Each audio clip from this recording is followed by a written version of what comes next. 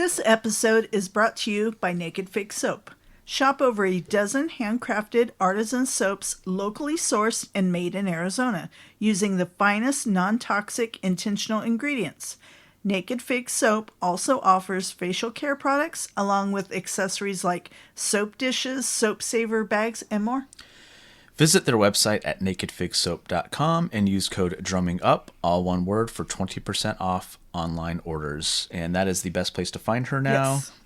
She doesn't really have a storefront so much as she has As of right now. Yeah, as of right now, Yes. she has her products in certain locations, Yes. which again is the best place to find her is at her nakedfigsoap.com website. Yes. Or her socials. Instagram is a great spot to find her. Ask her any questions where she's going to be at like a farmer's market. Yes. You can find all that out. Or But coming up, she's Yeah. moving to bigger and better opportunities. Yes, absolutely. And we're very happy to hear that because, Yes. we just want to She's make one sure of our she's doing favorite, okay. favorite companies. Oh, yeah. Whenever we're getting low, we always place our order. Yes. And again, use that code drumming up, Yes. all one word, to get that 20% off discount. For sure. nakedfigsoap.com. It'll be in the show notes. We'll have her website. And then the best thing to do is from the website, go find her socials, follow her. That helps her. And by you doing that, it helps us because we know you're listening and we know you're buying her great products. She also offers tattoo care and everything too. Yes, so she does. Just a ton of stuff that she does. It's all locally made and everything. So what was that website again? That is nakedfigsoap.com. Using code drumming Drumming up, Up. all one word, for 20% off at checkout. Hi there, this is Julian of Gorad, and you are listening to Drumming Up Conversation. Hell yeah. Drumming up conversation. Drumming up, yeah. Drumming up, yeah. Drumming up, yeah. Conversation. Drumming up, yeah. Drumming up, yeah. Drumming up, yeah. Conversation. Drumming up, yeah. Drumming up, yeah. Drumming up, yeah. Conversation. Drumming up, yeah. Drumming up, yeah. Drumming up, yeah. Conversation. Yeah.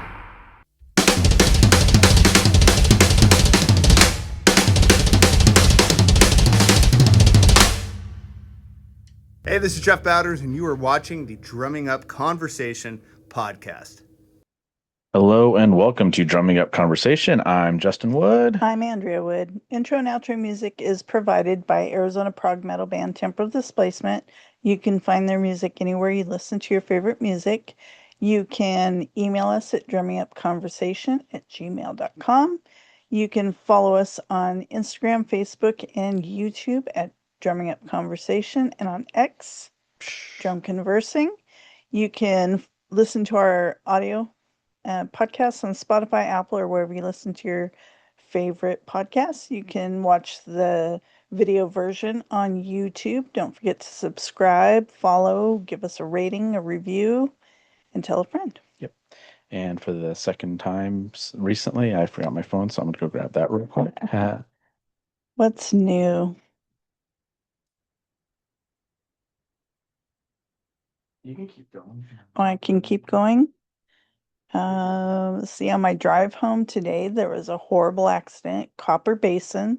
So I had to reroute. It seems like every time we're recording an episode early at an earlier time than we usually do, since we usually do them on the weekends, there's something that's always in the way of us getting home in a timely manner.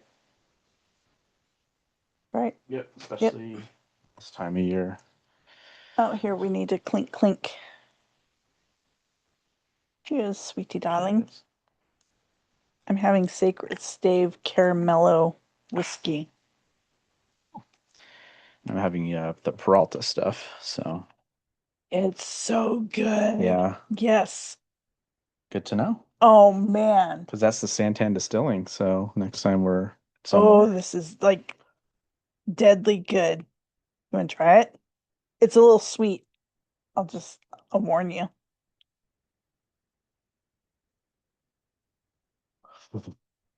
I like it. Man, this is good Here, shit. drink what I like. I know what that tastes like. I'll pass. I know what it smells like. I like this because it doesn't have the. No, it's good. That's the- dangerous, though. Yeah, this is fucking dangerous. Oh man, Because and you could hot turn that into like a dessert. Yes. Then. Or it'd be good on pancakes. It would be good in hot chocolate. What's in these pancakes? It'd be good in a hot cup of coffee. Or I'm by gonna- itself, yeah. I think I get a Make bottle. sure you save the bottle so you. Yeah, next time we go to Total. Santan? Oh, yeah. Nope. Not Santan. Total Wine. Nope. Nope. Not anymore. This is really fucking good. Yeah. Either save the bottle or take a picture of it. Oh, that's good. Yeah. I'm glad I didn't give it to the kid after all. Yep. Because she'd have been like, "Oh man, you're missing out." Oh, I gotta tell her about this one. Oh, it's so good. I'll just take a picture of it when you're done. We get Oh, back yeah. in there, and then that way you have it on your phone all the Oh time. man, that's good. Oh man, that's good. How did I end up with no pens? And then now I have 3 sitting here. We did a whole revamp of this room. Yep. Other than a couple things which we're going to change soon. But Yeah. yeah. Yeah, I like we were it. busy bees Feels- in here the other day. Yeah, feels more roomy for some reason. So Yeah, just by moving that just tape. feels yeah, it just feels like there's more room. Yeah. Although getting stuff is a little Right? tougher just to get used to. Yeah. But yeah. So this is going to be our first series of our 200th episode, our first segment. I don't say series, but it's first segment. And we're changing it up. We're going to have our guests. We didn't want to like come up with a theme because we didn't think everyone would like maybe be as into it, or we don't want them to do a lot of research. That's not fair. No. But we're going to have people ask us questions, or our guests for the 200th ask us questions of kind of like a ask us anything kind of thing. So which could be problematic. It could be. It'll be interesting. Because Ian, who's going to be on, he's like, "Hey, do you want me to email you the questions ahead of time? Nope. Or you want to just raw dog it?" I'm like, "Just raw dog it, dude." He's like, "You sure?" I'm like, "Oh no, now I'm second guessing saying that." So we Oh, will boy. find out. Yeah, Yeah. we'll find out soon when he It'll comes be on. interesting. So, Yeah. Yo, How's it going, man? good. Can you hear me? Yeah, we got I you. can hear you. We can't hardly see you. I know I'm in a fucking bar. Oh, Oh, nice. It's not ideal, but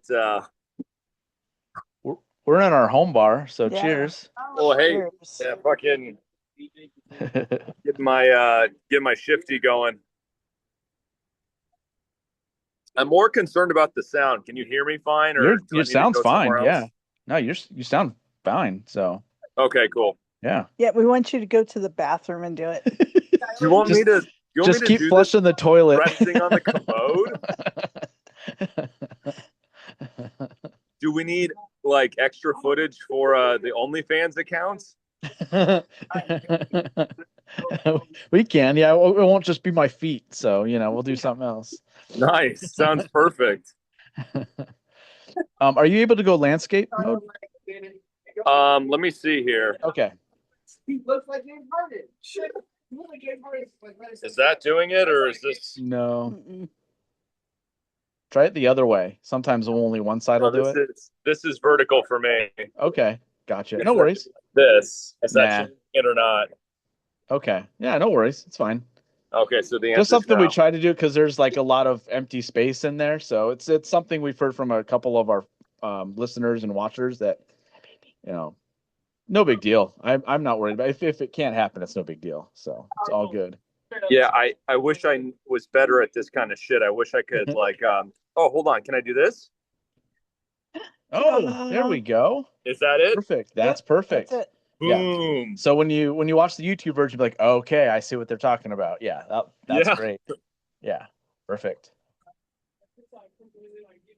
All right, so we are recording. So we did kind of the intro of what this is. So whatever you want to go over, fire away. Well, first off, congratulations. This is your guys' 200th episode. When this airs, it will be. We're not quite there yet, but we're close to where we want to start piecing it together. So Right. yeah, I know. Well, I didn't fucking- realize it until I accidentally put the same episode for 2 episodes. I thought we were further away, and I was like, Yeah. "Oh shit, this will put us like 4 away now. I need to start planning this. Like that's a big milestone."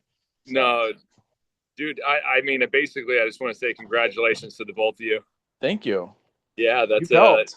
That's super, super cool. It's a big milestone. And uh, hold on, what's the dog's name? It's a wine name. Grenache. Grenache. Oh, say hello. Give Grenache a big kiss for me. Grenache, you want to listen? What's going on, Grenache? What's going on, girl? She's like, what the hell is that? Watch, she immediately Right here. leave. Grenache. She immediately gets off the couch and leaves the room. See? You see? Yeah, this is the weekday Grenache where she's like, I'm supposed to be eating and relaxing right now. What are we doing? Right. Hi. You are feisty. Yep. So, but yeah, thank you. And you've helped. I mean, you've been in a lot of episodes. We've had a lot of fun. Well, I mean, you guys Talking to have built your own thing here. So I've been a guest, and that's been really cool. And I appreciate you guys giving me the invites and stuff. And it's always been a lot of fun. But definitely, hats off to you guys for keeping it going, and all the work and all the legwork and editing and all that goes into doing it, because that's all you guys. So congrats.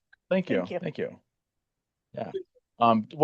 So I guess before we get started with what you've got, are there certain episodes that stick out to you or things we've done that you've liked? Talking about wine, I think the first time that I was on was pretty memorable. That was just because, we were, we had kind of just met at that point. We're just starting to get to know each other and becoming friendly. And that was a lot of fun.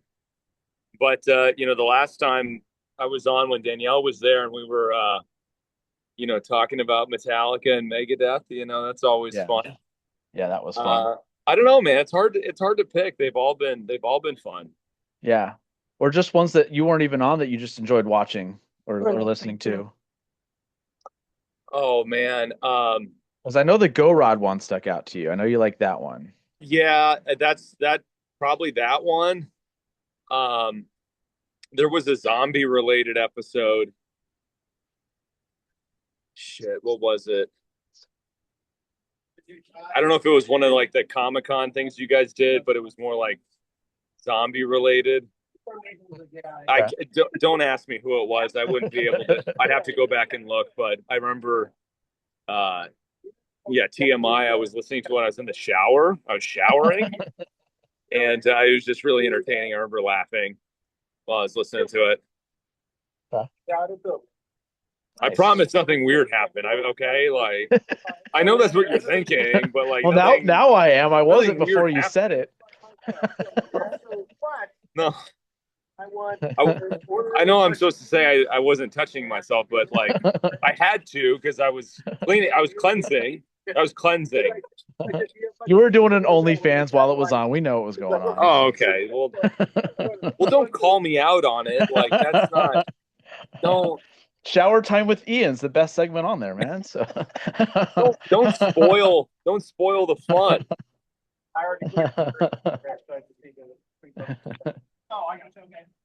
All right. Did you want to get started? Yeah. Did I ruin when I just did that little slide there? Did I ruin the picture? No, it's fine.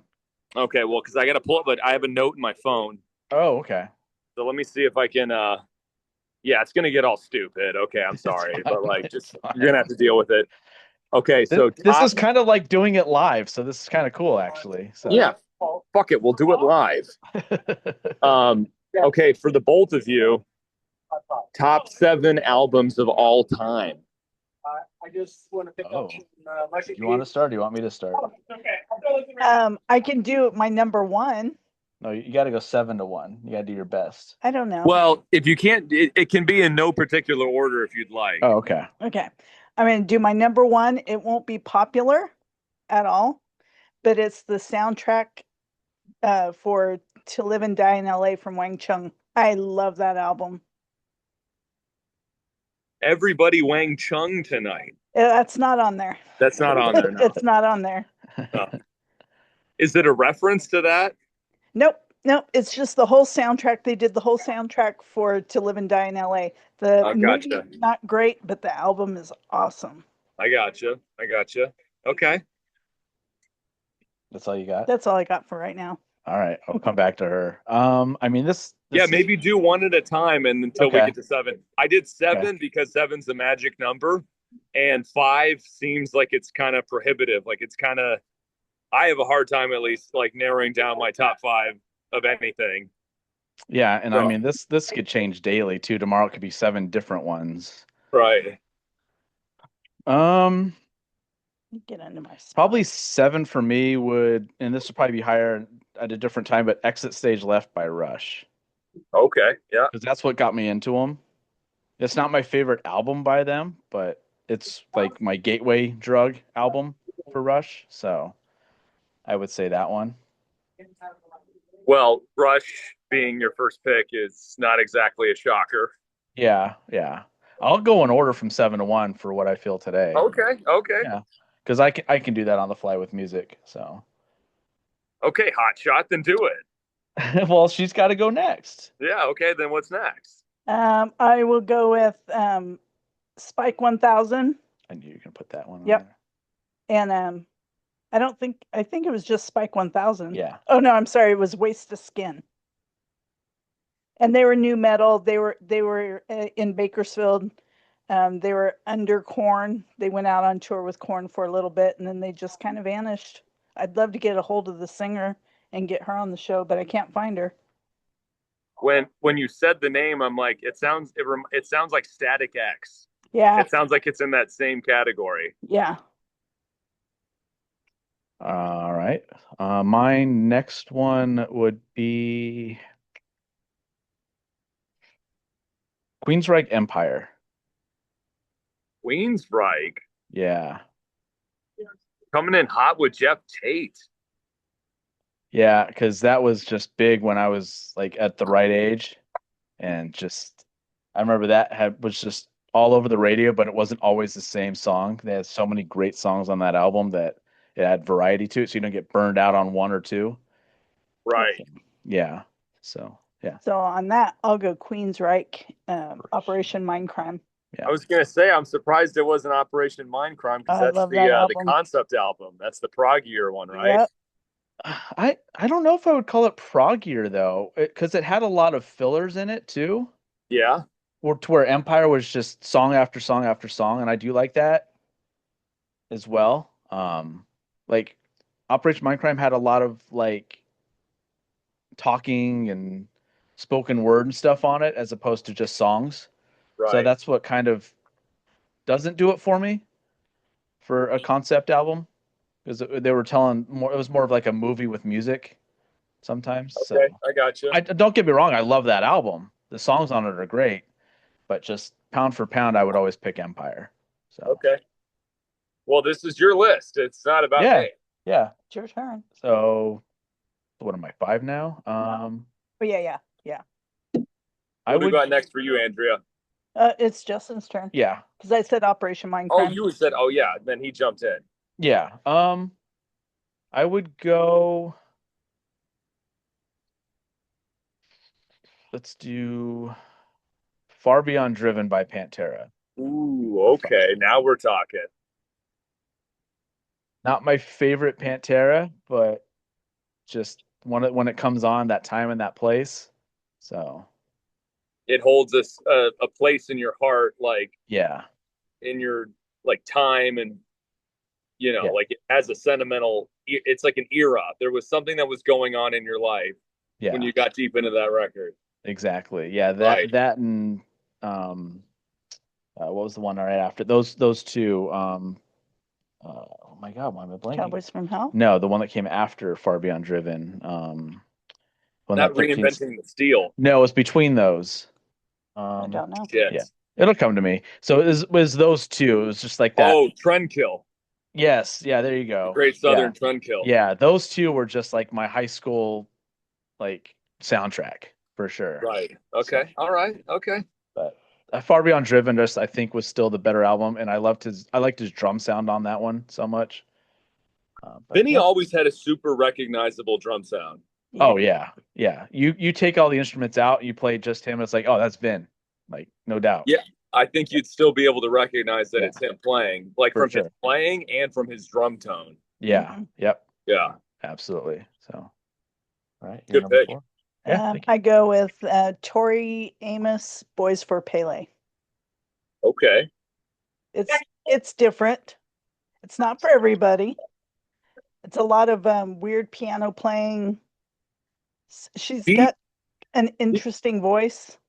she's she's amazing. She Mhm. has an incredible voice and range, but she throws in with her piano playing. So I think she does I think she does her own writing, all her own writing, Mhm. and She the does. arrangement of her songs. Yep. She throws in like these really cool, and even like I've listened to some of her newer stuff, Mhm. and I'll have to like maybe shoot you guys a link to the one that the title of it's escaping me, Yeah. but the piano is absolutely gorgeous. There's these Mhm. like cool, like wider intervallic chords that she throws in that are so fucking pretty.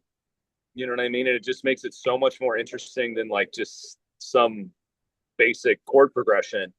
Um, no, she's when you listen to her in interviews, she's a bit pretentious, Yeah. but Yeah. she's Yeah. obviously an incredible talent. You know what I mean? So she's kind of allowed to be a little pretentious. You know what I mean?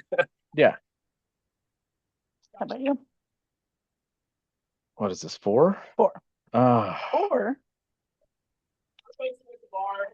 I would say Holy Diver by Dio. You're throwing in a Dio fucking Yeah. okay. I was between Heaven and Hell or Dio, and I got to go Dio. When he finally get to go out on his own and do his own thing and put who he wanted with him. That's just a top to bottom great album. So is Last in Line. It is, but I don't think the songs are as strong from start to finish. They're more ballady. Yeah, Yeah. but Holy Diver, oh man, juggernaut. You could have gone Rainbow with Richie Blackmore. You could have done the Dio era Black Sabbath. Mhm. You pulled an audible and you said, nay, I'm Yeah. going Dio Holy Diver, bitches. Yep. It's a bold move, Cotton. It's a bold move. This is bold. Yeah, well, we'll see how it pays off. Okay. We'll see how it pays off for them, Cotton. Pepper needs a new pair of shorts. And then I'll go with Rush Moving Pictures, just because I grew up with that. That's a strong one. Yeah. I love YYZ. It's my favorite. Mm-hmm. And that's when Justin and I met each other and I told him I was a Rush fan. He knew I was when I said that my favorite song was YYZ and not Tom Sawyer. And the rest is history. Yeah, or then he Free Will or any knew of those. that I was serious. An instrumental, that's a bold move. So yeah. An instrumental, that's a bold move, Cotton. That's a bold move. Yep. Yep. We'll see how that plays out for them. All right, my number 3. We're in the top 3 now, okay? So you better fucking get serious. Train of Thought, Dream Theater. Dream Theater, of course. I was waiting for it. Yeah. I'm surprised that I didn't get a Dream Theater before this point. This might be Dream Theater heavy for the last few. There's some, because I'm looking at it as like when it comes on any song from an album, and I'm like taken to a time and a place. Right. That's to me what's important. So I got you. Okay, well then we'll stay tuned. okay. For you, Andrea. Now I'll go with Shooter Jennings, Black Ribbons. It was, so he's a country artist, but he did a prog album, and it's really freaking cool. And it's narrated by Stephen King. This is a very hyper specific niche thing that's happening with this record. So former country writer, performer, goes prog and then has commentary from Stephen King. Yep. I'm gonna have to look into this one. It's a cool album.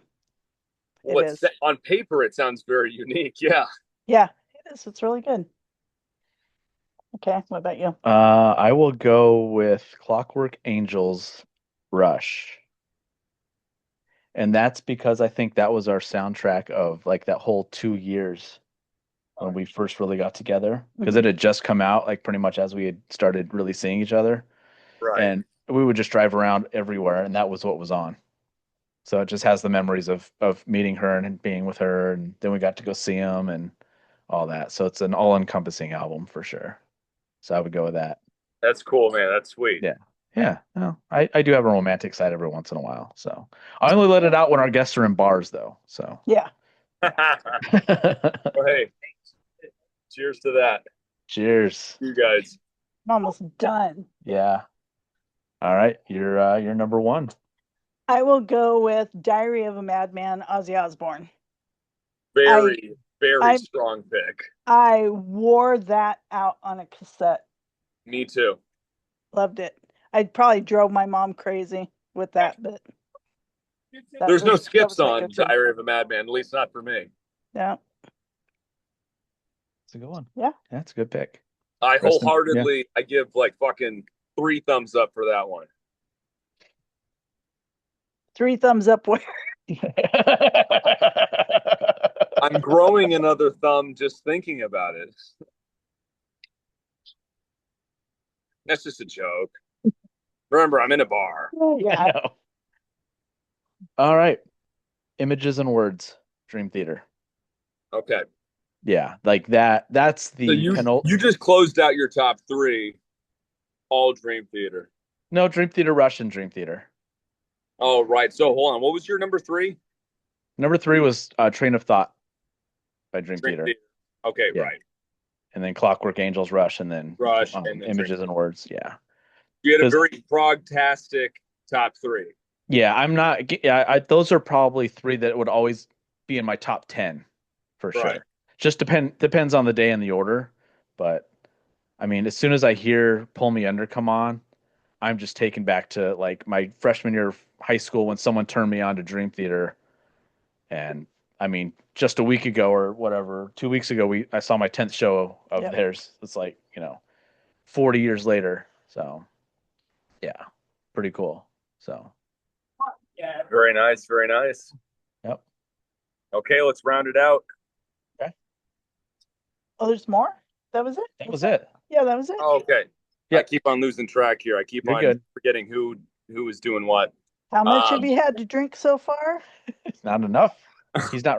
Once he starts remembering things, we'll know Don't he's- call me out on it. Don't call me out on it. Okay. It's the same thing, but it's the top 7 movies of all time. Oh man. All right. My first one, I'm going to go with the original Salem's Lot. Okay.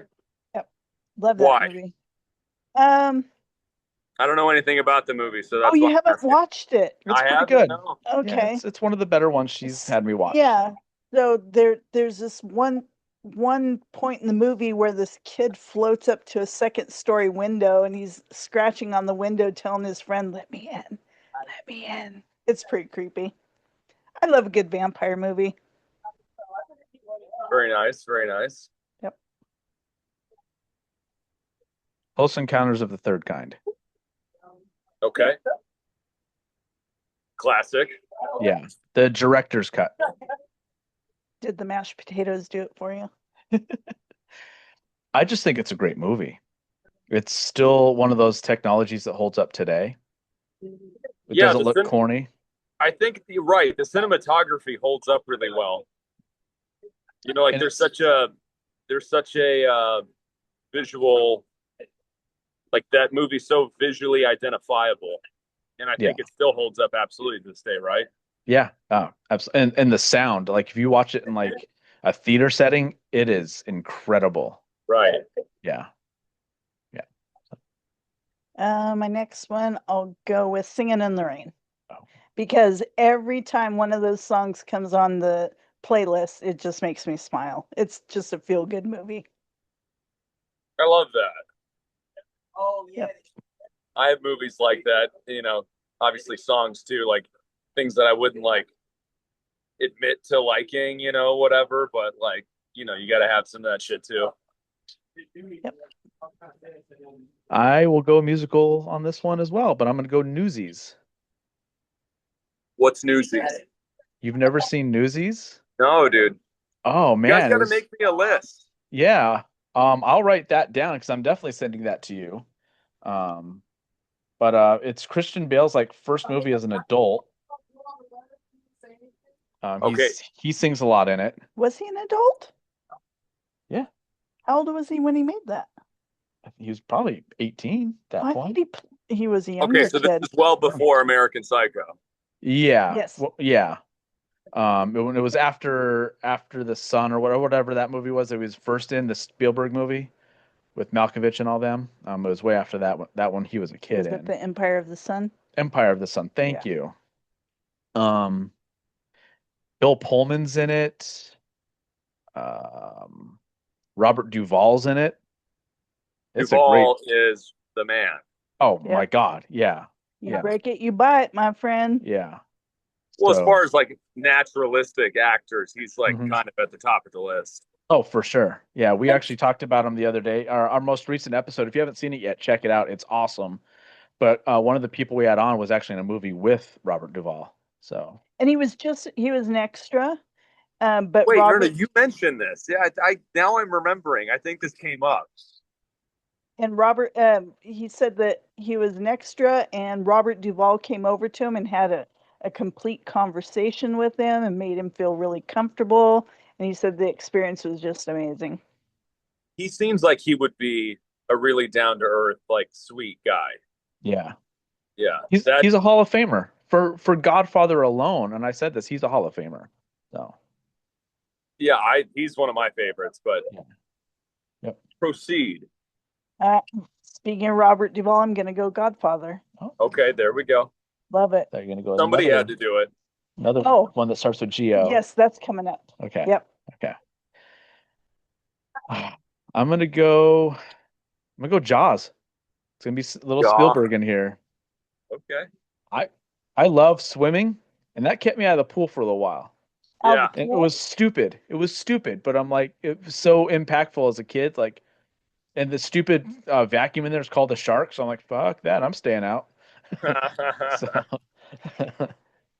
Oh Yeah. man, the kid and I, when we lived on the coastline before we met Justin, the only time we would go in the ocean was when there was a shark sighting, because the beach would be completely dead, and that was the only time we would go and boogie board and stuff.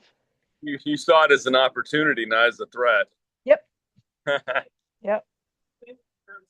My next movie, Robert Duvall, Gone in 60 Seconds. Ooh, Anytime I hear okay. that opening song, I'm on the couch. Yes. Yep. especially when I have a Blu-ray version, and one of the settings for audio was uncompressed. Mm-hmm. And I hit that, and she's like, "Oh my God!" I'm like, Yep. "Oh, you're about to watch this different than you've ever watched it before." Yep. Man, when Eleanor's going with that uncompressed sound, it's like you're in the car. That's super cool. It No, I was love that. awesome. Yeah. So It's your turn. my turn. I will go Karate Kid. Love it. Yeah. What number are we on? I'm gonna Miyagi you. What's your favorite scene in the movie? Anything with Allie. I think when he gets the car. Yeah, That's a that's sweet good. moment. That's a sweet moment. Yeah, just that whole conversation where like they're talking about being, great friends now, and he's not just a sensei to him, he's like a father to him and all that. And that's just a big moment. If you're in the right or the wrong place, it could be a tearjerker. Yeah, for sure. So, and then after that he goes to get Allie back. So yeah, that helped too. But I mean, it's Elizabeth Shue. Come on, she's the hottie from the '80s. Let's be honest. So Yeah. she still looks good. So Yeah, she does. What number am I on? I don't know. I forgot. Point Break. I'm gonna have to come up with Very different ones than strong. you. Yeah. That's another one. I see the ocean, the opening credits. I'm on the couch. I'll Yeah. watch the whole thing. Breaks Have we or broken into your one's so- top three? I think think that was we're- 3 or Is it- 2. No, I think you're at 3 now. 3? So I'm on Okay. 3. Okay. Yeah. I don't know. When we watch it back, we'll go, well, I think we're one off or whoever, whatever. Yeah. Well, I'm not like trying to be like the referee or be like super No. judicious here, but just So out of I've curiosity, done- like, is this in your top three? Oh, Point Yeah. Break for her? Oh, Oh, yeah. yeah. Yeah. Yep. Trying to figure out, okay, so I've done, what was it? Close Encounters, Newsies. Mhm. Jaws. Mhm. And have I done one more after? No, I haven't done after Jaws. So, Yeah, Karate Kid. oh, Karate Kid. Yeah. Okay. 1, 2, 3, 4. So I've done 4. So we're in our top 3 now. Okay. So, uh, oof.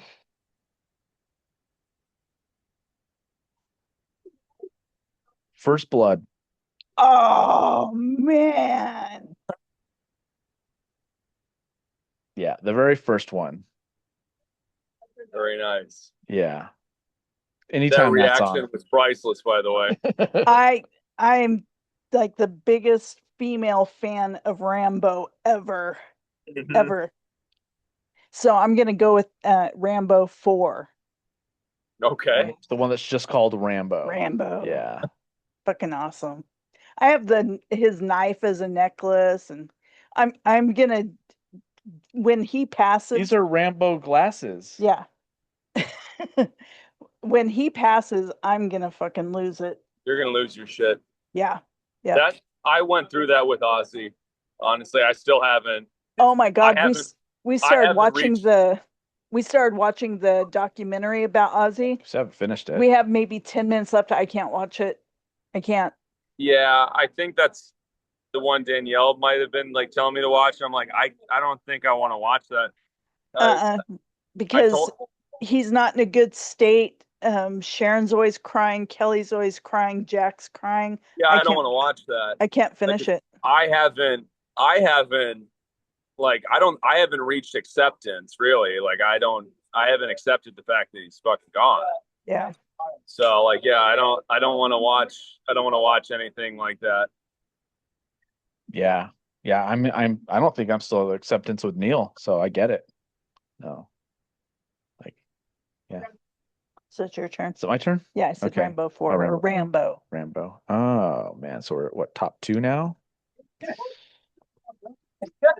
Do trilogies count, or like box sets or whatever? Can I do like the original Star Wars trilogy as one? I mean, we'll let it ride. I mean, Okay. it's your question, you know. It's your answer. Yeah, I would do the 77 to 83 Star Wars. Okay. Yeah. That's like kind of a cheater move, but we'll let it fly. Empire Strikes Back then. Okay. But Yeah. no, we'll let it because Okay. you got to have them together, right? Yeah, you kind of do. It's they stand alone, they're fine, but if you start with New Hope, you got to just watch the other 2 at that point. So, Right. Yeah. All right. I'm on my last one, number 1, and I think my number 1 would be your number 1, so I won't take your thunder, and so I'll say Karate Kid 2. Okay. That's a bold move, Cotton. I love when they go to Okinawa. But really, my number 1's Justin's number 1. Tombstone. Tombstone. Yep. All day, every day. Yep. That will never change. There's a poster of Tombstone at Dispatch in the shop in the warehouse where I work. I'll take a picture of it in the morning. I'll text it to you. Nice. Awesome. Yeah. That's cool. Yeah. Yep. That will never change. We were just quoting it yesterday. Mm-hmm. Yep. It's funny. Highly quotable movie. Yep. I mean, I have the Say When with his, Doc Holliday mustache tattooed on me. We have a So, signed script. yeah, I have a signed script. Yeah. So, heck yeah. I know. We need to frame that soon. Nice. Okay, so this one's going to get a little deeper, okay? All right. So, whatever. We're going to take a little bit of a turn here. What was the recent moment where something hurt you or caused you stress of some kind or another in the short term, but helped you recognize something about yourself or about life in general? Oh, man. Shit, dude. I'm gonna let you go first. That. How recent? I mean, that's in the most relative sense. It doesn't need to be like last week. Like just like if there's something that comes to mind, it doesn't have to be like yesterday or last week. It could be last year or like 5 years ago. I don't know. It could be like something that, I don't know. Honestly, I would two things, and it's tested my patience and me growing as not having as big a temper as I used to. One would be Grenache last week started taking our shoes and chewing on them a little bit. Yeah. And I just came home. I gave her one of her toys and I said, "We don't do this." And I put the shoe back. Back in the day, I would have raised my voice. I would never hit a dog, but I would raise my voice and just they knew I was mad. And I was just like, it just that's on it. I just need to train her better. And I Right. took the blame for it as opposed to just getting mad. So, then the other one is we've had a recent person that's rescheduled 3 times with us, and each time they didn't tell us ahead of time that they couldn't do it, so we waited around and waited around. And I've just been very good about giving it a couple days. Don't send an email that's jerky or mean, even though I don't intend it to be, and just really like be nice about it. And hey, when we're I just said pretty much this most recent one, hey, we're busy.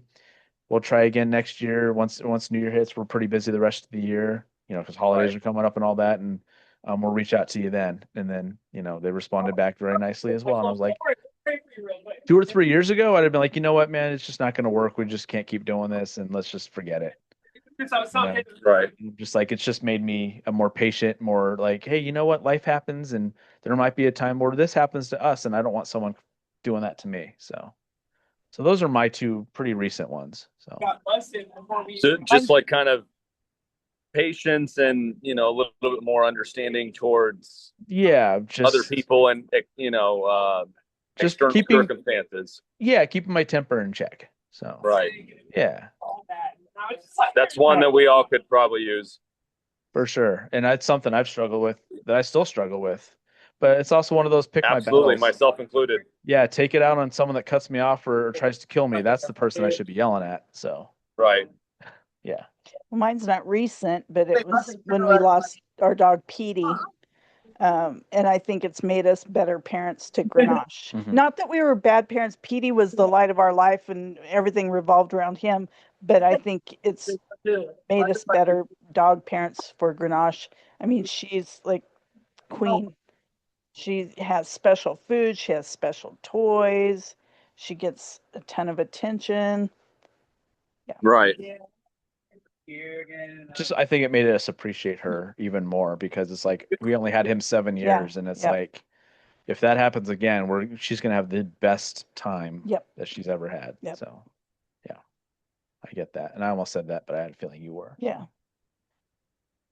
Good question, man. Yeah. They've all been great because I love talking music, like top this and top that of music and movies and all that. So, but I like deep questions too that make you think. So, Well, this is going to be so the first two were like obviously like top whatever, and then I've got that one, and then another one that's going to be kind of similar.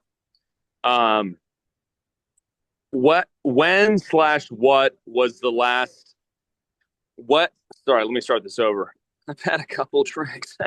no. When / what was your last unexpected victory? You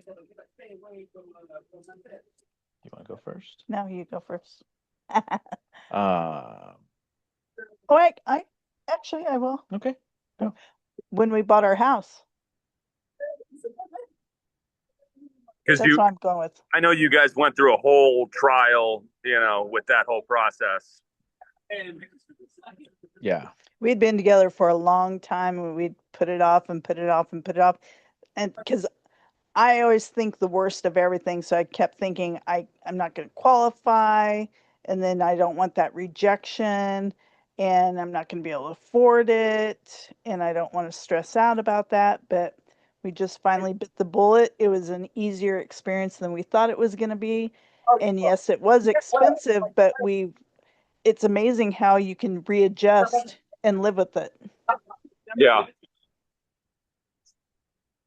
No, I should have probably predicted that one. That actually is probably more obvious than that's a huge thing for anybody. Yeah. Yeah. I would say Getting married this whole podcast experience as a whole. over the marriage. That's to me that would be selfish though. Even though you were involved in it, it'd just be selfish. Why? Because for years and years and years you fought it and you said you would never do it. Yeah, but Until I got to the point where I accepted and I said it's never going to happen. And so when you did ask, I said no. that's I was setting you up to not expect it. That's how you surprise somebody. Yeah. So, no, I would say this whole at this point now 200 episodes of this. So, like we've met so many people. We do so many more things. From where I was when this started to where I am now is a victory. And to have conversations with virtual strangers. Yeah. Yeah. Yeah, like the most recent one, we had never met these people. We just talked a little bit to one of them on Instagram a couple times. And then like when I rewatched it, I was like, "Oh my God, it feels like we've known these people for 5 years." Like it was just so easy. And like I was never like that before. Even like doing music and playing gigs, I would talk to people and hang out, but I never like seeked it out or knew how to have conversations with people. And now it's just easy. Like even if I go off the cuff or off script or like on that one particular, I could have just gotten rid of all of the information I had typed up because at that point I knew what I wanted to ask and we were just having fun. So I would just say that as a whole. I mean, next week, we're helping someone out, one of the wineries out here. The guy specifically asked us to help him, and he's done it multiple times. Yeah. Like he trusts us to pour his wine when he's not there. That's super fucking cool. Yeah. Yeah. Like he's just like, That's hey, fun. it's ready for you. You guys, whenever you get there. And he's just like, In fact, we're going to do it this month and next month. yeah. Yeah. Yeah. And he just this next one he'll be there, but the one after that is he's just gonna let us do it, like by ourselves. Like he just trusts us to do it. It's That's like super cool. that's awesome that someone trusts us with their Product, business, their yeah. product to do Right. the right thing and sell it and promote it and talk about it and everything. Yeah. So Oh, like, that's super cool. You guys are That's gonna have really a blast. yeah, well, and I was gonna let you know about it after this because it's gonna be kind of close to where you're at, so maybe you could drop Pop by in. if you wanted to. So Yeah, shit. yeah, I'd I'll love send it to. to you. Yeah. So it's a week from Wednesday, or yeah, a week from yesterday. So, Yeah. but I'll send you the details after we're done. But So you next Wednesday. next Wednesday, yeah, Right. yeah. Well, cool. Yeah. Yeah. Just tell me the time and place. I'm there. Cool. Yeah. But yeah, Okay, so arguably the most, heavy, serious question.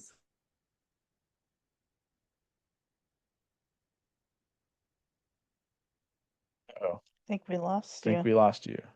It froze. Or it's very No. he's deliberate. frozen. He's frozen in time. There? Yeah. You froze for quite a while there. Yeah.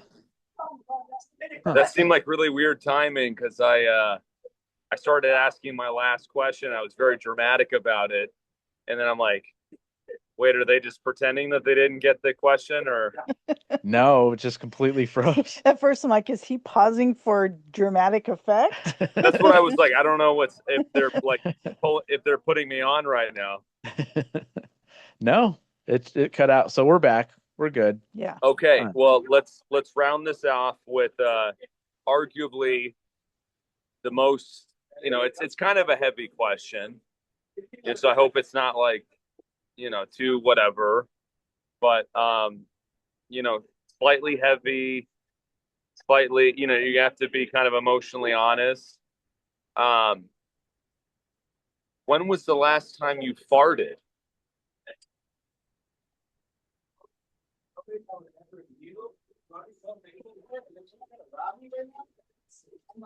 I can't hear you guys. I think I lost you again. No, we're No, just we're laughing. here. You want to go first?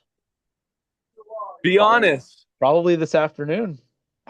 I mean, give something more specific, like paint a picture for the folks at home. When I was going to the bathroom. Honestly. In the bathroom. Who farts in there in the bathroom? We have a no farting in front of each other rule. You guys are communist bastards or something, huh? You don't fart freely? No. Okay. Yeah. I guess we're different people then. I mean, there's no judgment either way. Yeah. there's times that a couple have slipped, but intentionally, no, not in this relationship. I'm not even saying in front of each other because you guys work separately. So. Oh yeah. No, yeah. Sometimes I'll do it in the car and then think, God, why did I do that to myself? No, and I didn't ask when was the last time you farted on one another. That wasn't the question. That wasn't the predicate of the question. Mine was honest. Yeah. When I was in the bathroom earlier, when I got home. So yeah. Do you hold farts all day? No, that was you said the that's what it last sounds time. like. You said the last time, most recent time I did, right? I got home like 15 minutes before we came on here. So. And like you just barely made it in through the threshold of the door before you allowed yourself to fart? Yeah. That was the most recent. I didn't need to until I was in the bathroom. Man, that is good on you, I guess. I don't know. That honestly sounds psychotic to me, but like, I guess more power Well, to you said the most recent, right? Yeah. When was the last time? Yeah, that was it. When I got home. Yeah, when I got home from work. Okay. And you, Andrea? I might have in the car prior, but that would have been dishonest because that wasn't the most recent. Probably last night in the bathroom. What? What's with you guys farting in the bathroom? Like, because like at home, we just don't do it in front of each other. What kind of a sick bastard farts in the bathroom? See, this is why I didn't want these questions ahead of time. Okay. You wouldn't have got I'm learning these honest... a lot about you. I'm learning a lot about your guys' like your pathology. Now, I don't know about myself, but I mean, there's been a couple times that Justin's let a couple go during his sleep, but that doesn't count. But they're pretty rough, aren't they? Yeah. They're memorable. But I let that go because he has no control over that. Well, no, it's not a blame game. I'm not like trying to throw anyone on the bus. This is a moment of radical honesty. No, and we have a thing: if the bathroom door is shut, do not walk in. Well, I think that goes without saying, doesn't it? For Christ's sake. Yeah. Okay. Yeah. Yeah. If the door is cracked, he's not judging us. No. I mean, no, I'm not judging you. No, I just didn't realize that needed to be codified into a rule. I thought that was just like why are you making like she's trying to like justify it, but if the door's closed, no one comes. No shit. You're not I know what Ian's getting at. We're but good. A lot of couples, they would though. They would just, oh, you're in the bathroom. Well, I'm coming in anyway. Well, that's the privilege of us living alone and having two bathrooms too. Well, listen, just because you're not like I'm a full-fledged psychopath. I shit with the door open. Okay. And he's like fanning it out into the living room and shit. Yeah, and I'm just doing my own business, okay? Yeah. And nobody can stop me. I have earned that, okay? I have earned that. I have a nephew that used to cup his farts and throw them in our face. That's a cool guy move. I like that. No, that's a cool guy move. I really... Hey, that's my lady. I come down in support of that. Yeah, we don't have the biodome guess what the person had for dinner stuff. So yeah. No. Yeah. Well, okay. Well, that's all I've got for you guys. Okay. That's awesome. Yeah, that's fine. That works. I wasn't expecting that last one. No, I wasn't either. And again, that's why that was a bonus round. That was more just for funsies. Yeah. And it was to try to lighten it, but then we lost the signal of the line. And that got really dramatic. Actually, Ian, I had to go to the bathroom to fart. That's why it froze. Oh, that's well. Then you weren't being honest. Then you didn't keep it 100. You didn't say like, "Hey, just like 30 seconds ago, 30 seconds prior to you asking this question, that's when I last farted." I'm kidding. I was expecting like the most traumatic thing that's ever happened to you or whatever. Yeah. Or what do you love most about each other? When we got to that one prior, I was like, who knows where this is going? And then nice curveball on Yeah. that. I needed to not have it end too heavy. Yeah. No, I appreciate You it. know? That Now, was fun. Grenache, on the other hand, she farts freely Yes. every night.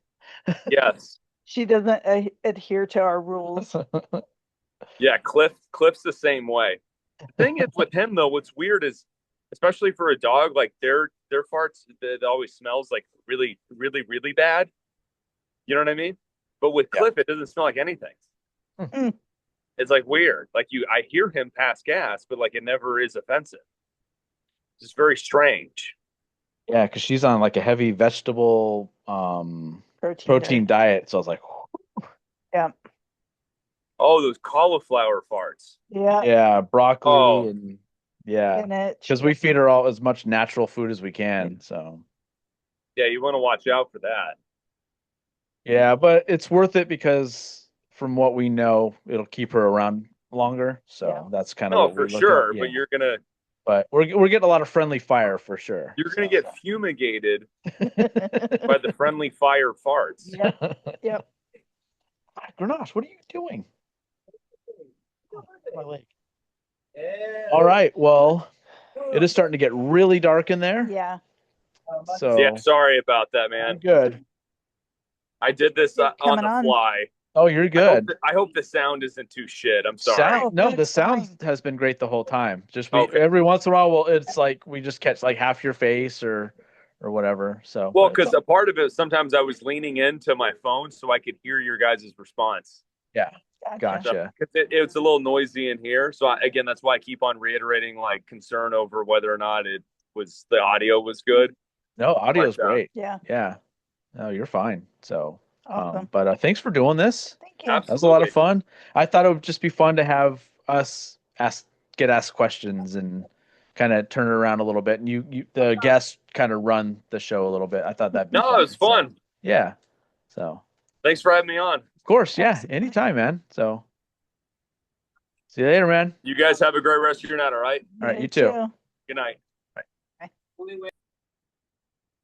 All right, so that was fun. Yeah. Wasn't expecting that last one, but it was honest answers. Yeah. So I think he was taken aback by it, but that's just even when we were just early dating and stuff. It's just in all my relationships, I've always just had that kind of unwritten or unsaid rule, and then I think we had discussed it once or twice, but yeah, I don't know, never been my thing. If I need to go, I'll just go to the bathroom, Ian. Yep. So, but that was a lot of fun. That top 7 was cool, and I'm glad he didn't send those ahead of time because I would have had an idea. It's more fun. Because I can come up with movies and music quickly, especially albums and all that. That's no problem with me, and that's something that It's like harder for me. if he asked me tomorrow, it would be 7 completely different answers probably, Right. except for like maybe the top 2. Yeah. So, but yeah, that was a lot of fun. The movie one was a little tougher for me just because I'm like, oh man, like I'm very particular. Well, I'm more particular on movies than I am music. Yeah. Even though I listen to what I like, but like he could ask tomorrow and I'd be like, I'd throw a Hell Yeah in there or, a Black Sabbath or Led Zeppelin or a Really? Led Zeppelin. Beatles. It just depends. I almost did the Beatles box set if you would have allowed that. Yeah. When it came out in 2009 because it is considered an album on its own. But yeah, that was a lot of fun. Thank you, Ian. Yeah. We really enjoyed that. So Fun. yeah, and this will be fun, and we have at least 2 more planned. Cool. But when you're watching this, it'll all have been done already anyway. So we'll just get to each segment. Yep. So, Yep. So we'll pick up with the next segment next. Yep. Yep. Awesome. Whew. Hello and welcome to Drumming Up Conversation. I'm Justin Wood. Mandria Wood. I'm hoping the echo with the recording isn't so bad. Yeah. Hopefully it's just the headphones. Yep. But we are in a different location for the next couple episodes. Well, the other one will have aired by now, but you Yeah. would have seen that too, which we'll talk about before that one. But this is another segment of the 200th episode. It And is. we're having familiar guest on, JRO from the Gracious 2 podcast and friend and fellow podcaster. Yep. So this will be our second segment with that. Well, Yeah, it will. Yeah. All right, so we are joined today by JRO, John Rotolo, the co-host of The Gracious Two, our favorite podcast outside of our own. So we watch you religiously, and I was surprised you weren't wearing the pirate costume. So I was going to. You know what it is? I'm mirrored, right? Is this coming up? Yeah, that's what's fucking me. Okay, and so we can read it on our end, fine, like left to right normally. Okay, so Yeah. it's just on my art. It's Cool. not like mine where it says iVodge knob. Yeah. Okay, so because you're coming through on mine, perfect. It says. Oh, Bon really? Jovi. Yeah. Oh, so nice. All right. Okay. I don't know Cool. what the fuck. Yeah. So we're all good. All Yeah, we're gravy, good. baby. Yeah. long day. Yeah. Love the podcast world. 200 episodes, though. Congratulations, folks. Yeah. Thank you. Yeah. Yeah. It's crazy because I don't think we get to 50. So, Right. it's just one of those you just don't know. So, I'll tell you, man, I like what you guys got going on. I like the fact that it got Justin out of his funk and all that stuff, and it's helping you on your mental journey. That's what it's all about, right? yeah, for sure. Yeah. We talked about that with the guest before this, that, that was something I was so thankful for, is that like what I'm doing now, like this whole week, we've got stuff going on. We're pouring wine for someone we met through the podcast tomorrow night in Scottsdale, and just all the stuff that we do now that, 5 years ago, I was like, I don't even want to leave the house. Now I'm just like, yeah, let's go do this. Like our whole week is just filled. We got work full time, and then we're going and doing this stuff and helping friends out and everything. And it's just great. So it's Absolutely. yeah. And it's crazy that like I'm, texting you and Chad, like Chad again being like my childhood hero, and, meeting you through him and all that and how that worked. And that would have never happened had we not reached out to him to be on our podcast, and then you afterwards, yeah. Dude, that's the whole key, man, is the people you meet and the bonds you make with the people that come on your show, and Yeah. you're talking through a camera and stuff like that, but and then you get, of course, we have gotten a lot more closer, personally, not just on camera and stuff like that. So it's a real cool vibe, the whole podcasting world, and thank God, man. Yeah. If you hear background noise, I'm in a studio, and there's other people here recording. So Oh, no worries. if you hear some music going on in the background, we might have future rock stars in the background. So Oh boy. Oh, nice. Yeah. Cool. Yeah. cool dude. I don't know the guy's name, but every time I hear him in the studio, I'm like, that's fucking some good music. Yeah. Awesome. Well, and on that point too, it's crazy. Like when you go back and look at like your conversations before you had people on, and then after, when you get to know them and stuff like that, like emails or texts and stuff, or, Instagram. And it's like, okay, wow. Start off as like, hey, we'd love to have you on, blah, blah, blah. And then you're like fucking around with people and like giving them shit and busting balls and all that, afterward. And it's like, that's crazy how just being on a podcast just made it from very professional to very just cordial and friendly and just having fun. So Agreed. yeah. It brings you, it makes you connected Mhm. in a world that's kind of disconnected, Yeah. which is nuts, man. Yeah. The for sure. internet is it's amazing what it has done for society and what it has taken away from society. You could get lost in it. You could Sure. become a hermit crab if you wanted to, really, Yeah. Yeah. and For not sure. participate in the world. Yeah, and depending on what you're going through and what you're doing, like we create to make things positive and bring a positive outlook on things. And know there's a lot of podcasts that do the opposite, and that's that can put you in a bad thing too. I was just gonna say that's what I like about your podcast is that you guys, you make it, you bring it to where it's an emotional thing at times. You guys bring it to where it the person listening kind of could step into your shoes Mhm. and feel what you're going through and realize they're not alone in this crazy journey that we're all going through.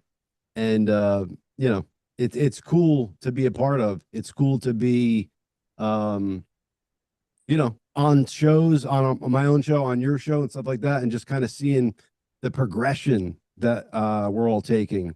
And where we've started from, where we're going to, and where the the destination will take us. It's kind of cool to see and be a part of. And I feel like we're family. We're like a podcasting family that we've started kind of out of nowhere too. Yeah. Oh, for sure. Yeah. It was a night putting on a live album and going, wonder what Chad Gracey's doing these days. You know what? He's on Instagram. I want to reach out to the guy. And then the next thing you know, it's like, oh my God, like it was less than a year ago. And we're talking to you and Chad on yours. And we had Chad on ours and just talking about like me being a 14-year-old kid and learning I Alone and lightning crashes and all that stuff and getting to talk to him. It was just crazy. And then getting to meet you through him. And then Bill was, Bill's awesome. I mean, these microphones and everything else it's from Bill, the headphones, and just that's from meeting, you and Chad on Gracious too, and having you on, and he reached out to us, and him and I share a birthday, which was crazy to find out, and everything else. So yeah, small world. For people who don't know, that's the one and only Bill Hynes. Bill Hynes, who, yeah. Catches a bad rap, dude. It's so shitty, and it's a good thing to it makes you realize kind of the narrative. Yeah, man. The narratives that people paint, and you could blindly just be like, oh, okay, that's that person. And then when you actually get to know the person, like, wow, they had it completely wrong. And it's funny how like people could spin stuff and make it out to whatever form they want it to fill.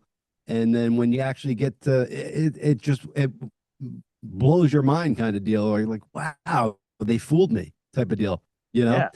Not me personally, but I see like just in the world in general, like people are very easily led to believe things that they hear and see when it's just a bunch of bullshit. And people putting out false stuff. And it's just crazy, man. Like I've always been somebody who's kind of maybe a little too honest with my thoughts and things that I do. I don't hide behind shit and whatever. I kind of say it like it is. And I thought that's how the whole world worked. But we've been fooled for a long time. Yeah.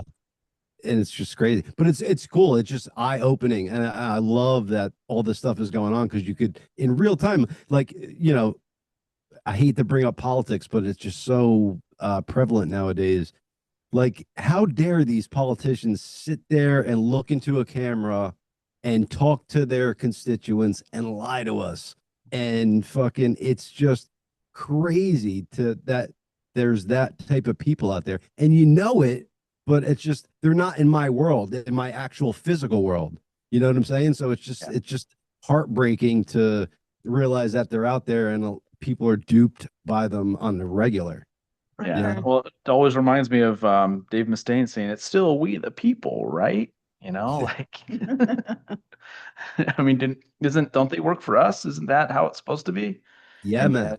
And our tax money, not theirs. They're getting rich off of our tax money. And yeah, you start questioning that. But yeah, I mean, back to Bill too. When you had Jen Smith on to talk about Think Loud and all that stuff, I reached out to him. I was like, "Hey man, how do we get on this? How does my band get on?" He was like, "Dude, just send me a 10-minute live video and we're good." And sure enough, that evening we were on Think Loud Studios and everything. It's like, rock on. What a piece of shit, right? Yeah. And he's making moves with it, dude. And that's what I like about Bill. He's because people like to say shit about him, and it's like, but look at his body of work that he does, and that's the beauty of the age we're living in, is like the narrative can get out there for a long time and people could, fall into it. But then when they actually get in front of the person, they're like, oh shit, I was duped, and it's cool that people have avenues like this to get their full selves out there. Because it's just murky, man. You would like to believe that you could open up a newspaper and believe what the journalist is writing, and it's not just some bullshit to fit whatever their person is trying to have them fit it in. It's just cool. It's cool that, and it's happening in real time, because it was getting scary, man. It was getting scary where I'm like, oh shit, dude, maybe the good people don't always win, and maybe you should just be a piece of shit and lie to people and go through life that way because it seems like they're winning, you know? And here we are. Yeah. Winning. Exactly. Winning. Yeah, exactly. Yeah. God bless I Charlie was, Sheen. yeah, I was curious too, since we're talking a little Think Loud and everything. How was it when you guys went to the studio? I mean, that place just looks amazing every time you're there. And It is a content creator's wet dream. Mhm. You know, it's got 3 different floors, and then it's got a rooftop bar, but it's got 2 studios. It's got like apartments that you could live in and cook and all that stuff, and then it's got like hotel rooms and stuff. So like if you were a content creator or a band that wanted to go there for like a month and record an album and like live there and have that workspace be your home, it could be that.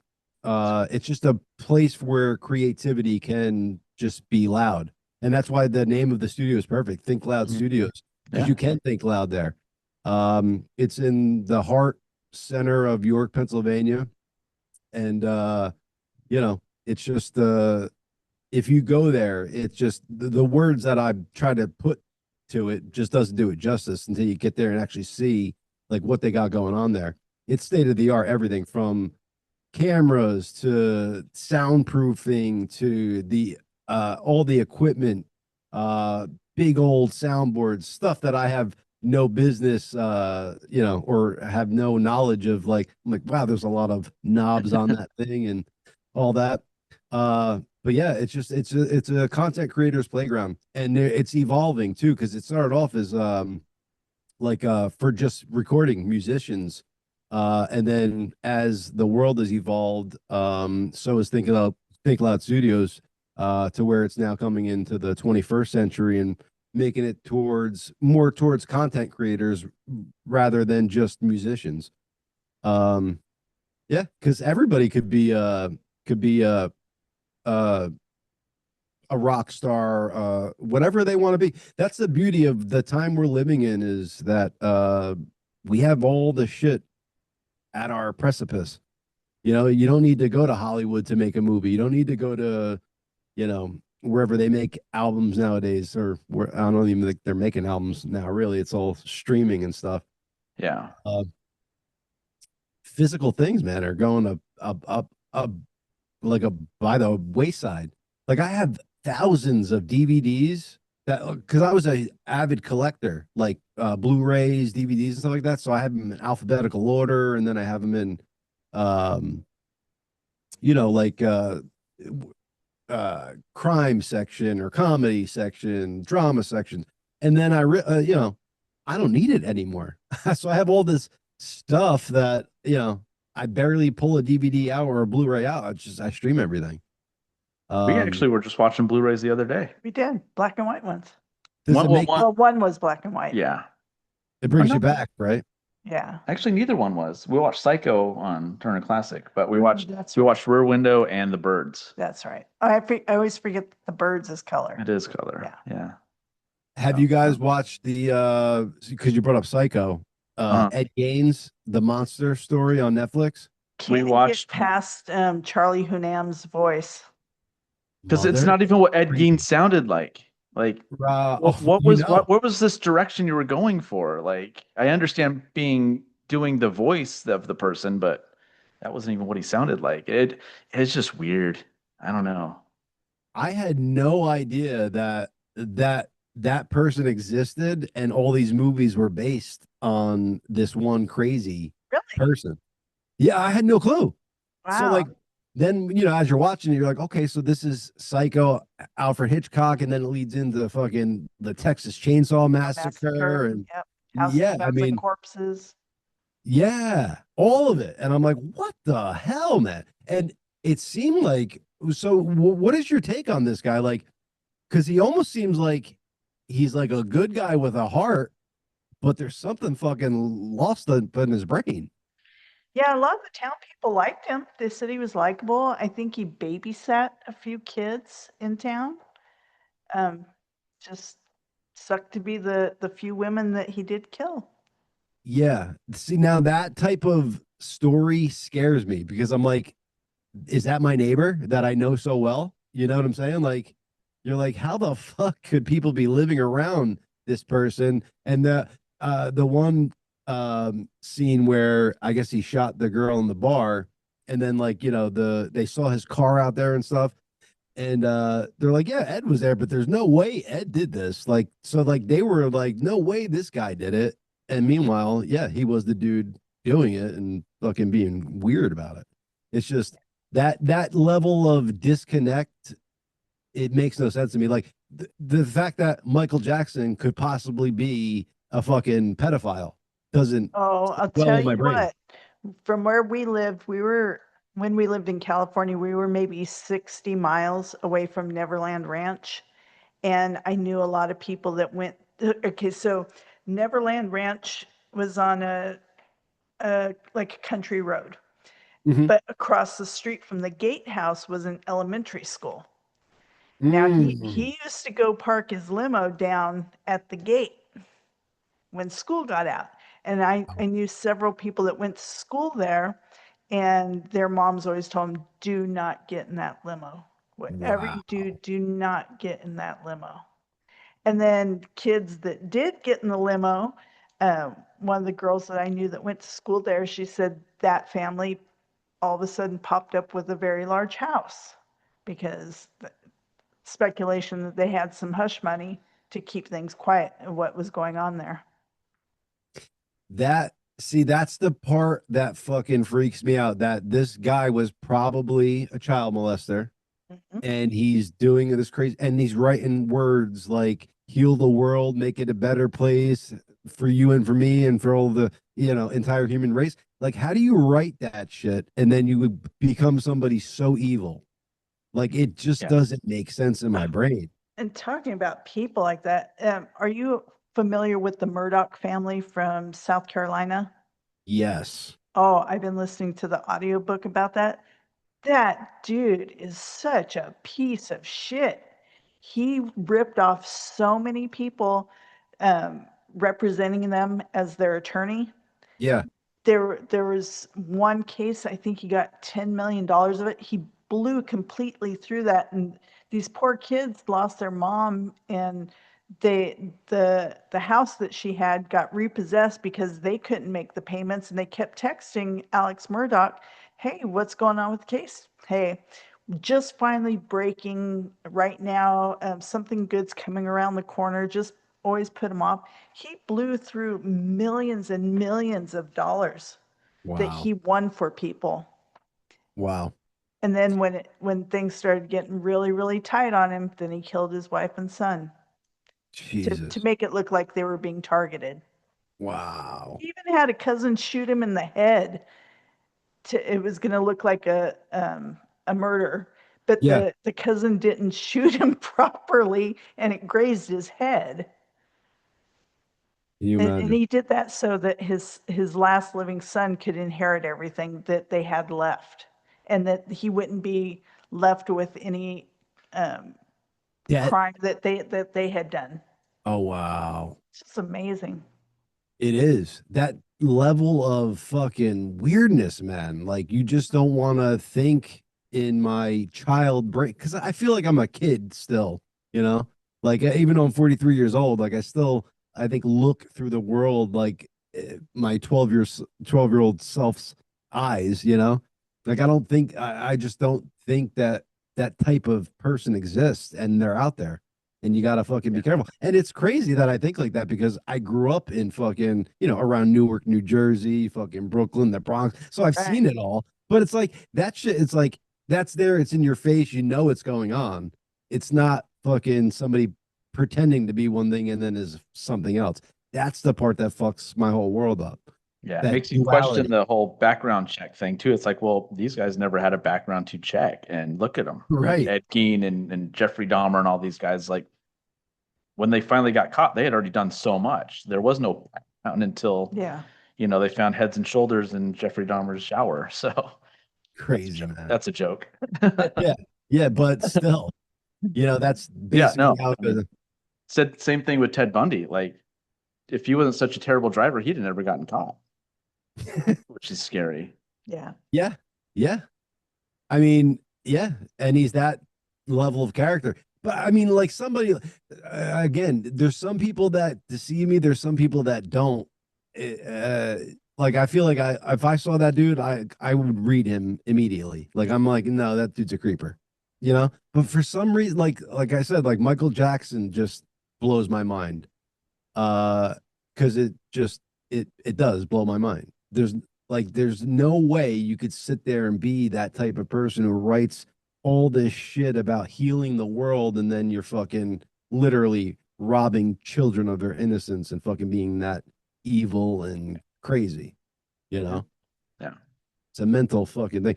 And there's a person in my in the town in the Walgreens that I go to that is Michael Jackson like wannabe. And I'm like, I don't know if it's a guy or a girl, one. And you know, they got like the weird like facial hair and like the Michael Jackson like almost like tattooed like eyeshadow on and stuff like that and the pale skin and I'm just like, damn, they're recreating another one, you know? But the next level version of it. And he's just working at Walgreens or she's just working at Walgreens, whatever. Did you want to tell JRO about the Axl Rose thing that I learned about? What was it, the anagram or whatever? You know who Axl Rose is, right? Of course. Do you know what the anagram of Axl Rose is? Or like the acronym or why he called himself? No, it's not an acronym. It's the anagram. Maybe it's the acronym originally, but yeah. Yeah. So Anagram. acronym.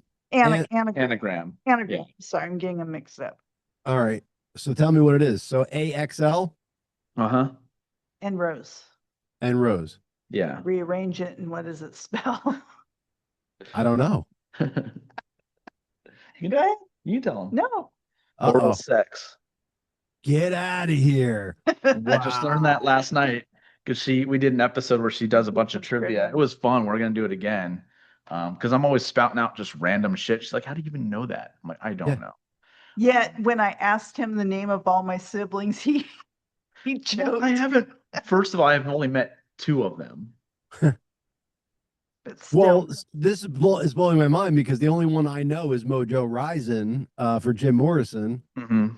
And now this one, Axl Rose. And I was always wondering why he spelled Axel that way, AXL.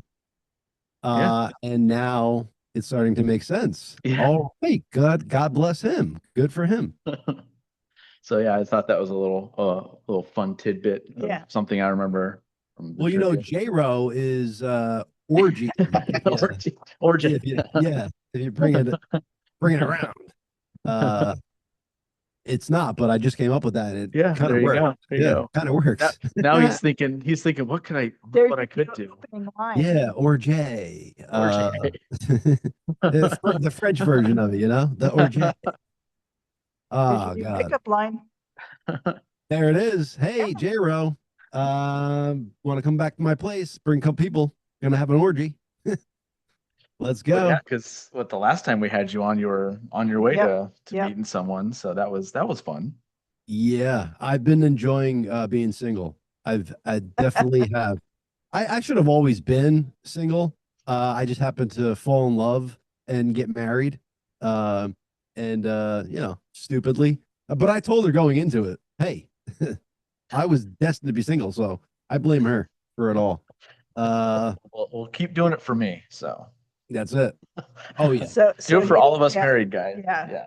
Our married guys that used to be hooers. So yeah. Well, here's the deal about the podcast now, because since we're our own boss, like there's no end in sight. You know what I'm saying? Like you guys are on show, you're going to be celebrating show 200, but you don't know when you're going to end. So that you could be show 3,200, show 5,200. You know what I'm saying? Like it could just keep going and going and going. Do you guys have an end in sight, or is this like let's just take it till the wheels fall off type of deal? I mean, we're looking to make this our job at some point, hopefully, and then I mean, we still have guests scheduled and stuff going on, and I mean, the nice thing about the name, just like yours, is you didn't pigeonhole yourselves to one topic or anything. You can do Yeah. anything. And I think that's important. There's a lot of podcasts that fizzled out after like a series ended or a band ended or anything like that. And it's like, well, what do we do now? There's nothing new coming out for this specific thing. And then Right. they'll do something else specific. And it's like, come Yeah, up with a good name and you don't have to ever worry about that. You can do whatever the hell you want. So, absolutely. 'cause I mean, Yeah, you like guys have had like flat earthers on and, scientists and whatever, yeah, author, all kinds of stuff on your show. And yeah, it's snowballing. yeah, that's kind of what ours does is we can have a musician one week and a director of a documentary the next, or producers in something, or actors and all that stuff, It's great. The beauty of it. Yeah. And all different conversations and ask the same question to three different people, get three different answers and stuff like that. And that's the fun of it too. And then we'll just segue into something else. And like the one that just aired last Wednesday was a lot of fun because it's two people we never met. And then like right away, we're just joking with each other and Is it's this the just one of Cobra those. Kai guys? Yes, it was. Yeah. I That was watched a little just, bit of that.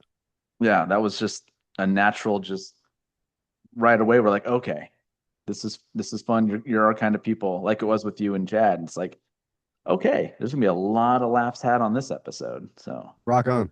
yeah. Yeah, there were only 3 episodes I've not wanted to do, and that's just because I was sick. Ah, yeah. And then as you did, when you got into it, did the sickness go away and you were happy to be a part of it, or you're like, fuck? No, there's 3 episodes from a couple months ago where I looked like I was dying. I think it was Ooh. right after the Yeah. Hulk Hogan Aussie one. Yeah, It was like the week after that. I just sat in the corner like this the whole time because I was going through dizzy spells Okay. and vomiting, and my blood pressure skyrocketed, and my anemia. I almost had to have a blood transfusion. Holy shit. Yeah, and it all hit me at once. Did And they figure out what caused? well, the anemia was so Ah, that it was causing all the dizziness and everything, and then just getting high blood pressure medicine to bring my blood pressure down. Because it yeah. was, I think when we went to the ER, it was 181 over 111, something like that. So the 180 is okay. It's the 111 that they were worried 180 about. is not good either. No. No, What is normal blood pressure? I thought it was like 120, 180. 120 Oh. over 80. 120 over 80. Okay. Okay. Yeah. I thank God I've gotten good health reports. So I don't really pay attention to all that stuff but now I'm getting to the age where you probably kind of start to have to Yeah. know what those things are and all that jazz. And in the middle of one of the podcasts, I had to excuse myself because I did have to go vomit. Oh, And, wow. it came back in there like, you all right? I'm like, no. Did you let them know what happened? Oh yeah. They knew ahead. Yeah. They were at the studio and everything. They're the ones that do the ghost tour out here that we have on all the time. They just gotten a new business. Matt, the guy that puts on the night tour, he just got a full-time Haunted bordello. haunted bordello that he gets to run now. And we had Oh, them on wow. to talk about that. And this is when she wasn't feeling great. And yeah. So how do you guys go about finding your guests? Is it more stuff, more people that you just kind of are like seeking, or have you just kind of like stumble upon them? Like how do you guys go about finding or put people on your show? It's a bit of both. Typically we try to start with like just stuff we're into and passionate about. Like Cobra Kai series is like our favorite series of all time, so we're always reaching out to people to come on Yeah, and about that. it's hit and miss. I mean, we've reached out to like every cast member of Cobra Kai and gotten 2 responses. And those were so much fun. Yeah. Oh yeah. And same with bands. You know, we could send out 50 emails and maybe hear back from one of them. But if you don't shoot your shot, you never know. Yeah, you miss Absolutely. 100% of the shots you don't take. Yeah. Said Wayne Yeah. Gretzky, and I think he knows what he's talking about. So, yeah, it's a lot of that. And that's what we tell a lot of people, like our friend that has the ghost tour. We tell them, don't ever be afraid to ask people to be on the show. They're either going to say yes No, or you'll never hear from him again. It's no sweat off your nutsack, really. Right. That's what I was saying in the chat. I'm like, you gotta use this as like a networking thing. I'm like, people like to come on the podcast. Like people, you don't realize, like, sometimes you think you're like, you're maybe burdening somebody by asking them to come on the podcast, but people love to come on and talk. You know what I'm saying? So it's like when they get that invite, they're like, oh yeah, absolutely.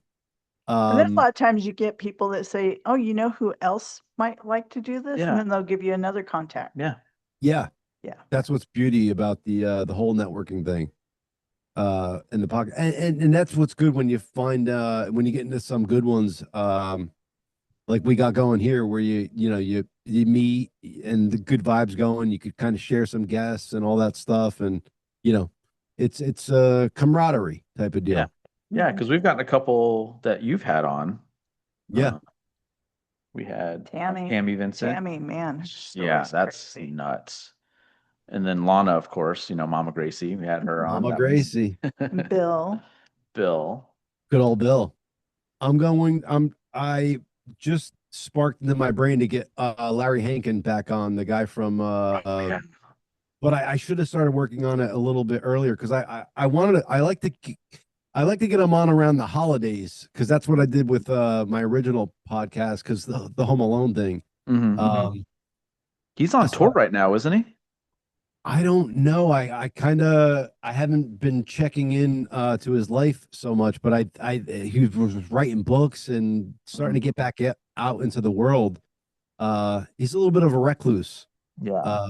Which No, is that was a fun episode to listen to for sure when he was on. Character, man. Yeah, he is. And that story about the donut and everything is just classic. Yeah. All that shit is like, so it's like no business speaking to a man like that. And what's cool about him is he's a very humble dude, and he's not scared to talk about, like, he's talked about his like dyslexia and stuff like that, and he won't take on certain roles because some of the lines are a little wordy and stuff like that. So like he he knows what he's got, and he goes for it and stuff like that. Actually, he doesn't know what he's got. He doesn't know how cool he is. I'm always like, because I talk to him sometimes just outside of the show that we've done, and he doesn't realize how cool he is. I forget his book is. I think it was like That Guy or something, or This Guy. Yeah. Like, oh yeah, that guy. Like, that I know guy. him. Yeah. He's in everything. Exactly. Yeah. He's the one you've seen in everything, but you don't remember his name. Kind of yeah. I think that's what he's going with on that. Which there's some actors I do know, but I mean I know Larry Hankin. I mean he's in Billy Madison. Yeah. Every role, everything he goes into, I feel he adds to. You know what I'm saying? There's not many people that do that. Because usually when they do, they become like the star of it. And he's always like, like the B actor of them all. But everything he does, he elevates. Whether it's from Breaking Bad, even in Friends, which that's a hard cast to be shining in. And his Mr. Heckles character was, bar none, fucking awesome. Who would you say is the most underrated, either movie or TV actor, or someone that's done both? Ooh, that's a good question. Most underrated. Wow. This is gonna be, I'm gonna say Leonardo DiCaprio, which is weird because he's not underrated. But think about how that dude's career. Like he started off, I think, on like Growing Pains. Growing Pains, yeah. And to go from all those roles into what he is now, I mean, that guy doesn't doesn't miss. And I think he's again, the world knows Leonardo DiCaprio, but I don't think he's looked at as like, he's awesome. Like every role he does he dives right into. And I don't think he's looked at for actually how good of an actor he is. He's more of like, he's on yachts with people and stuff like that. But if you can't name a bad movie that dude has done, from What's Eating Gilbert Grape to Wolf of Wall Street to, they just go on and on. Even the Growing Pains roles. I mean, when he was on that show, it was like, oh, he was a breath of fresh air into that show, which was an awesome show. So I'm going to go Leonardo DiCaprio was underrated. even though he's Uh, not, you know. Probably because we saw him yesterday on the Manning cast, Billy Bob Thornton. He's awesome. Let's go, Billy Bob. Especially when you Yeah. see him in like Tombstone and Sling Blade, and then what he's doing now with the change in weight and all that. Yeah. And yeah, I get that. Wait, what's the new show he's on? Are you guys Is watching it? it Landman? Is he doing that one? Yes. Yeah. Yes. We haven't watched So- that. We haven't watched Yellowstone either. Okay, so I've watched a little bit of Yellowstone, like only like the first 3 episodes of the show Yellowstone, but I watched the prequels 1883 and Or something, 19 1923. Those are fucking phenomenal. And those hooked me to where I now actually have to go through and watch Yellowstone because I hear it's just a great show. Good old Kevin Costner. Is he being vacated this next season coming up or something, or is he out of it? I don't know. I heard He's out of it. something. He's out of it, huh? Wow. What about you? How do you do that? He was, you know, a big part of that show. That they're doing that now with shows though. Like they can get rid of the main characters. It's not like they don't play by the rules they used to play by back in the 80s and 90s and early 2000s that they used to. Like now you could be watching a show like, oh, I love this character, and then all of a sudden they're gone. And you're like, what? How dare they? Right. Yeah. It's not like it used to be. To me. Some hidden gems though. Let me see if I have any good recommendations for y'all that you might not be on your zeitgeist or whatever that word is. Let me think. I just made up my own question, but You're good. let me go with it here because I feel like it's a Yeah. good one. Some good sleepers, some good sleeper shows. Well, Arrested Development. Did you guys Oh watch yeah. it? Oh my yeah. Yeah. We've watched it on repeat. Yes. Yeah. Let's go with that. They did that show a disservice because that show was way ahead of its time. Mm-hmm. Like some shows have come on and like followed that kind of formula, and the cast was amazing. Yeah. Justin Bateman, Portia de Rossi, my favorite character, Job. What's his name in real life? Oh, I can't turn it off, Michael, when he's got those pennies shooting out of his fist. He is the best, dude. I love the one episode Lego where- Batman. Lego Batman. Yeah, where he's where the he puts on the father's suit or something, and he's like, "You can't do that in a fucking $5,000 suit or whatever." Yeah. I forget the line, but he's doing it throughout the whole thing, and it's the best. What's his name though in real life? Oh, I'm drawing a blank. Bill Arnett. Will Arnett, Arnett, yes. yes. Yeah, That's it. Thank Good God job. I fucking job. settled. Oh, here we go. Flaked. There's another Will Arnett show. This one's under the radar. Here's a good one. Flaked, I believe it's called. That is, I think it's only 2 seasons, and he like lives in Venice or something. And I'm not even gonna go into what it is, but Flaked. Look it up with Will Arnett. You guys will be thanking me later, audience members out there. Just 'Cause it's a started super show. watching Chad Powers. It's a football. What's that on? Hulu? Hulu. Yeah. The first episode, you just got to kind of muddle through it, but after that, it got really funny. And is there anybody in it? Oh, I can't think of the Um, guy's name. It's the only thing I've Powell, his last name's Powell. He's big right now. But So this- Chad this- Powers. So Chad Powers came out of Eli Manning went on to Ole Miss one time, and he was wearing makeup, With disguise. and he was trying out for the team. So this kind Okay. of manifested from that. Eli's Nice. actually in it too, which is cool. Dude, yeah, we the started Manning last- brothers. Glenn Powell. Glenn. That's who's Okay. There you go. They are characters, those brothers. Oh, Yeah. Whole I've watched. family. Oh yeah, they're hilarious. Coop is hilarious. the third brother. Did you ever watch that? I don't know why it's not on anymore. It was like a Jeopardy? college. They call it Jeopardy. It was like a game show kind of thing. Peyton hosted it, but Cooper was there helping him too. And it was in No. the format was- of Jeopardy. Yeah, it was a bunch of college kids, and they would represent their school, and it was pretty I'll have cool. to check it out. Yeah, came out a few years ago, but it was was hilarious. There I think is Peyton's so just much. naturally fun. He's just naturally funny. Like, Right. Like, and it's funny that that family can produce 2-star quarterbacks. You know what I'm saying? Like, what the hell were well, they and feeding these kids? And the dad was a star and quarterback. Coop's kid is playing for Texas right now. Yep. So Ah, it's in the they got bloodline. they got another quarterback coming up. So But you got to wonder though, like if Peyton, what's the other one's name? Eli, Eli. There. So if Peyton and Eli didn't grow up in the same house, do they both still become quarterbacks though? That's the question.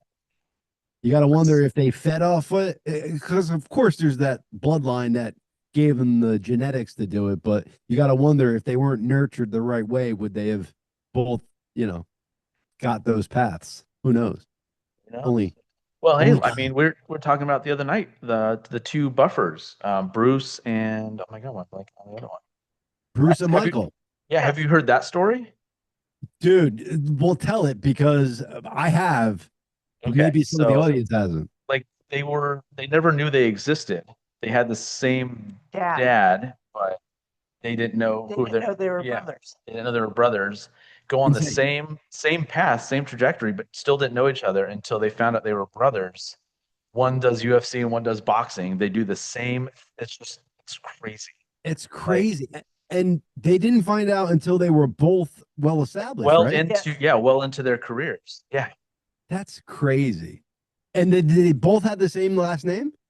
Yes. Yeah. Yeah. Yeah. That's And but the same so it goes along with what you said, maybe who knows?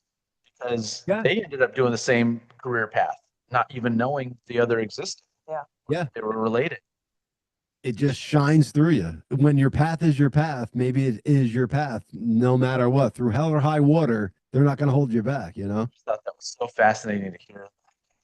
That's just nuts. How do you just not know that? Like, I couldn't imagine having a brother out there that is pretty famous, and then I become famous too, and the same thing. It's just, well, maybe, but I don't know. Yeah, that's just weird. By the way, this level for you guys, this is what you should do with your camera on your normal show. Because I Okay. notice not to, but you guys are always like on the bottom half, like the bottom quarter of the show. Whereas like now you're like halfway like centered in the frame. Okay. Sorry to get Oh no, you're good. Yeah, no, let us know. We're still working on the studio too. rock on. We're getting a new table, a new setup, and everything. So That's the cool part about watching podcasts grow too, to see the way the shows and the studios evolve and all that stuff. And Justin's hair, you never know, that evolution. cut Saturday, yeah. So colored it. You gonna go you have any other colors that you're planning on going for? Just always green. Always green. Because when we go anywhere out here now from the podcast, everyone just recognizes us right They know away. it. How fun is it? Weird being recognized from your show? It was at first, but not so much anymore. Yeah. It's kind of cool because I know people are watching, checking us out. Help, know from people we had on at their that establishment, like, oh my, that's the people that were they were on their show and I all love that. it. I love it. Drumming up conversation. So yeah, man. I'm glad to be a part of your 200 episodes, man. That's a feat. That is that's a big milestone. Did you guys celebrate show 100 or did you guys just start celebrating these milestones? We did a little bit, not so much. Just I think it was one of the like this actually you kind of reminded me it was coming up when you're like, hey, you've got 2 episode 193s. I'm like, oh, okay. I'm like, oh shit, that makes it now we're at 195. Oh, we got 5 weeks till we go 200, man. So we need We to start figuring this out. So yeah, you actually kind of helped remind me that we had that coming up because I think 100, I was just we're just putting them together because I think that was when we had a few set up ahead of time. Because we try to do that when we can because it just helps us to do normal life stuff. You were cutting out there, Justin. Oh, sorry. yeah. No, just the hundreds kind of snuck up on us. So we didn't do anything like really crazy for it. So I was like 200, we're definitely going to go. Fuck yeah.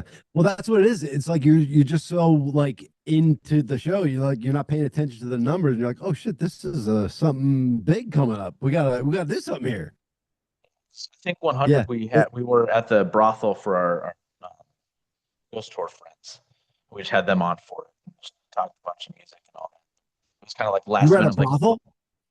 yeah, I'm it's starting to I don't know why. Is it just Justin? that's right. No, it's Andrew too. Hey now. I mean, the video is good. It's just the audio. It's wacky. Interesting. Hopefully but it's probably recording good. So Yeah, don't because I'm mind. hearing it in the headphones fine. So Okay. yeah, weird. I don't know. But no, we're the friends when they do the ghost tour, they have the brothel that they do. So we got a lot of stuff there. Since it was so So last minute, I'm like, hey man, can we go over there and do some stuff with you guys there and kind of celebrate 100 since we didn't really plan it too well. I like it. You guys should hook up with the SoCal Spirit Seekers along that vein because they into ghost hunting and all that stuff. Chad's supposed to go on like because we're I was gonna rebook them a while ago, but I wanted to do it after he went and did like a ghost hunt with them. But I think they're having trouble kind of like lining it up. But they're fun, ladies, Yeah, and that stuff freaks me out. Yeah, I want to get Chad out here to do the one out here with us. We can get That him would be to- dope. Yeah. So want to definitely do that. Yeah. You guys got haunted spots by you. Yeah. We have a whole ghost town where you go into the mine and stuff like that. Turning the Fuck that. like it's a new level of dark Yeah. for sure. Yeah. Dark. Any space that you can't get out of like quick freaks me out. When you're going down, down, down, I'm like, oh boy, if I just freak out, I can't get out of here. You just can't think like that, but I do. We'll Like, protect oh, you. shit. I'm 300 feet below the level here, and God forbid I need to get out of there. But yeah, if it's crazy though. I mean, that's how your brain could go. If you don't think like that, oh, I'm in a wide open space. It's like then you could be free. But it's just weird how you could kind of play that with your brain. If you don't freak out about it, which is easier said than done, you don't freak out about it. So, But if you're ever out here too, man, we'll get you on there. So just come out here between like October and February, March. It's nice. That's the time. Yeah, don't do it like May through Although we're still September. having 90-degree days out here right now. But the Oof. nights are in the 50s and 60s, so it's nice. So, That's a crazy swing, man. From 90 to 50, 40 fucking degrees is insane. in the summer, we go from 85 to 120. So Wow. Yeah. Wow. don't do Yeah, that. I'm not built for that. We're not either, but we just deal with it. You figure it out. Yeah. Figure it out. That's it. That's the key. I think elements out in the world are key to making you man up or woman up, whatever type of deal. I think that the cold and the heat brings out some of the strength in humans. We also have cactus that will attack people. Really? Yes. Everything out here wants to kill you. Yeah. The cacti, the Yeah. plural form of it. If you stand near it, it has like little sharp spiny balls and they come off and stick on you. Oh God. I've been watching Too these close. I like these AI videos where they what is it, a porcupine that could shoot out the things. They go up to the little porcupine. I'm like, and I'm watching it, not knowing it's AI at first, and then the fucking porcupine shoots all the pines into the person. I'm like, oh my God. And then you see the little Sora 2 over there. I'm like, oh wow, that was a fake video. Because I'm like, as the guy's walking up, I'm like, why are you walking up to that thing? I know exactly what's about to happen. And then all of a sudden, sprayed.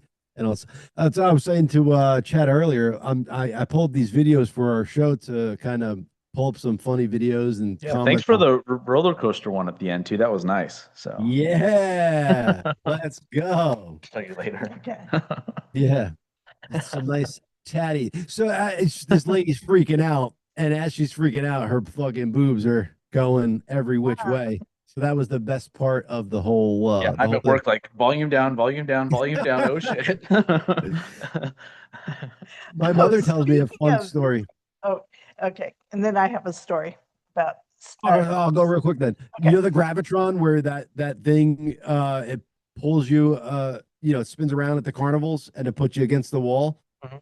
She was on it as a kid, like a 20-year-old kid, and her she was wearing like a tank top or whatever, braless, and her tit fell out. And she couldn't like get it back into her shirt. So, but the entire ride, her boob is like fucking pancake to her for the whole ride to see, which I was like, oh my God, that's hysterical.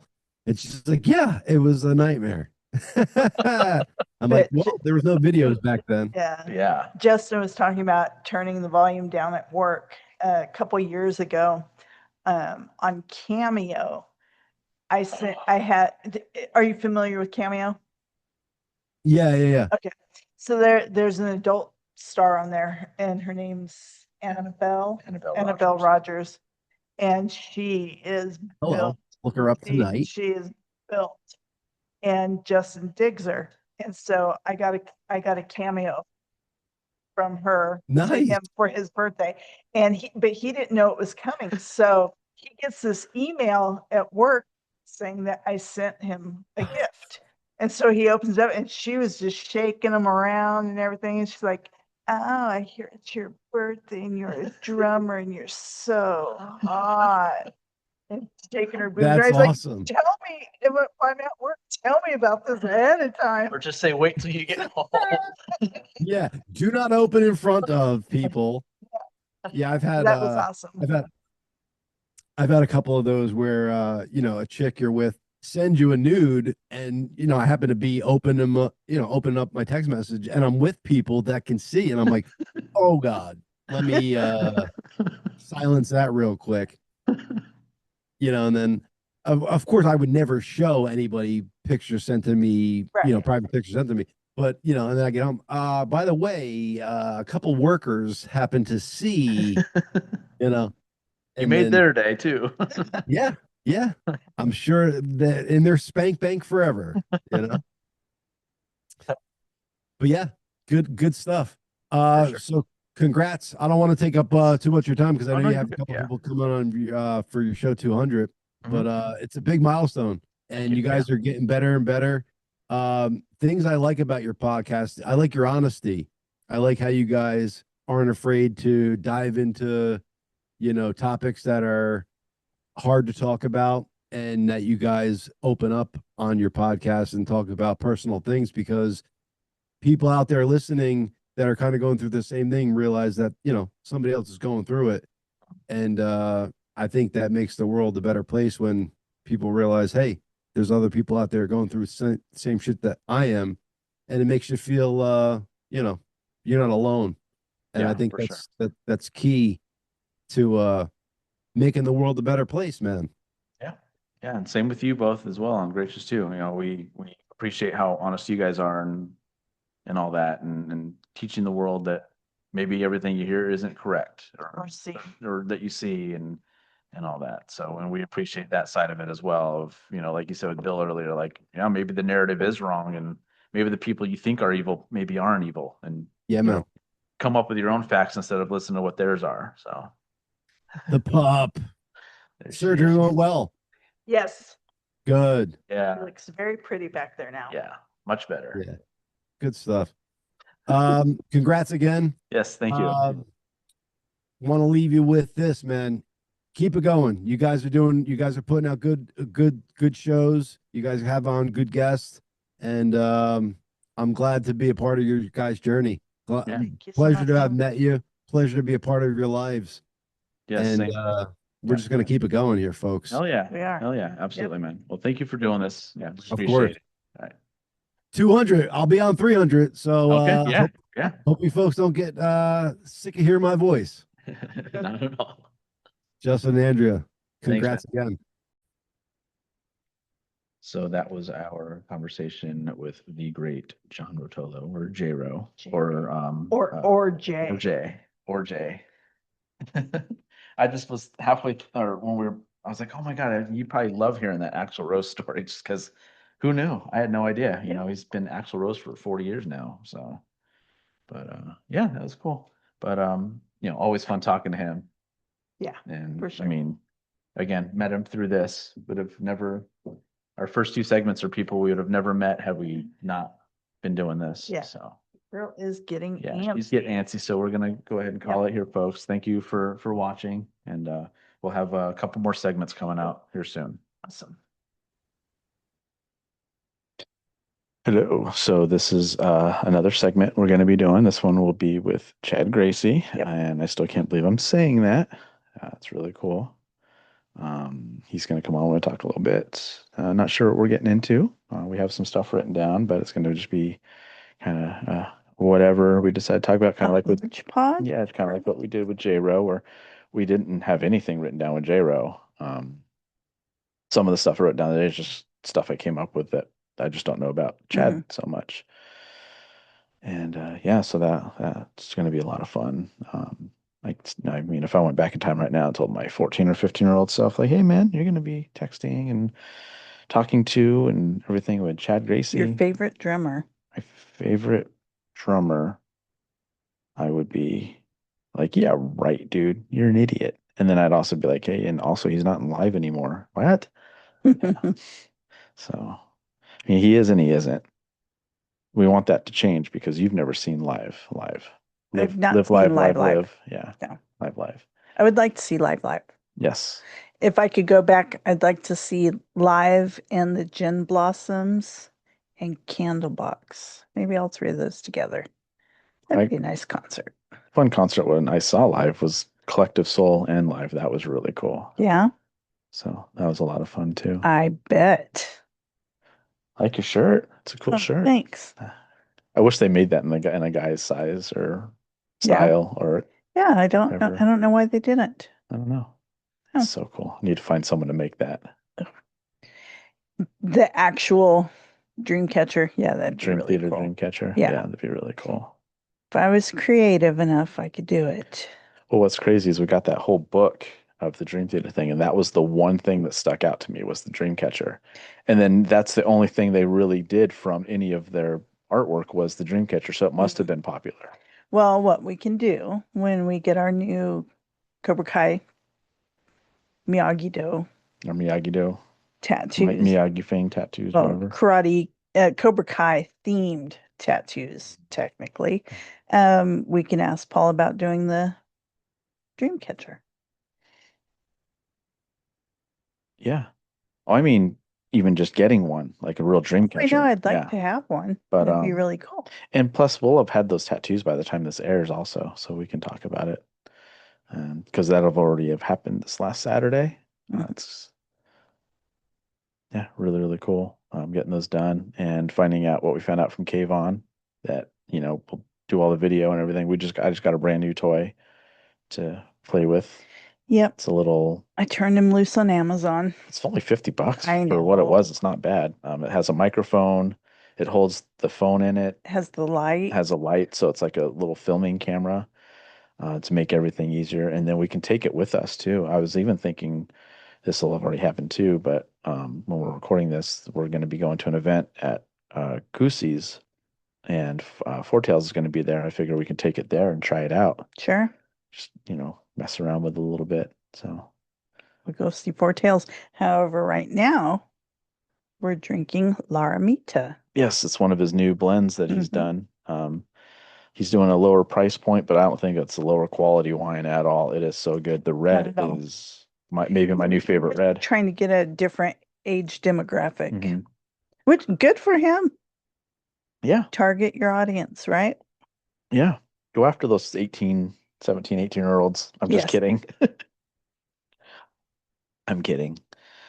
No, that's good because I mean maybe he'll start like going to certain like events that's like more for younger kids or not younger kids, but you know what I mean, like 21-year-olds and I would definitely like to see the 21. wine in different restaurants or bars for sure. That'd be nice. Yeah, for sure. So yeah.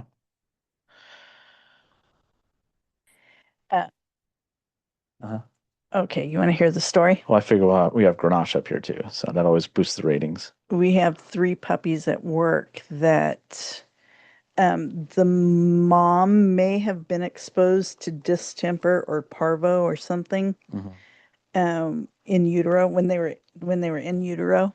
So they're kind of special puppies. So she was saying if you want to brighten your day, go into the isolation room and spend time with those puppies because she said they're completely like derpy but cute, you know. Yeah. Super innocent, you know. Poor things. Yeah. They're semi blind, I think she said. Yeah. But she said they're just so happy. Yeah. Yeah. So special needs dogs. Yeah. It's sad. That breaks my heart. But But it's at good the that same time, they're going to be it is. super sweet dogs. I know.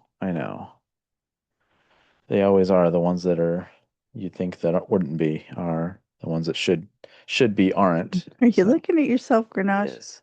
Who's that pretty girl? Who's the pretty girl?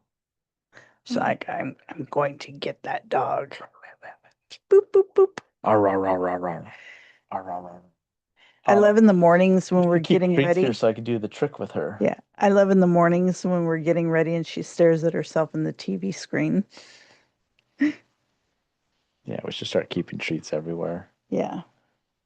Well, we'll just pop into Bashas and get some more of those. Yeah, because it'd be fun to She keep seems them like to up here. Really like them. Yeah, you're really close, Beauty. It's a whole lot of dog. Well, who is that? Who is that? What are you seeing? What are you seeing? Your head looks super huge, lady. Heed. Get that heat out of the way. Heed. It's like Sputnik. What are you doing, lady?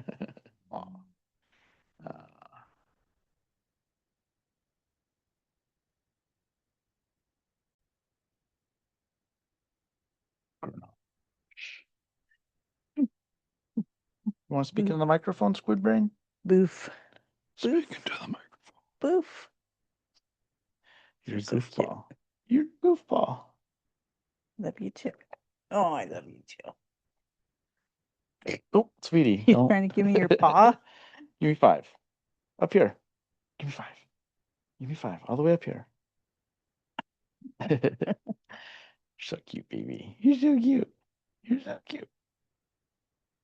Sure, the listeners and watchers will love just mindless talking to the dog. Yeah. Yep.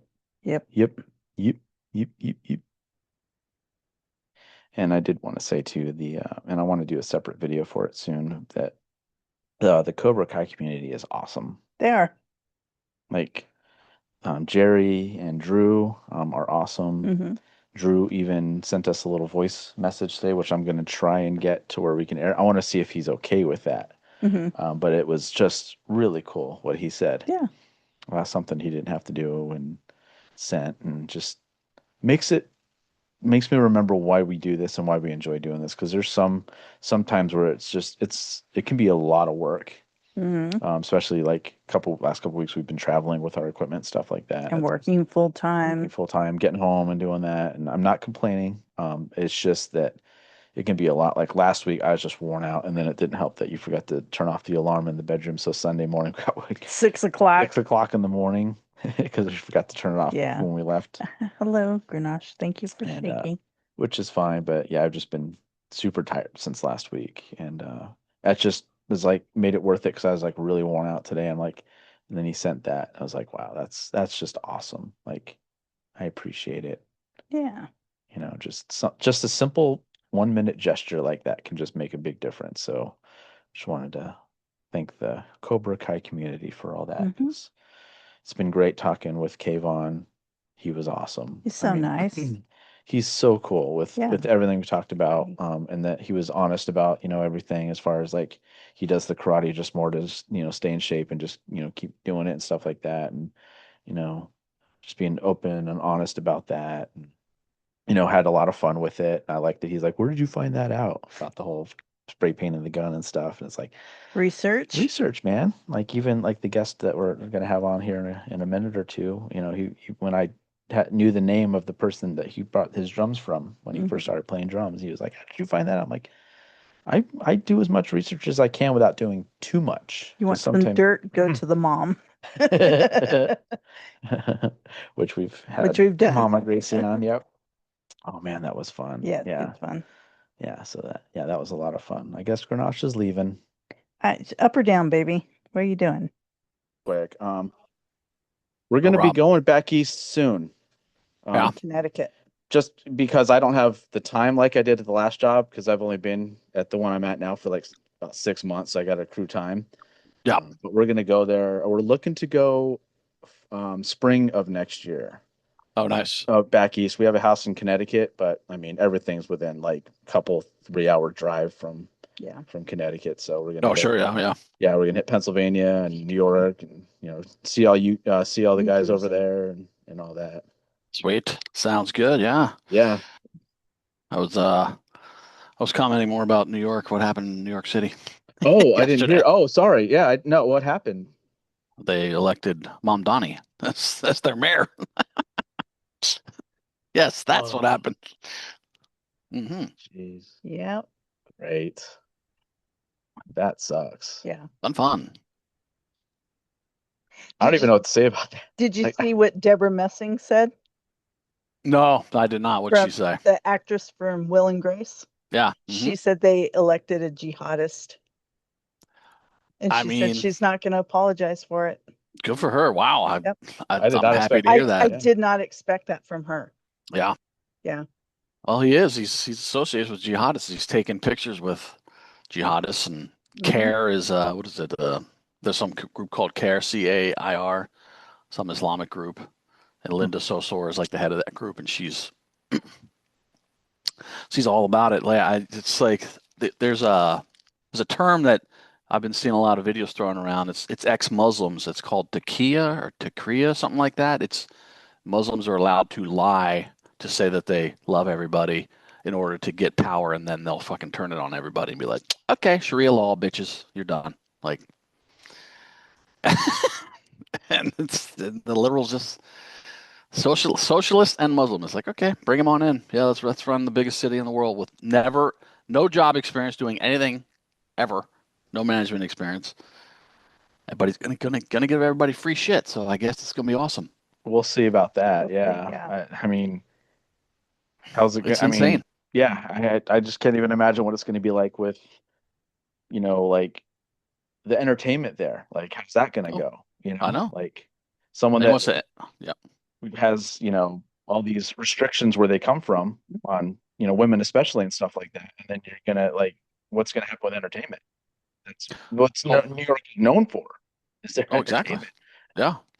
Yeah, it's going to be interesting. He wants to freeze rents. He wants to defund the police. He wants to send out social workers on calls. He wants to let people out of prison, like criminals out of prison. Oh, my goodness. So he says violent criminals.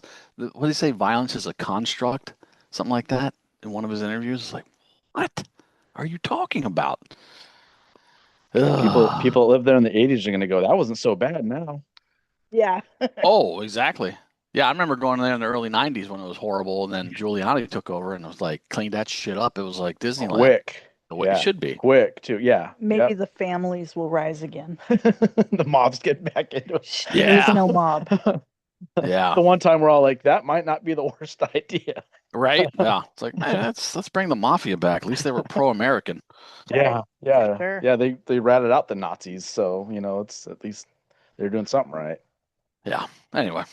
Yeah, interesting. Well, yeah, crazy fucking world we're living in. So, So other than that, how's everything been going? Pretty good. Pretty good. How's your new network? The new network? What are you talking about? The TikTok thing? For the podcast? Oh, for the Voice of the People? I don't know. It's been a little strange. So they were setting up their website. It's supposed to be up and running this month, and we're supposed to be then listed on the website, and they'll start pushing us out. So that hasn't happened yet, but we'll see. I don't know yet. I cannot give you a conclusive answer on that yet. So. Fair enough.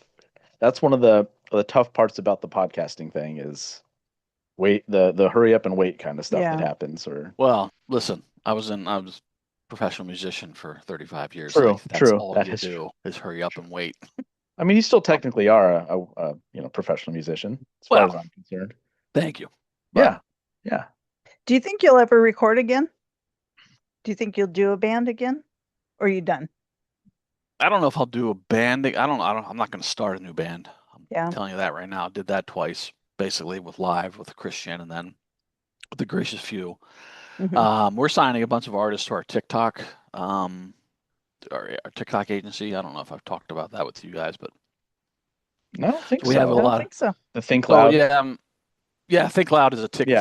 Think Loud Studios is now a TikTok agency. So we are there's 3 sides to TikTok. There's the creator side, there's the shop side, and then there's onboarding brands. So we're one of the only agencies that does all 3 of those things. And so we've signed up a bunch of creator that are musicians and artists. And we have one girl named Jen Smith, who's an amazing singer. She's our manager. We're actually on there, so we're on the label. Oh, Or there you go. Think So Loud. you know. Yep. Absolutely. Yeah. Yeah. So anyway, so I mean, we have plans to utilize the Studio 210 once all this is kind of up and running. They're still building things up, but I'll come in and play drums on some of these artists' songs and stuff. So at some point. Yeah, well, keep us posted on that. Yeah. Yeah, for sure. Yeah. I'm talking to. I mean, we're talking to Chad Taylor and Patrick is starting to soften. So I don't know if we'll do anything together, but we're in a bunch of lawsuits with Ed, but so maybe we'll get that figured out eventually. We know a little bit about it. We keep in touch with Bill every once in a while, and Okay. Yes. It's Which interesting. which I wanted to. We thanked JRO when he was on, but I want to thank you too. I mean, Bill is just such a cool guy. Like, Yeah. Oh yes. and we Yeah. would not have met him if it was not for you reaching out to you first, and then you and Jim. So he's Yeah, just Bill's an been- amazing guy. It's like it sucks that he was dragged through the mud of all the bullshit with the whole UFD thing, and that's part of the reason that I kind of disconnected from Chad. There was something else going on another lawsuit that I had with him, but part of that was that he was willing to just accept what UFD was telling him and the lies that they were telling him about Bill, and I'm like, that's not the guy I know. He didn't steal money. Like, this is ridiculous. And Chad just went with it. I'm like, dude. And now he fully admits that he was wrong and he was fed information. But like, that was part of the UFD's plan, is to terrorize us and Bill out of his board seat and gain control of the company so they could sell for pennies on the dollar, which is exactly what they did. I knew that the whole time. It's like, I don't know why you can't see that, Chad. But anyway, here we are. Yeah, because he's just been awesome. He hooked us up with the microphones and all that, Good. headphones, and Yeah. just because we had him on, I'm like, dude, you coming on was awesome. We had like so many Yeah. views on that episode, but just a cool dude. And we just want to keep. We talk about all the time that he is not a monster. He is a really good dude, and he will tell you how it Absolutely. is. He won't lie to you. He's honest with you. He'll give you the shirt off his back if he has to. Yep. He's just one of those dudes, and just just want to throw it out there. Bill Oh yeah, Hynes is he's awesome. honest. I would say honest almost to a fault sometimes. His mouth gets him in trouble by being too honest with certain, sometimes authority figures, but has a heart of gold and is just a deep down really, really great guy always. Yeah. I would rather have brutal honesty than someone lie to me. Oh, absolutely. Yes, for sure. For sure. People like being lied to, obviously. I don't like being lied to. Some people seem to like being lied to, but yeah. They just voted for it in New York, apparently. Yeah. So. Yeah. So what happened with the Prop 50? Oh, it passed here, and it passed as I knew it would, because these people got gaslit too, and most of them are just low IQ voters. They, the whole campaign was based around, they had Obama. Like I watch YouTube all the time, so I was constantly seeing pictures or videos with Obama and Elizabeth Warren and Kamala Harris. Like, you got to pass, say yes on Prop 50 because it gives the power to the people. Well, guess what? We already had an independent panel that selected the districts here, the voting districts in California. We voted on that in 2008. That already existed. And so I've been seeing a bunch of videos today of people in the exit polls doing interviews saying, yeah, we voted because it's giving the independent council the ability to pick the districts. It's like, no, that's what you voted against. And that's what they do. That's what the Democrats do. They lie to their fucking faces to get their votes. And then, so now the Democrat Party, the supermajority, is in control of California, gets to now select all the districts. Okay, here you go. It's beautiful weather out here if you want to move out here. So. Stop. Believe me, listen, I would love to move. I can't yet. My girls Yeah. are only 11, so I got 7 more years here. So yeah. Otherwise, I'd be the fuck out of here. I'd be in either Nevada or Arizona or Texas or Florida somewhere. But yeah, Come out here, let us know. My whole family's in real estate, so we can hook you up with a house and all that. So beautiful. when you decide to do that, let us know. I'll keep that in mind. Yeah, I'm thinking about doing. That's eventually. I can't do it right now, but I'll eventually like to do like a dual like a established residency in a redder state. I was thinking Nevada because of no income tax, state income tax, but I don't know yet. But and then just I need to be close enough so I can commute back and forth every other week to have the kids. But yeah, I want to do that as soon as I can, and eventually get the hell out of here. It's a beautiful place. I love the lifestyle, and the Orange County is beautiful. Like Laguna Beach, I'm there almost every day, and it's all the housing and everything's really clean here. And because it's Orange County, it's a little more red. There's not a lot of homelessness and crime and shit like that here. What? What's that? When we lived I said what? Yeah. What are you talking about? Oh, I know. Yeah, go figure. They uphold laws here in Orange County. Go figure. Same as when we lived in San Luis Obispo. I mean, it was beautiful, but we would never be able to afford to live there now. Yeah. I mean, like 1 bedroom little studios are going for $4,000 and $5,000 there now because they know the kids' parents are going to pay for it for Cal Poly. You know? Of course, yeah, exactly. Yes. Well, that and when you told us about like that anyone can check your kid out of school, I just still can't wrap my head around that either. Yeah, they passed that. That's interesting, and I think they adjusted a little bit. Now the person has to show ID, but there's still no background check. So some dude walks in and shows you an ID. Okay. Yeah. The school still doesn't have to notify the parents. Yeah, exactly. Yeah. There's no courts involved. There's no affidavits involved. There's no background checks. It's like, okay, here's my ID. I'm signing out Jenny today. I'm her guardian now. Like, what? Yeah. Our daughter, she went to high school in San Luis Obispo at the private Catholic school. And man, they were super strict. Because I remember one time her grandma came over and I'm going to take her out for the afternoon. They called me. They're like, there's someone here that says they're her grandmother. I'm like, yeah, that's fine. No, that's good. Yeah, yeah, good. It should be that way. It should want be. That.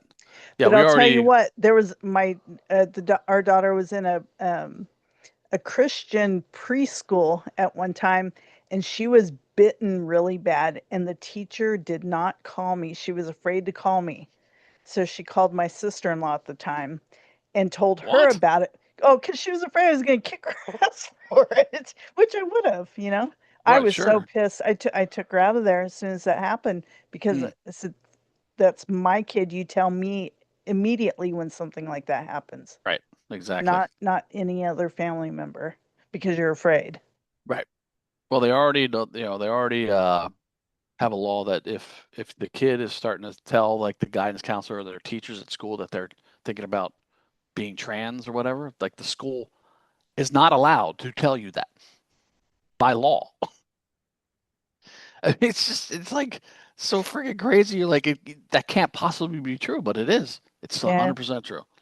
It's unfortunate for kids now. I think they're so confused. With so much pressure. Yeah, there's pressure. Well, why aren't you kind of a thing instead of why are you? I was a tomboy when I was a kid, but I never wanted to be a boy. Right. You know? Exactly. Yeah. Well, now you would be encouraged by adult authority figures to be a boy. Yeah. Yeah, because screw the science and all, growing through puberty and all that other stuff that it's going to come back and bite you in the ass. Who cares about that? That's not going to do anything to you. That's fine. Don't worry about it. Nah, they're not going to permanently alter screw your you up body. at all. Make you question things when you're in your 20s. Why didn't this happen? Why am I feeling this way? Why is everyone else like that and I'm not? Yeah. Right. Why don't I have my boobs anymore? I can't have children. I can't. I can't ejaculate. I can't do anything now because they cut off my balls and my dick, or they cut off my boobies, and it's freaking nuts. I mean, I'm all like I always say, After 18, you want to do whatever you want. You're an adult. Go ahead, go for it. Sure. You want to take HRT and friggin', cut off body parts? Have at it. But children, come on, as young as 5 or 6. And it's And just the also at the your own expense, not at the expense of the state or anybody else. Mhm. Well, and it's just that it's encouraged Yes. too. It's like, Absolutely, yeah. not just that they want to do it, and that's fine. That's if that's, but they're encouraging it. That's the Right. problem.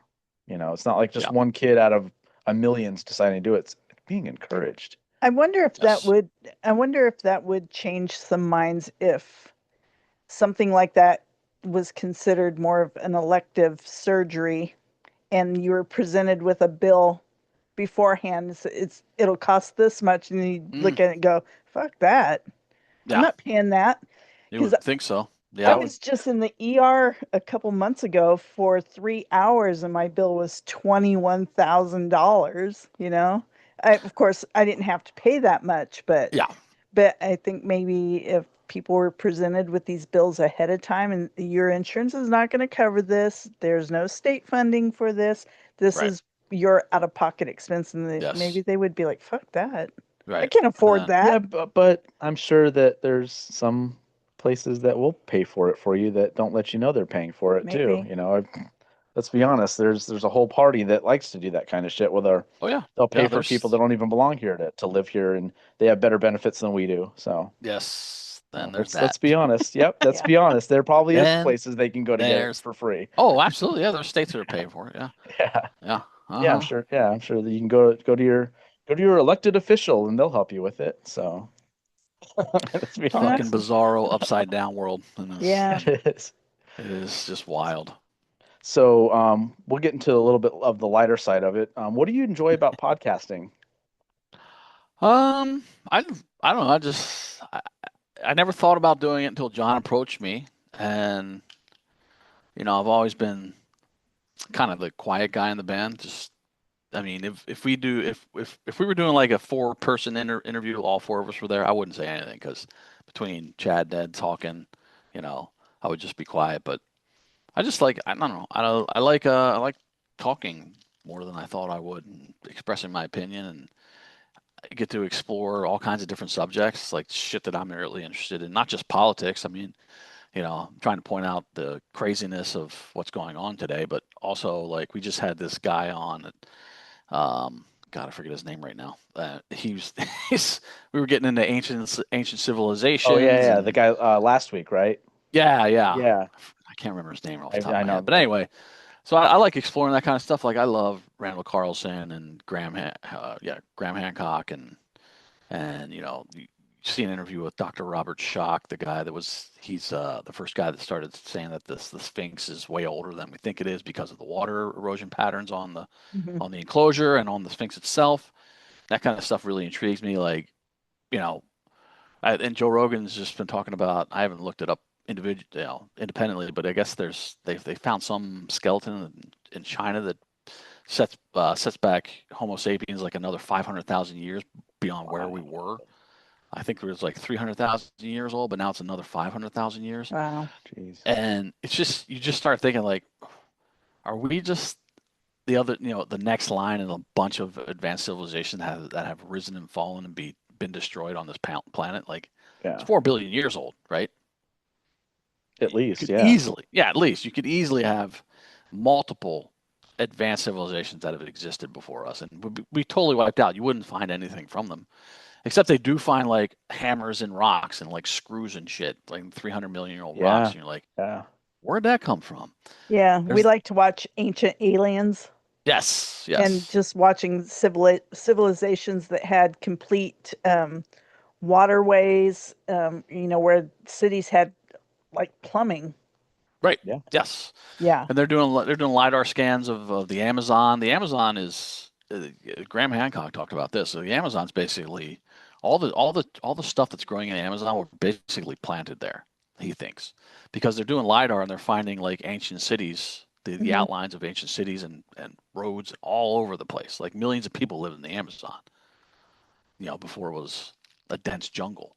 Yeah. Right. Well, Like where'd they all go? Like no one knows anything about those civilizations, you know? It kind of goes hand in hand with like the Mayan civilization and all that too. They just wasn't kind of like an overnight disappearance, more or less, of like the majority of That them. was for sure Roanoke. With the Oh, Roanoke's they- fucking nuts. yeah, Yeah. it's crazy. They just completely disappeared. Mhm. Was that Yeah. like what they say about Atlantis too, that it existed and they just don't know where, and like the whole civilization just disappeared and whatever. Yeah. And then the existence of giants, that there's proof of that too, Oh, yeah. Yeah. which was crazy. That Yeah. was, I think in the like 20s and 30s, they were finding giant skeletons all over the place. Maybe even in the 1800s, and they'd take them away and hide them. And now you don't. They used to write articles about them, and the articles have been scrubbed, and like you're like, wait a minute, what the fuck is going on? We had like It would explain a lot of 8-9 foot people. yeah, like the pyramids and stuff like that. Well, that would make more sense if those people were involved in that too, Right. building the pyramids and all that. Like, Mhm. oh, someone that's 12 feet tall or whatever, and yeah, they can start putting stones up a lot higher than people that are built like us can. So Right. Yeah. a lot more sense with that. Yeah, Mhm. that stuff's fascinating. So Mhm. yeah, It and is. that's what we love about it too, is learning things. Talking to Yes. people that we don't know as much as they do in their field, and then learning about it, like having the questions of just being inquisitive, but knowing a little bit too going into it, and just finding out more and learning. And that's what I love about you guys. You and JRO, is just that you guys are always, when you had the flat earther on, like JRO still talks about that how much fun that was. That guy was awesome. That was an intense episode. Like he was just go go go go go. It's like you just got wound up and let's go. And that was Yeah. just Well, he fun had to that whole watch. presentation ready. I I- didn't realize he was going to have that. So, I have a yeah, it was just like he's rattling off all this stuff. I'm like, I don't have time to sit here and friggin' even like check this shit. Yeah, don't I know can't what- keep up with it. By the time I would even look into it, he's on something else now. Yeah, it's like there's no way I can verify or not verify anything that he's telling me. So, Yeah. calculations and this, and I was like, okay, well, What was he saying? Like the planets they aren't round or something like that, or something with like a train or whatever, and something with it, where he was.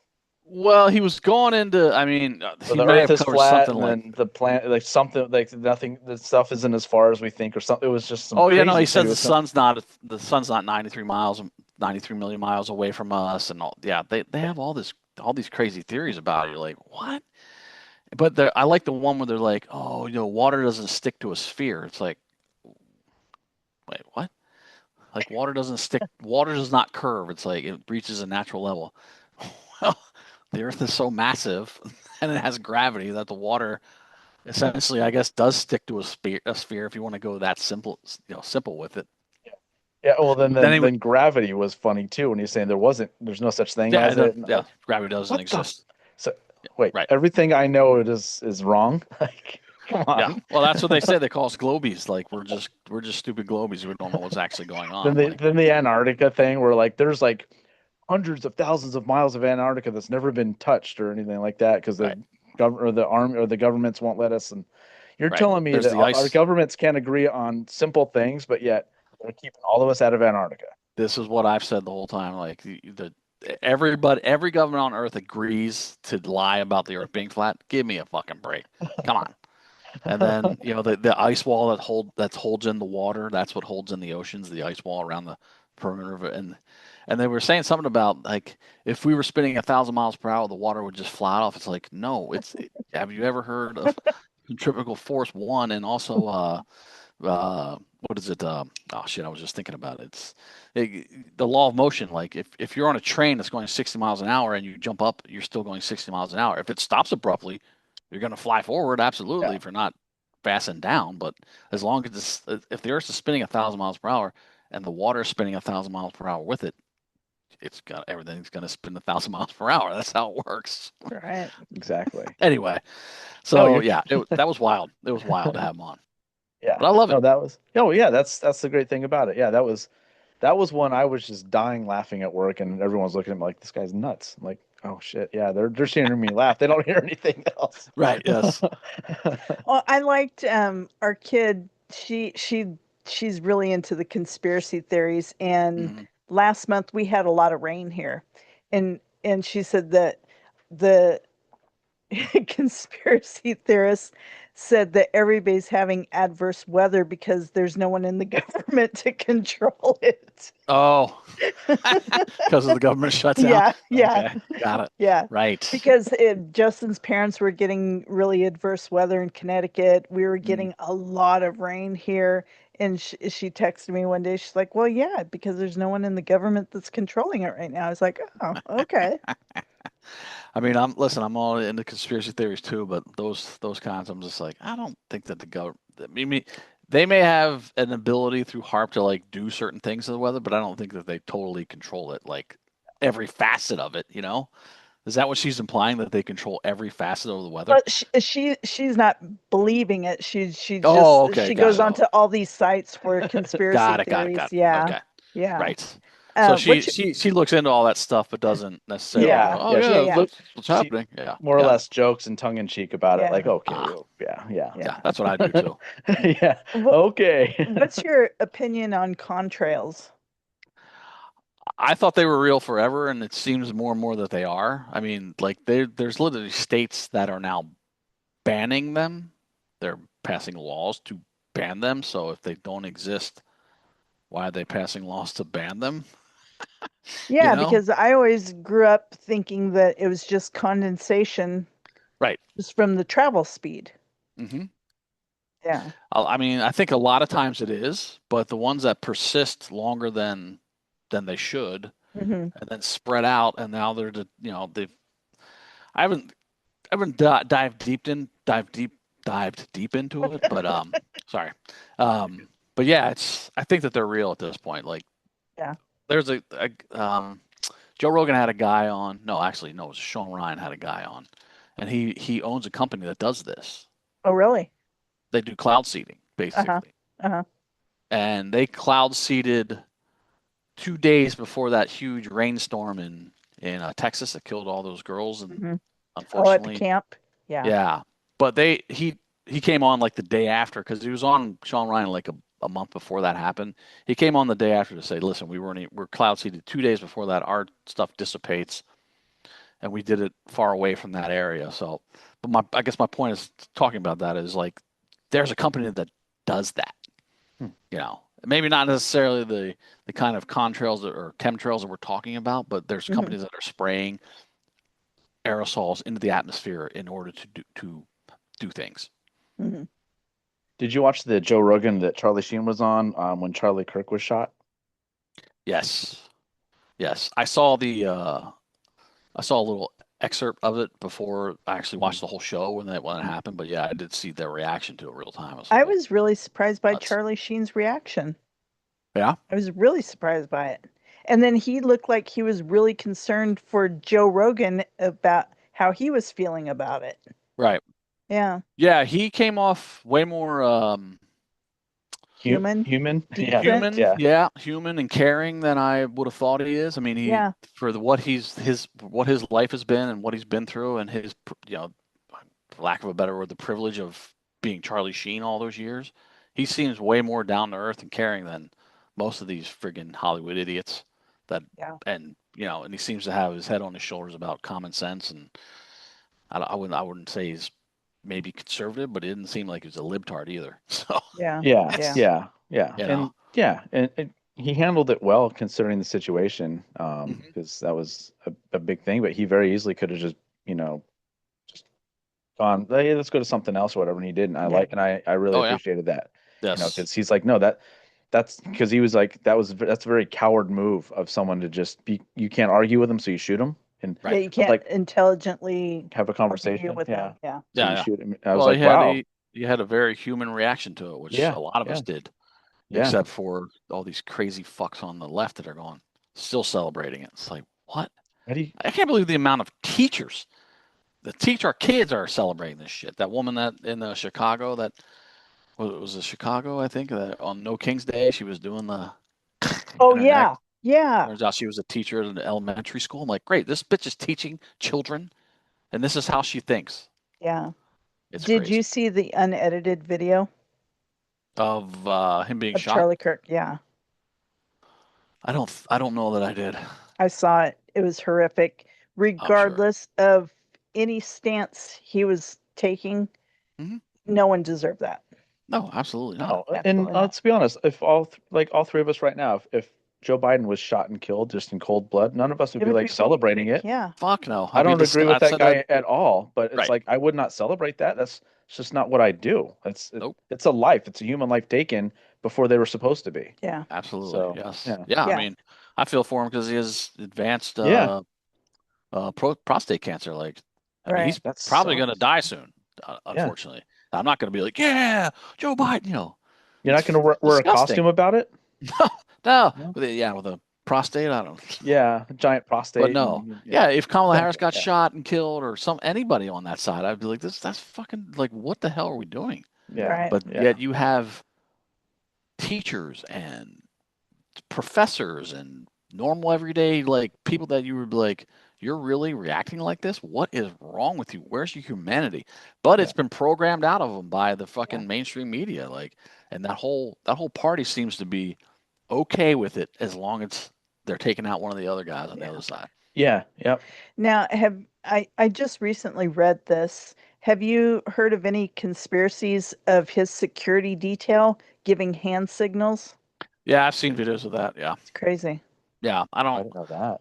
Yeah. Oh, wow. It just came out this week. Oh, okay.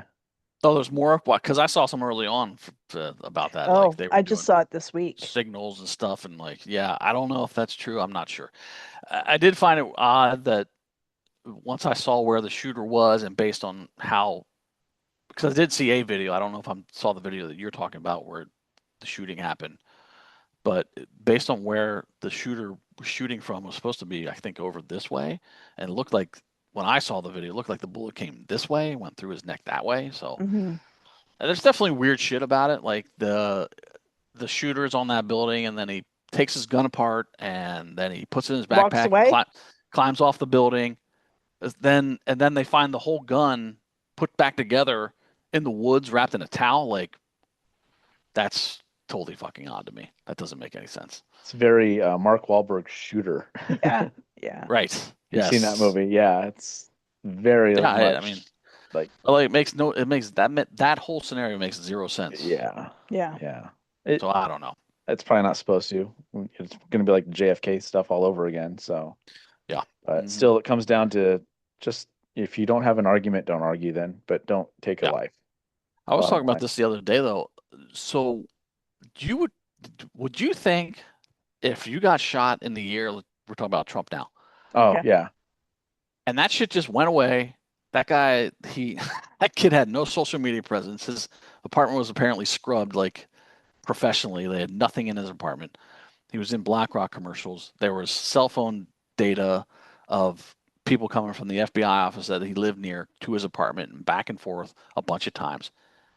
And then you got in, and I'm talking about Trump. If you got in the office, wouldn't that be your fucking number one priority to figure out who tried to kill you? Yeah. Trump doesn't talk about it. No one talks about it in that administration. Kash Patel, Trump, nobody speaks about it, and I don't think anything's being done about it. What the fuck is up with that? Like, what? That doesn't make any sense to me. yeah, Mhm. yeah. Yeah. No, that's a good point. Yeah, for It sure. makes zero sense. Yeah. I mean, Trump, you call Trump what he is. He's definitely an egomaniac. And if someone tried to shoot me, I'm not an ego. I don't think I'm an egomaniac. But if someone tried to shoot me and I became president, and I was running for president, that would be my number one priority. Who the fuck was this guy, and who was Yeah. involved with him? Yeah. And you don't hear anything about it. So maybe maybe in the background they're investigating it, but like, it's just strange the silence about that. Yeah, yeah. I don't know. That's Yeah. yeah. Well, and then I mean, speaking of that too, did you watch the 60 Minutes thing? No, I didn't see it, but I've already seen a couple of videos where they've edited Oh stuff. my God! Yeah. Yeah, it's crazy. I mean, he just sued 60 Minutes for doing that with Kamala, and then Right. they turn around and do it to him again. Right. And it's like, and like, you don't think he's going to release the whole video? Yeah. Like, Right. you think you can get away with this again? This is how brazen the mainstream media is. Like, Well, plus, it's insane. at the beginning of the video, she shakes his hand and says it's so good to get together with you. And then she's just absolutely brutal on him. Mhm. And you could tell by the look on her face, she's like, I don't want to be here. I don't like you. Yeah. Yeah. Yeah, the disdain is amazing, and you know, as I've been saying for many years, none of these people are journalists anymore. They're just fucking opinion. Yet they're just opinion people. Like they're not real journalists because they don't treat everyone the same. They don't ask tough follow up questions to any Democrats ever. It's just like, oh, okay. I did see Kamala Harris was being interviewed by an Australian journalist, and she was fucking tearing her up. It was great. Nice. It was great. Did you see that she said she wanted to do Joe Rogan's show, but they were playing games with her? Hmm. Yeah, Joe Rogan, he rebutted that real time. He's like, Yeah. they're just Okay, fucking okay, then lying. go on. Okay, then go on there now. You Right. know? Yeah. Yeah. What's stopping you now? She is not capable. It of would not doing last 5 minutes. Oh, I know. No. There's no way she could sit down for 3 hours with Joe Rogan. He would not let her slink out of anything. Like the misdirections she does. That's what that Australian journalist, she asked him, or she asked her, the Australian journalist asked her something about, oh, did you know Joe Biden was cognitively declined? Like the whole time we saw we all knew it once we saw the debate, but did you know that beforehand? And so she answers the question by saying, I ran against Donald Trump and da da da. She goes, this whole triad of bullshit, Her nothing coaching. to do with the question. Yeah, exactly. Right to her coaching. And then the lady's like, that's all well and good, but I didn't ask you that. I asked you about Joe Biden's cognitive decline, whether you Oh, and saw then it or she not. said that he was perfectly capable of another 4 years. Yeah. Yeah. Right. Yeah. Yeah. And now you got Gavin Newsom out here saying, "Oh, he was the best president ever," and I was fully in, That guy's scary. He's scary. Oh, he is He's scary diabolical. looking. He's scary. Just He's a fucking psychopath. That's what I'm saying. Yeah. I love. Do you guys follow Spencer Pratt? I know who he is. Okay. Oh, you should follow him on Instagram. Justin wouldn't have a clue. Okay. Yeah. So yeah, it's the reality show guy from back in the day, but his house burnt down in the Palisades. Right. Okay. And he is all up these people's ass. He's got the feds involved. Like they're suing Gavin Newsom. They're suing the state of California and Karen Bass Mhm. and the LAFD. Like they're going. Because he lived around all these high powered lawyers. And Right. all their houses burnt down. So he has his like free team of freaking huge lawyers that are all vested in taking fucking California down and Newsom. Wow. And like I said, they got the feds involved. They have I think Rick Scott. I think he's a Republican congressman or senator from California. One of those. Anyway, but it's great to watch. Every day he posts another video like they didn't fill the reservoirs and this, and they apparently there was a fire a week before that event happened in that same location where it started in the Palisades, and they let it smolder. So they left it still burning in the ground before that event happened. Like that's complete incompetence. Well, I mean, that's his motto, isn't it? Newscum, complete incompetence. You know, It should be. That's a slogan. They'd still vote should for be. him for some reason too. Oh even my if he God. said that, like, they're so backwards. Yeah. Yeah. Well, just like I said, that Prop 50 thing passed because they just fucking lied to everyone's face. Lie until it's too late. So, yep. Yeah. Yep. It's insane. What do you do? I'm so glad we're not in California anymore. I had to get out of there. I mean, growing up here, it's like, what is wrong with you guys over here? It's yeah. Like we had homeless people knocking on our door like all the time. Yeah, and I'm like, hey, what? You've got something in your trash can. Are you gonna keep that? I'm like, no, it's in the trash can. Can I have it? Knock yourself out. Yeah. Right. And I know it's just because they were casing the house, seeing if there's anything in there to steal or whatever. Because we're working, and they knew that. And the neighborhood we lived in, it was called Little Italy, and so it was all very old San Luis Obispo, and we were right next to the railroad tracks. And our block, there was only 3 houses on our side and 1 house on the other side. Man, that traffic just came and went, the homeless traffic, because on the other side of the tracks was the homeless shelter. And yeah, just all the time knocking on our door. You gonna keep that? Can I get this? Can I go through your trash? Like, whatever. Yeah, I was like, we need to like get a gun or two, and she's like, yeah, good luck with that. It's gonna take 6 months to even. I'm like, we got to get out of here. I can't Yeah. do this. Like, I I need to wish- go somewhere. I can just go somewhere, get a gun, and within a day, and we're good to go. Like, Yeah. or I mean, here we don't even need one. It's not nothing like that here. Yeah. Oh yeah, It's yeah, just, yeah, It was just so weird to me to go somewhere like that. That's just yeah. like, how do you just put up with this? And people are like, oh, you know, I feel bad for them. Like, they can Suicidal work. empathy. Yeah, Yeah. they can work. There's Mhm. no if they have a sign out there that says, you know, we'll work for food, then make them work. Don't give them food. Oh, exactly. Well, this is what I keep saying about all these places like LA and even the state of California, now New York. It's like, how bad does it have to get around you for you to go, wait a minute, I'm being lied to by these politicians. They never do anything to correct this, and they're making it fucking worse. Why do I keep voting for them? Like, how bad does it have to get? Yeah. How much shit has to be on the ground in San Francisco? I heard that San Francisco, like, they hired a Democrat mayor, but he's running it more like a Republican. They're starting to clean it up. They're enforcing laws again, apparently. So I have not verified that personally, but I've been A wolf in reading about sheep's that. clothing. That's what it's gonna take. So Yeah, I think that's what's going to happen. He's gonna look like a sheep until it gets voted in. And he's like, I'm actually a wolf, motherfuckers. We're gonna clean this place up. Yeah, and then Elon was just on Rogan again, so I'm listening to that episode. But, Oh yeah, we have that We saved. haven't We have watched not it watched yet. it yet. Yeah. I mean, it's always good because it's Elon, but he the section I'm listening to right now, he's going into this whole thing about San Francisco, about how the corrupt DAs are working with they all know the major drug dealers in the neighborhoods. They know who they are. And they don't bust them because they want them to continue to feed drugs to all these fucking people because it looks bad on the street. And then more money pours in for the homelessness, right? And it's all sent out to NGOs and everyone's profiting from it. And nothing's getting done for the homeless. And so they know that it's like this big vicious circle of they know who the drug dealers are. They know that they're causing problems, but they're letting them sell the drugs to the people. So they have zombies walking around and more money comes in from the state and whoever else, all these charities, and they go to the NGOs, and it's just a big money laundering scheme. I was like, yeah, that makes fucking sense. I mean, California lost $24 billion on the homelessness, and they can't account for it, and no one's asking about it. And what's sad is like there's all the time I'm like, why don't they just do this? And I'm like, well, because it makes sense what I'm saying. Because I'm like, why don't they just build places in the middle of the forest?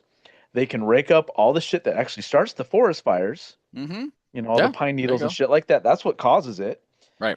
Get rid of all that. They can live in these barrack type places in the middle of the forest. They can clean them all up as they're doing it. They have free lodging, free food. But then I'm like, that makes way too much sense. They would never do something like that. It's such a simple concept. It makes too much sense. Well, they get everything free, and they get paid basically.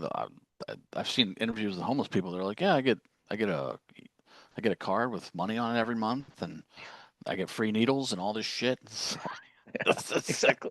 They have no incentive not to fucking to be a stand-up citizen. They don't care. Yeah, exactly. Until it gets taken away, and that's something that's going to have to happen. And I mean, I'm not, I know there's some real true homeless people, and that's what sucks for them. Sure, absolutely, yes. That's what sucks. It's the bad apples that screws it up for them. That makes people not, like us. That I just don't trust it. Right.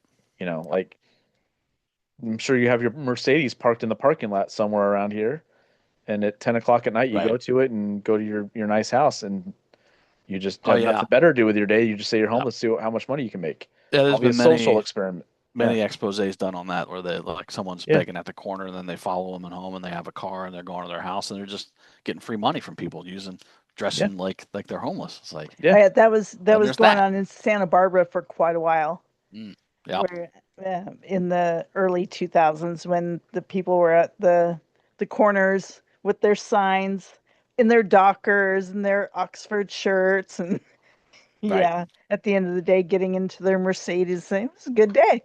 Jesus, that is crazy. Yeah, and I often thought about that too, about standing at the 101 exit in San Luis Obispo. I thought about before just standing there with a sign saying, "I'm not homeless. I just want money," and see how many people would give me money.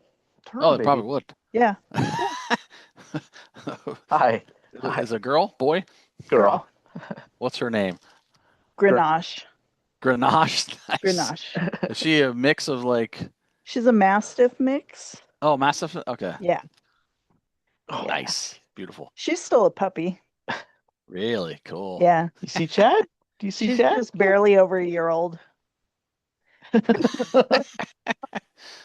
Grenache. I like that. Grenache.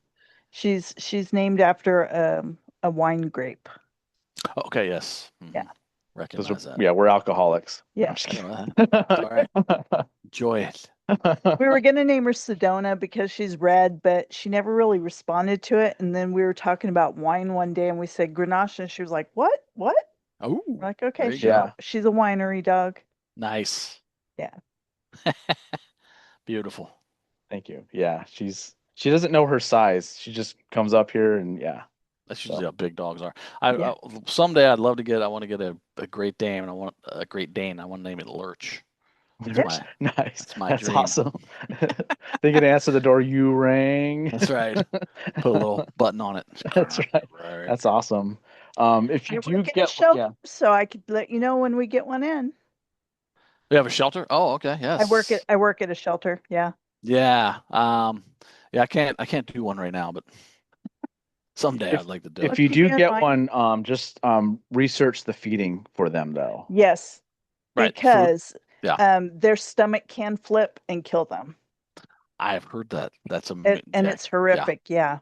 Oh, I bet it is. When I worked in San Luis Obispo, one of the officers was fostering a Great Dane, and I'd just been with him that evening. We went out to dinner, and then like 2 hours later, he called me just bawling, and I'm like, "What's wrong?" He's like, "The dog died," and I'm like, "What do you mean the dog died?" He's like, "I fed it, and his stomach flipped, and he died."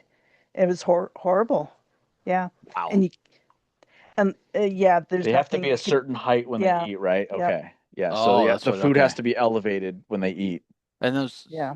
And not to be too gruesome. So, what about flipping the stomach kills them? Does the blood flow or something? Or I what? think so. Yeah. Okay. Yeah. Wow. Yeah. Everything's just It's all twisted around. The blood yeah, I'm starts trying flowing.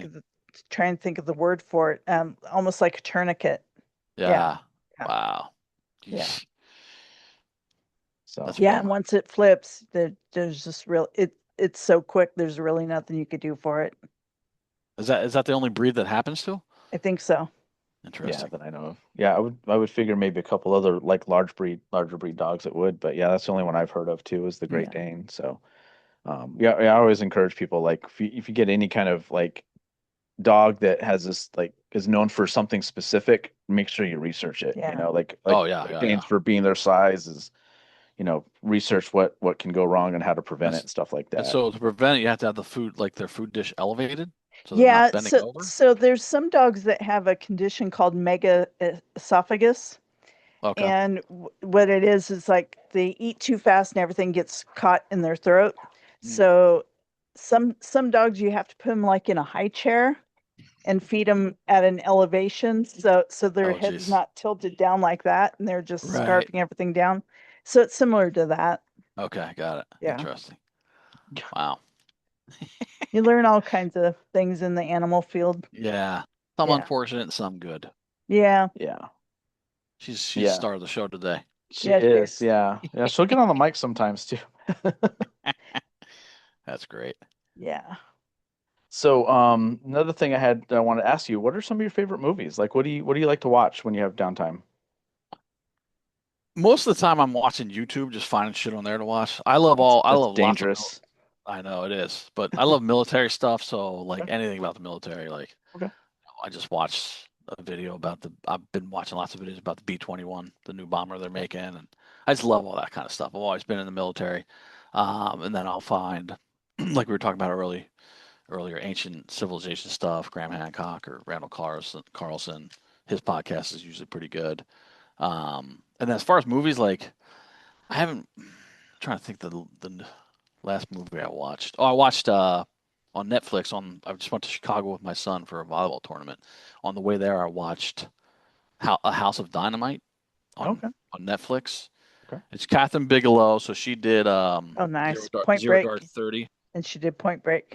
Yes, but she's starting to do like kind of more military movies lately. But this one is about what would happen right up to the detonation of a nuclear weapon in the United States. So it starts with a launch out of the Pacific. They don't know where it came from because their satellites missed the launch. And it's really good because it's intense. It's all about the human reaction to this and what will be going on in the chain of command and the different agencies that are tracking this and what they're trying to do to stop it and on up to the president. So it starts with like the Air Force base in Alaska that's tracking it, and they're going to send up the interceptors to try to take it out, which ultimately fail in the movie. Not to give anything away, but then it goes to the NSA is watching it. It's all these agencies. It's pretty cool, but it's anticlimactic, and maybe I shouldn't tell you this because it'll give it away. But at the end, you're just like, "No, God damn it, they didn't finish this." It just cuts off. You're like, "What happened?" So you got to watch it. It's good. Okay. But cool. And she did the Hurt Locker too, right? Yes. Was that the other one she did? Okay. Yeah. That was a good one. That was an intense one. I've never seen that one. Oh, Yeah. man, we'll watch that. Okay. It's Yeah. there's some. It's Jeremy Renner, right? Yeah, that was like one of his Yes. first big roles after The Town, I think.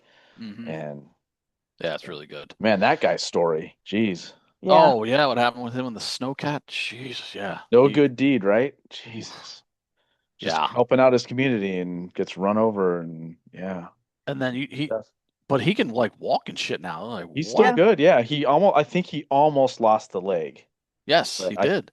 But he was on I think he was on Rogan or Brian, and he can walk pretty well now. Like you can't Yeah. even really tell Yeah, that what he's- he went through happened. Yeah, getting back to normal, or at Yeah. least as normal as it is. He's at least smarter now. So Yeah. Yeah. Crazy. But yeah, like some of my favorite movies are Step Brothers and Talladega Nights, like Will Ferrell and shake and John C. bake, Reilly. shake and bake. Exactly. I mean, Tom Cruise, put the fire out. Oh my God! I wish they make more movies. I heard that they don't like each other. Really? John Will C. Ferrell Reilly, and John Will C. Ferrell? Riley. Yeah. Huh. That's why I don't do movies together anymore. I'm like, dude, it sucks because they Interesting. were That so sucks. hilarious Yeah, That's together. interesting. I was just talking about Tropic Thunder today at work. I love that one too. That's so great. I think that's Tom Cruise's best role, and I love my Tom God, Cruise yeah. in movies, but he is so just not himself in that movie. It is so great. I've heard they're trying to make a movie based on that About character. him, about Les Yeah, Grossman. they Yeah, should. I know. Oh, he's so great. We need that so bad right now. Yeah. Did you watch Righteous Gemstones? Oh yes, I love that. Yes. Watched I all love the Danny seasons. McBride. He's awesome. Yes. Everything where it's like, "'Cause I'm Kenny fucking Powers." Oh, Eastbound and Down was amazing. Yes. Yeah. Yeah. Yes. Did you ever Yeah. watch Vice Principals? No, I've never watched that one. Oh, You should Is it watch good? that one. Okay. It's really good. Yeah. That's him Yeah. and Walton Goggins, right? Yeah. Yes. Oh Because my Walton God. Goggins is fucking hilarious too. He's Yeah. so funny. Oh, he's good. Yeah.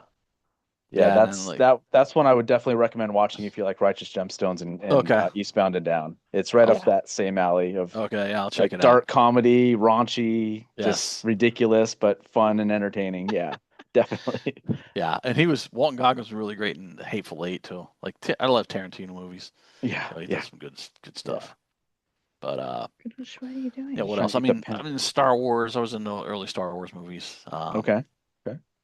And yeah, Step Brothers is probably one of my most favorite. I movies. love Step Brothers. Justin Yeah. doesn't like it. I love that Really? movie. Oh, Talladega no. Nights. I wasn't the biggest fan, but the drum set part was very like okay. That's a little close to home. Yeah, You got I that. can see yeah. my little brother pulling that shit. Yeah. Don't touch my Yes. fucking drum set, man. Oh my God, it's so great. So funny. And then I guess one of my overall favorite dramatic movies is Shawshank Redemption. I love Okay. that movie. I've never seen that either. Oh, And I've yeah, never seen so The worth Green a Mile. watch. Green Mile's Green great too. Yeah. Yeah. But Shawshank is awesome. Yes. Mm-hmm. That's good. Okay, cool. Yeah, I think we have very similar taste in movies, especially the Star Wars stuff and all that. Yeah. The early ones, I can't get Pass. prequels. Yeah, you I like know. you like Mandalorian though. Once Oh, Baby Yoda was on there, yeah. you were good. But but I Well, did they- like the you know. Gina Carano stuff. That's what turned me off from it. Yeah, but- sure. Well, then Disney just like, they totally friggin' wokeified it. It's just like, oh my God, why? Yeah. Why? I heard George Lucas is even regretting selling it now. He's Oh, I like, they've bet he just made is. so much bad stuff that the good stuff can't compete with the bad stuff they've done. He's like, I regret doing it. He's like, I had Yeah. so many other plans Oh, they're ruining. Yeah. yeah. So Yeah, I would hope that he reacted like that to what they've done. So Yeah. I feel good about that, but unfortunately, it is yeah, what it it's is. one of those that money maybe can't, or stuff doesn't have a price, because he Right. sold it. What was it, $4 billion or something like that? Yep. It's like, yeah, that's still a little low for I think what he's doing right Yeah. now. Well, he 'Cause made $4 billion off of before he sold it for $4 billion. So Well, it's and like, he owns the most popular place that people get their movies. Like the sound, the Skywalker sound is his, and right. he owned that. Yes. Every movie you see at the bottom says, Skywalker sound Yeah. was done there. It's like, yeah, he was easily making that money back. Yeah, we made part of Distance to Here right near Skywalker Ranch Oh, nice. up in Marin County. Yeah. Nice. Yeah. Cool. There's a studio that was on the same road, way up in the sticks. Mhm. We were out there, but it was a cool studio. But yeah, I was right across from Skywalker. I didn't get to go to Skywalker Ranch, but I was Wow. close to it. I love that album. Thank you. Yes. Yes. So good. All of your I mean, we put them on rotation all the Yeah. time. So good. Oh, thank you, man. And I Yeah. really, really, really try not to fanboy out with you, but you are so cool. I mean, Thank you you. have no Thanks. idea. You have no idea. Like when you agreed to come on ours and asked us to come on yours and all, it was just Yeah. like the highlight of my life. It was so Oh, cool. And so I cool. appreciate how cool you are with all that, and just Oh, like, hey, just man. It's all just good. you. I I know it's you appreciate it. being you, but I just appreciate it because Cool. to a 14-year-old kid, I was telling her before this even started, I'm like, if I went back in time and told my 14-year-old self right now that I'd be talking to Chad Gracey, be texting him and talking to him on our podcast, my 14-year-old self would be like, go fuck off. And there's no way. Yeah. And then I'd have been like, he's also not in live anymore. And I'd be like, you really go fuck yourself. Yeah. Yeah. So It's a whole fun situation. Take But yeah, off I that shirt appreciate before the band breaks up. yeah. Have you seen oh my god, why am I blanking? Is that the Wedding Singer? Wedding Singer? Yeah. Oh, You seen that yes, one? yes. Yeah. Yeah. Where she's Yeah. wearing the Van Halen shirt. He's Take like, off my "Oh, shirt that before you break shirt up the before- band. yeah. Right, yeah. That's so funny. That's a good movie too. Yeah. Yeah, Adam Sandler and Drew Barrymore had a nice little string of movies there that they did together. Yeah. 51st 51st, Dates. yeah. and- yeah. That one's really really heart touching. Like it's Yeah. cute, I guess you'd say, but it's cool. Yeah, yeah. That one was really cool just because of what they could do with it. It was kind of like a date or a romance movie of like Groundhog Day. Yes. That's the way I looked at it. It was Yeah, Groundhog like Day that. is a great movie too. Groundhog Day is great. Have you ever seen the movie while we're talking about that? It's called Boss Level. Boss Level. I don't think so. It's on What's Hulu. that? It might still be on Hulu. No, Mel good. Gibson's in it. Okay. Frank Grillo. Frank Grillo is the main guy, but he keeps waking up and he has to keep beating certain levels of this. Like it's like like when we used to play Mel video Gibson's games. like a and mob boss. You couldn't save it, so you had to just Oh, keep yeah. learning as you went each day or Right. each time you Yeah. played it, and keep my getting God. better. And it's kind of Yes. like that, but it's very psychological. It makes you think. Okay. But it's about Boss like Level. a father trying to impress his kid and all this other stuff. And it's a really like feel good movie, but it's got great dark comedy in it. Rob Gronkowski's in it, which is hilarious too. Okay. It's real quick. Cool. But it's called Boss Level. I definitely recommend checking that out. It's like It's like a violent Groundhog Day Okay. kind of. I'll check that out. Yeah, Boss Who Level. else? Yeah, but Mel Gibson's great in it because he plays a villain. Villain. More or Go less. figure. Okay. Yeah. Yeah, you just reminded me well- when I used to play video games, you had to fucking get through every level. You couldn't save it and just Yeah. Yeah. incrementally get through it. You had to freaking get every fucking move. I totally forgot about that because nowadays it's just like save, Save, messed I'll up. pick Go up back to that tomorrow where I point. was. Ding, ding, ding. Yeah. Yeah. Yeah. No, the first Super Mario Brothers, like, oh my God. Yeah. Cool. Like you get to the first flag. Oh, I beat. Oh, wait. Now I got to go in the sewer. And yeah, so yeah, it's based off of shit like that where you just got to Right. keep learning as you go. And yeah, the good old Kids have it days. so easy today. Right? For sure. Don't have to spend a quarter. Yeah. Well, what's a quarter worth anyway? Right. Remember, you used to make a phone Yeah. call for a dime. I remember those days. Oh God, and who Oh. wants to use a payphone now? Oh my God, yeah. I don't even know if that. There's still one down on Dana Point on this little beach. There's still a payphone. I take my kids down there and I'm like, this is a payphone. This is what we used to have to. What's They're like, what's You want to take a picture in front of the payphone, kids? Yeah. what's the area down there where the ocean meets a river and people surf and they It's don't move? it's a Liso Creek. That is That's right in so Laguna cool. Beach.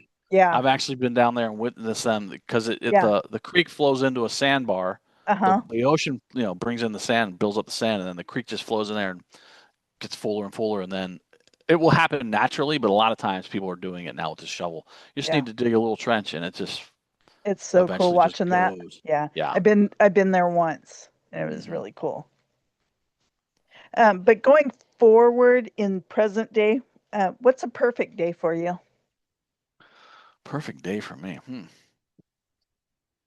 Wow, that's a good question. Right? She's hitting deep tonight. Yeah. The wine. Even though it's like it gets to be really challenging for me, not in a bad way, but like I love having my kids, and then after school it's like pulling activities, like just running all over the freaking place. But I love just being able to hang out with them and wake them up in the morning, take them to school. I get to do this every other week, so it's cool. But and then I have most of the day while they're at school, I can just hang out and chill, play video games, that kind of stuff. What do you like to play? And then I have a PS5. I've been playing lately. I've been playing friggin' Minecraft. Okay. Really? Just Yeah. by myself. Yeah. Yeah. I love playing my son. I used to play all the time, and he's kind of outgrown it. But yeah, And I he play just had a that. birthday, right?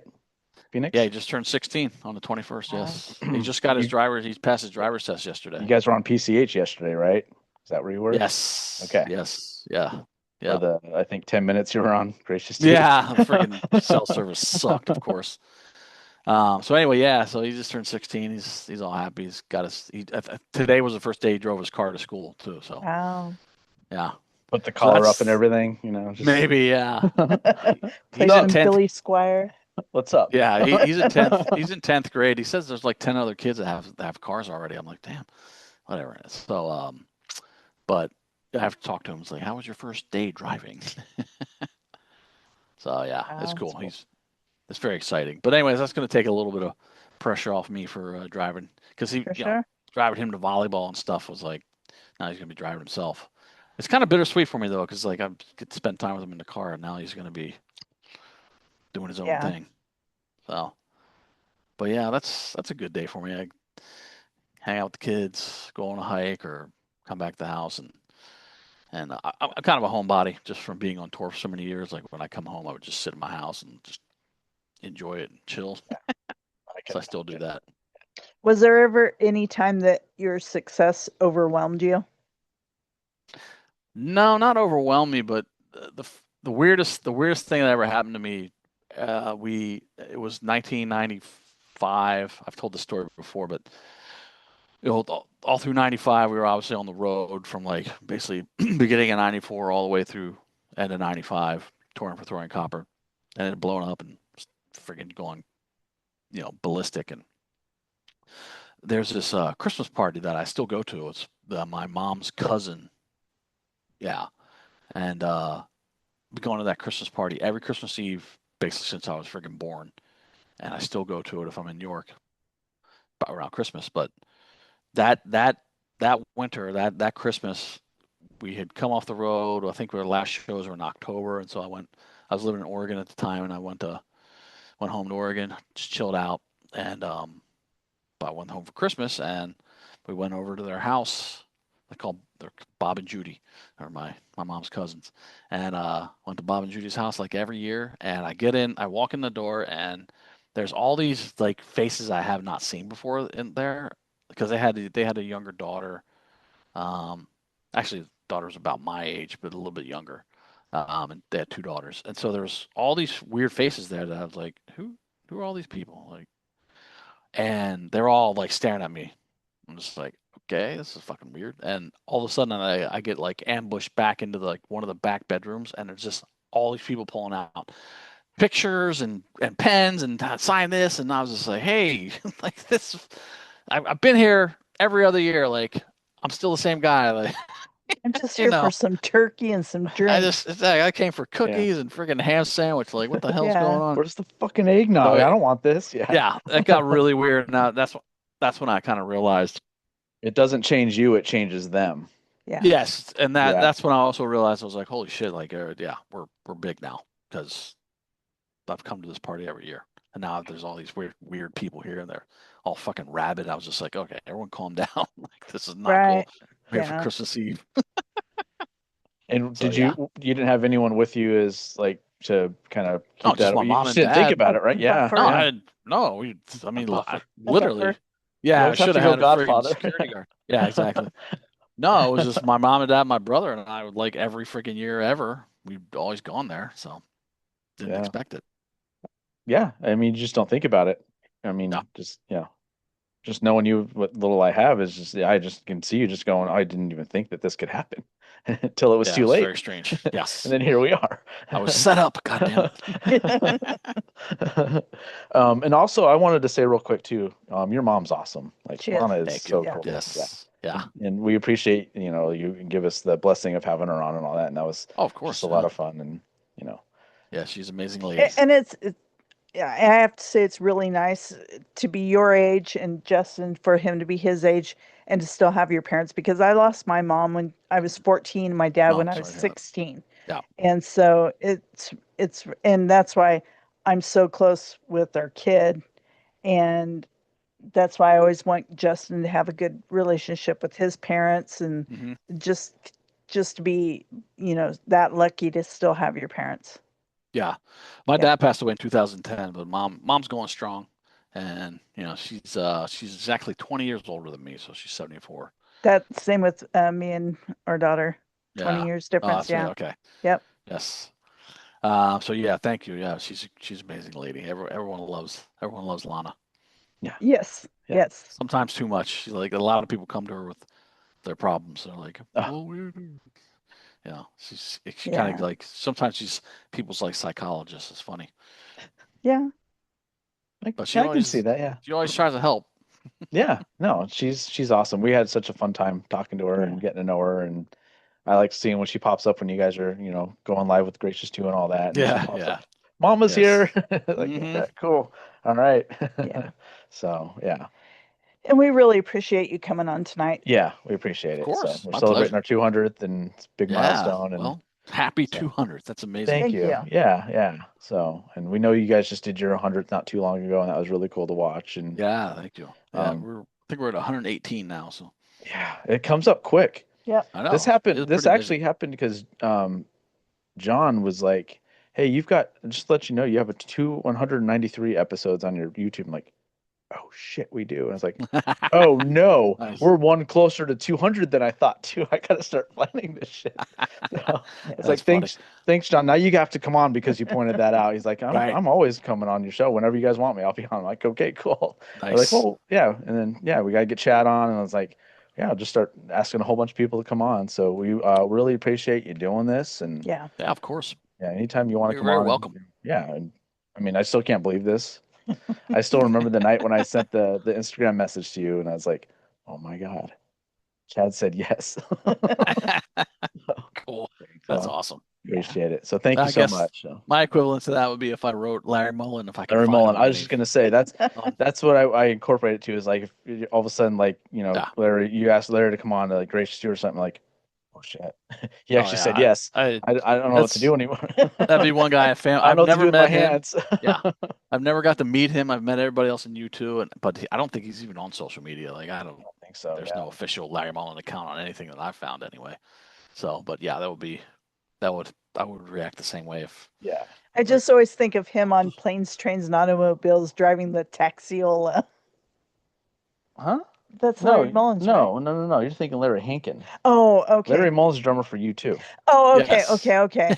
I was thinking, Larry yeah, Hankin's I was great too. But Larry Hankin's been on their show. He's awesome. Yes. Yeah. Sorry. Or no, he's on It's with all right. Jay. Yeah. It's all right.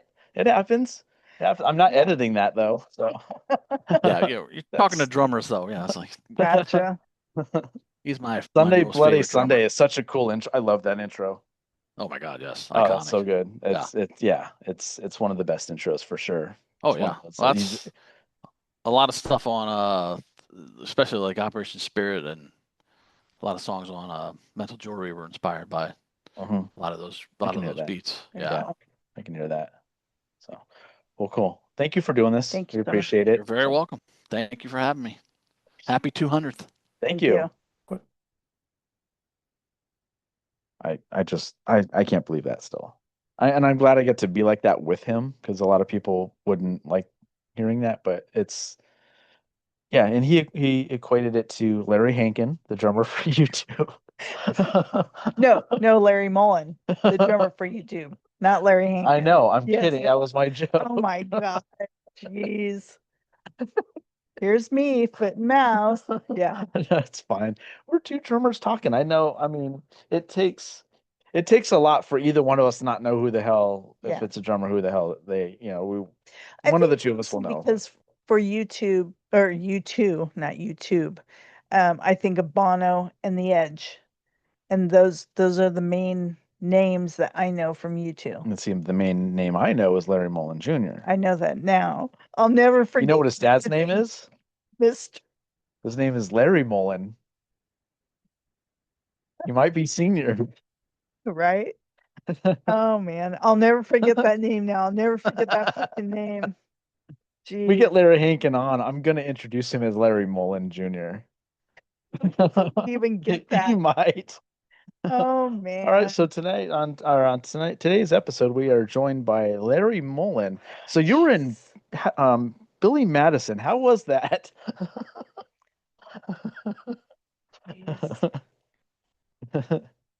Only me, right? It's fine. Only me. It's great. Would have been really great if Chad was like, "That's not the same guy." I'm never coming on here again. You do not know anything that you're talking about. I am done with this podcast. Fuck you. I immediately regret being on here for the last hour. God, no shit. Yeah. So Oh I man. just can't thank Chad enough for just how this started. It was Yeah. about a year ago. Yeah. Because we went on theirs on Thanksgiving week. Yeah. Because we were just alone. No one, I think everyone was on, like, all of our family was on vacation. Yeah, I they're in think then. Connecticut. Yeah. So we're just, we say that, yeah. I think we had him on about, you know what? It was, I think it was October 16th, because I think it was like the day before I had seen them in 2007. Oh, excuse me. Because remember, it was like within a day Yeah. of the anniversary. I was just like, it's one of those like, so just real quick, when I saw you was tomorrow would be like, I think it was said it was The like the 17th yeah. anniversary of when I saw Yeah. you or something. So I never got to see them. Yeah. hopefully you do. Yeah.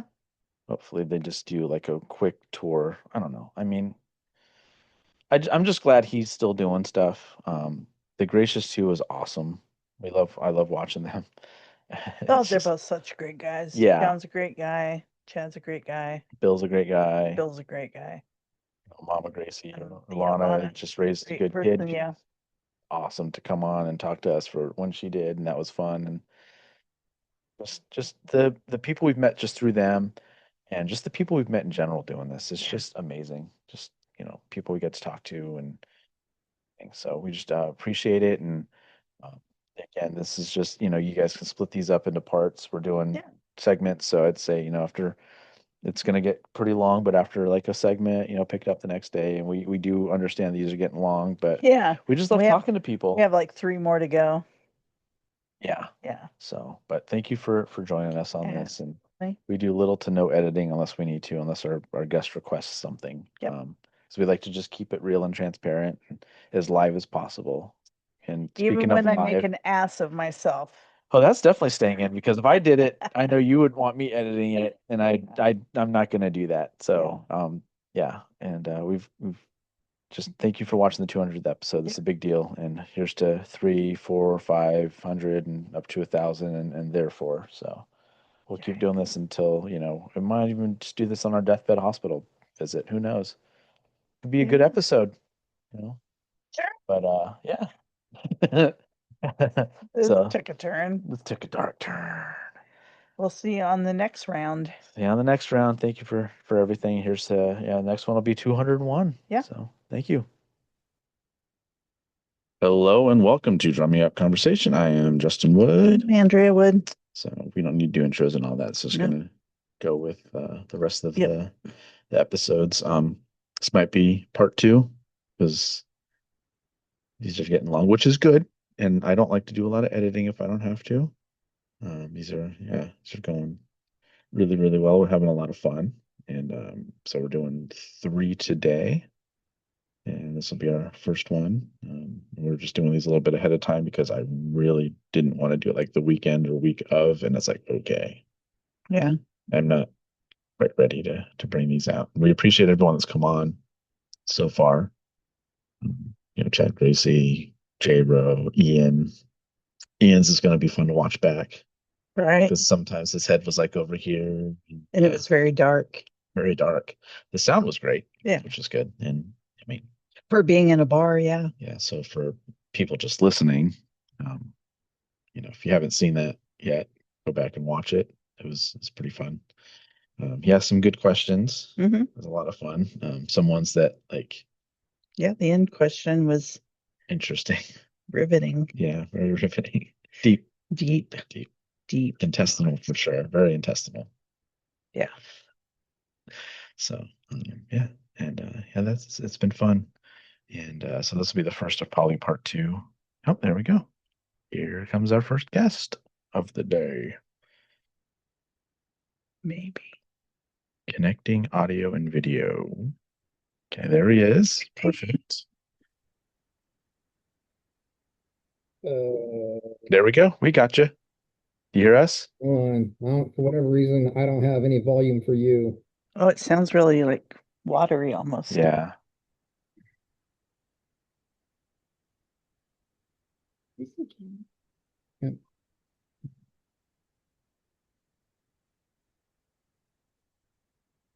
Say something. Something, anything, everything. Got it?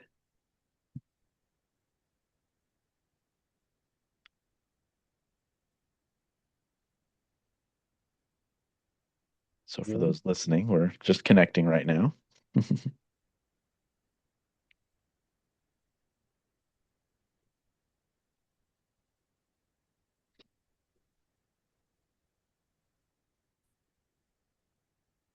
Yeah, no worries, dude. That's what we've learned from podcasting, and that's surprisingly we're 200 in doing this because there's been, and that's been the fun part about learning all this is like now we know what to ask people for if they're not connecting to something, like, hey, try this or check that, because sometimes like Bluetooth will be turned on, so it won't let you use your own microphone and shit like that. So yeah. Whatever. Brian, you're looking very dapper. Why, thank you. Yeah, you look like you should own like a speakeasy or a cigar bar or something. Exactly. I like your hair. It's what it does naturally. I just washed it. Thanks. Just how it falls now. You look distinguished. Thank you. That's what I was told when I first started going gray, and I've just kind of leaned into it, I guess. I've just kind of dealt with it too on the sides. The green's good for the middle, but I just can't keep up with the Thank sides God of that it. grows in naturally. Yeah, that green, yeah. Was that JRO we were talking to? When he met the girl with the blue hair, she's like, I color it. He's like, no shit.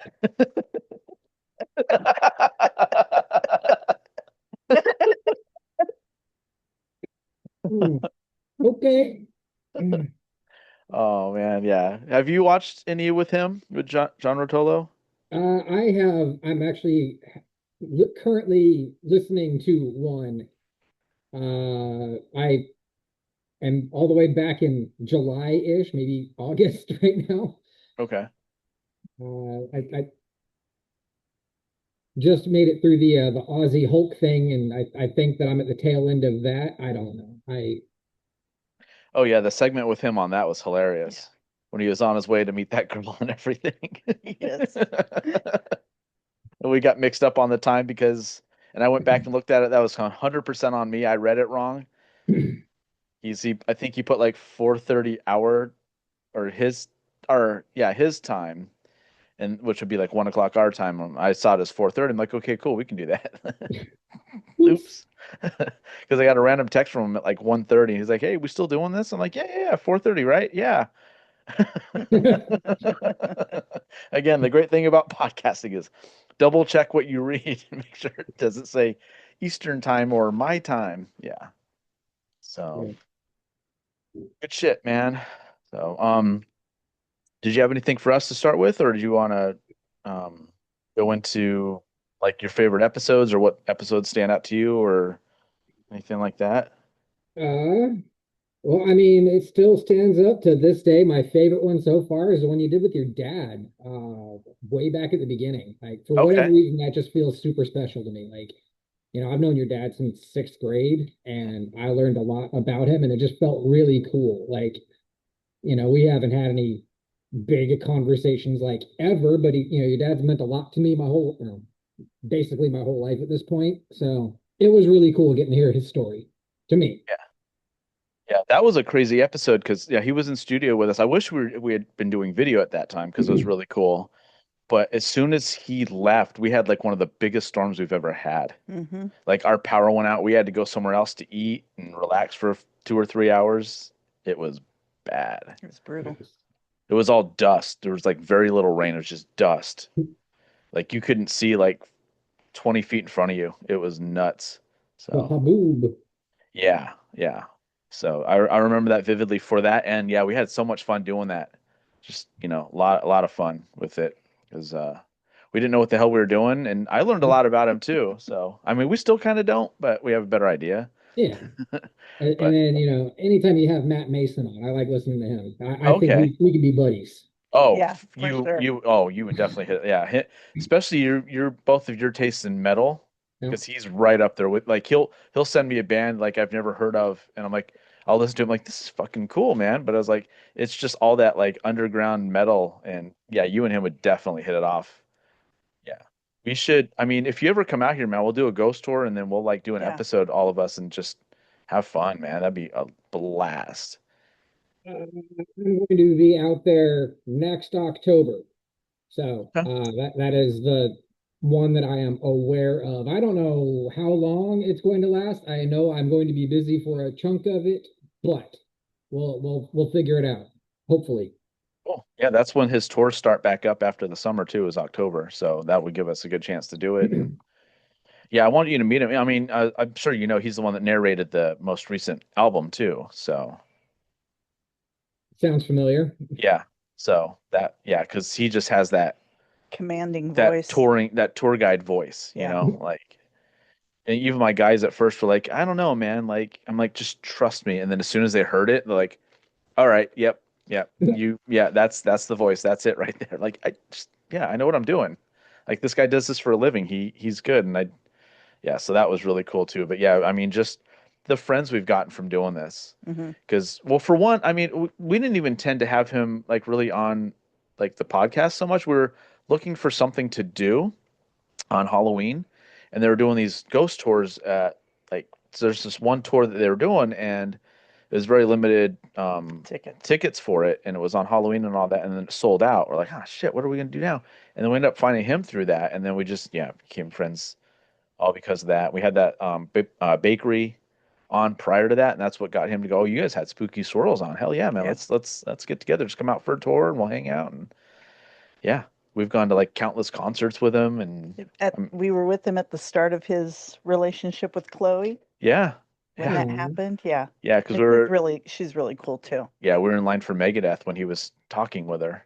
And actually, he was talking to her the first time, really, when we had them on for our annual Thanksgiving episode. Yeah.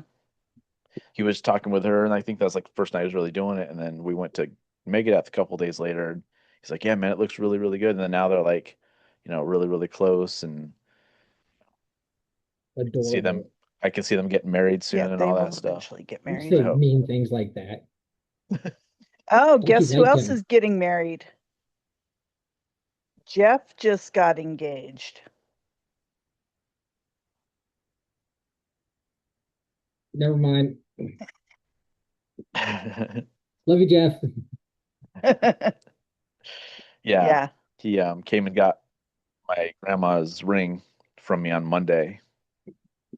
Wow. Yeah, I guess he proposed. What was it, Tuesday or Wednesday? Thursday? It's Okay, Thursday. Thursday. Yeah. Yeah. So. Yep. See how that goes. My older daughter, that is getting married. That's why I'm going to be in Arizona in October. Oh, okay. Are you going to be in the Valley area, or are you going to be up in Flagstaff? Valley. She lives in Mesa. Oh, in okay. Tempe. Oh, okay. All right. Yeah, man. I mean, I'll probably have to go to Flagstaff to see the mother-in-law and whatnot, but the bulk of the time should be committed to Valley-ish area. Nice. You won't get hassled at the wedding. Well, I got plans. We'll see. Gotcha. I mean, I'm sure hassling will happen, but we'll see. It's important enough that I'm going to put up with it and try not to, let it bother me too much. For sure. How's Florida been? Oh, I like it here. It's interesting. It's got some quirks to it.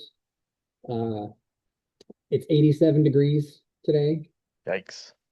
Yeah. And then on Tuesday, apparently there is a iguana dropping warning. What? I was waiting for that.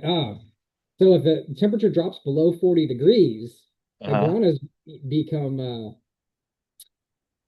dormant. Okay. And they fall out of trees. And I guess they've been known to fall onto people, or you go out in your yard and there's a 3-foot iguana that looks dead, but it's just too cold to function. Oh. So that's a thing here. Interesting. It's kind of cool. It's scary too, because if you're driving and it just falls on your windshield or something. Well, at least people are aware that they're still alive, so don't do anything they make stupid a big with deal them. about that. Yeah, don't like throw them in a pool or something, or water, or in a trash can or something. That'd be. Well, I mean, they're invasive. You're supposed to, dispatch them if you find them. Yeah. Okay.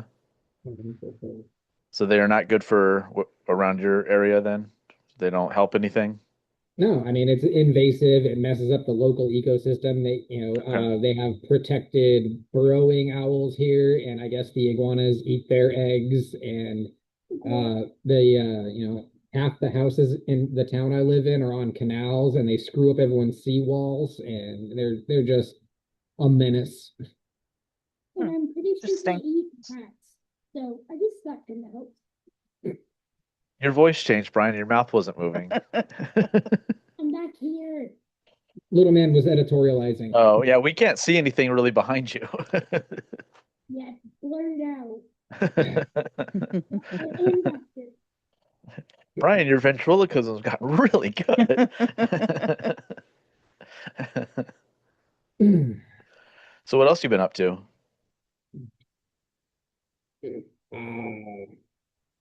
Not a whole lot else. I mean, I work and I come home and I'm tired. We just mowed the lawn. And we do lawn maintenance, and I'm trying to find space for hobbies. I've been firing the 3D printer up. I want to start riding the motorcycle now that it's not rainy season any longer, but it's the only time I have where I'm not working is either the middle of the night or the weekends where I have childcare duty. So we'll get there. I'm considering adding to the guitar collection, but this time I think I want to build my dream guitar. Working on that. I'm working up the courage to spend the money to do it, because even building it myself is going to cost north of $1,000. Wow. That's terrifying. Go the Brian May method. You build your own guitars.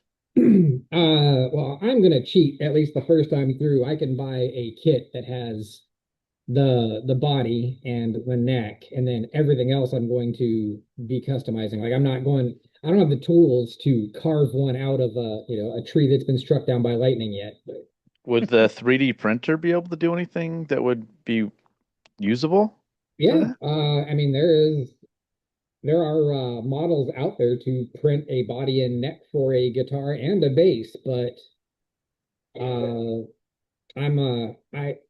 I haven't seen a body I like out there for that yet. And again, I'm not there in my my journey on that thing. Like I can get a model, I can modify one, and I can even design simple things, but uh I'm not there. Like, I was looking like because I plan to modify the electronics cavities on an existing guitar, which means that I'll need a new cover. And if I don't carve it out to be the shape of an existing model's cavity, then yeah, I'm gonna have to print my own new cover for it. So, that could come in handy. But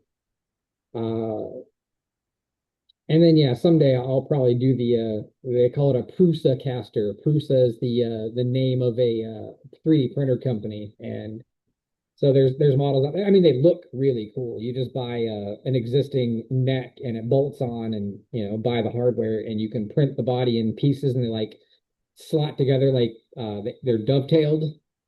And I'll have to show you a picture. They are cool looking, but it's you know me. I like pointy, weird guitars, and these are more Yeah. strat shaped guitars. Though someone does have a Warlock model out there, but I got enough Warlocks. I'm veering from the Warlock thing all of a sudden. I mean, yeah, I was thinking, yeah, you probably find something that's similar to like what BC Rich does, but has its own like style to it. And is it difficult to make the like the proofs or whatever for the 3D printers? Make what? Like what you use to have like to print with? Because you go somewhere and you find like a design. Do you know how to make those at all, or are those difficult to do? I can do simple things. Like I've got a few designs that I've done. I even have one that I posted up on a board for other people that were interested because one of my airsoft guns I bought a neat scope for, and I don't know if you know anything about adjustable zoom scopes, but they make a lever to make it so you can zoom it really easily instead of having to grab a little ring like you would a camera. You can grab a lever and you can move it really quickly. They didn't make such a thing for the model of scope I had. And I reached out to the company that made the scope, and they had other levers, but not for mine. I was like, hey, is this a thing you guys are going to do? And they said, no, it would be too difficult because of the shape. So I actually originally bought my first 3D printer to make that for myself because it was $80 and I like a challenge. So first thing I ever designed and printed was the lever to adjust the zoom on my airsoft rifle scope. I burned a lot of money and a lot of time. But yeah, I think I'm at, we have a little the girls, they do crystal 3D models. I don't know if you're seeing those, like you stack the layers up.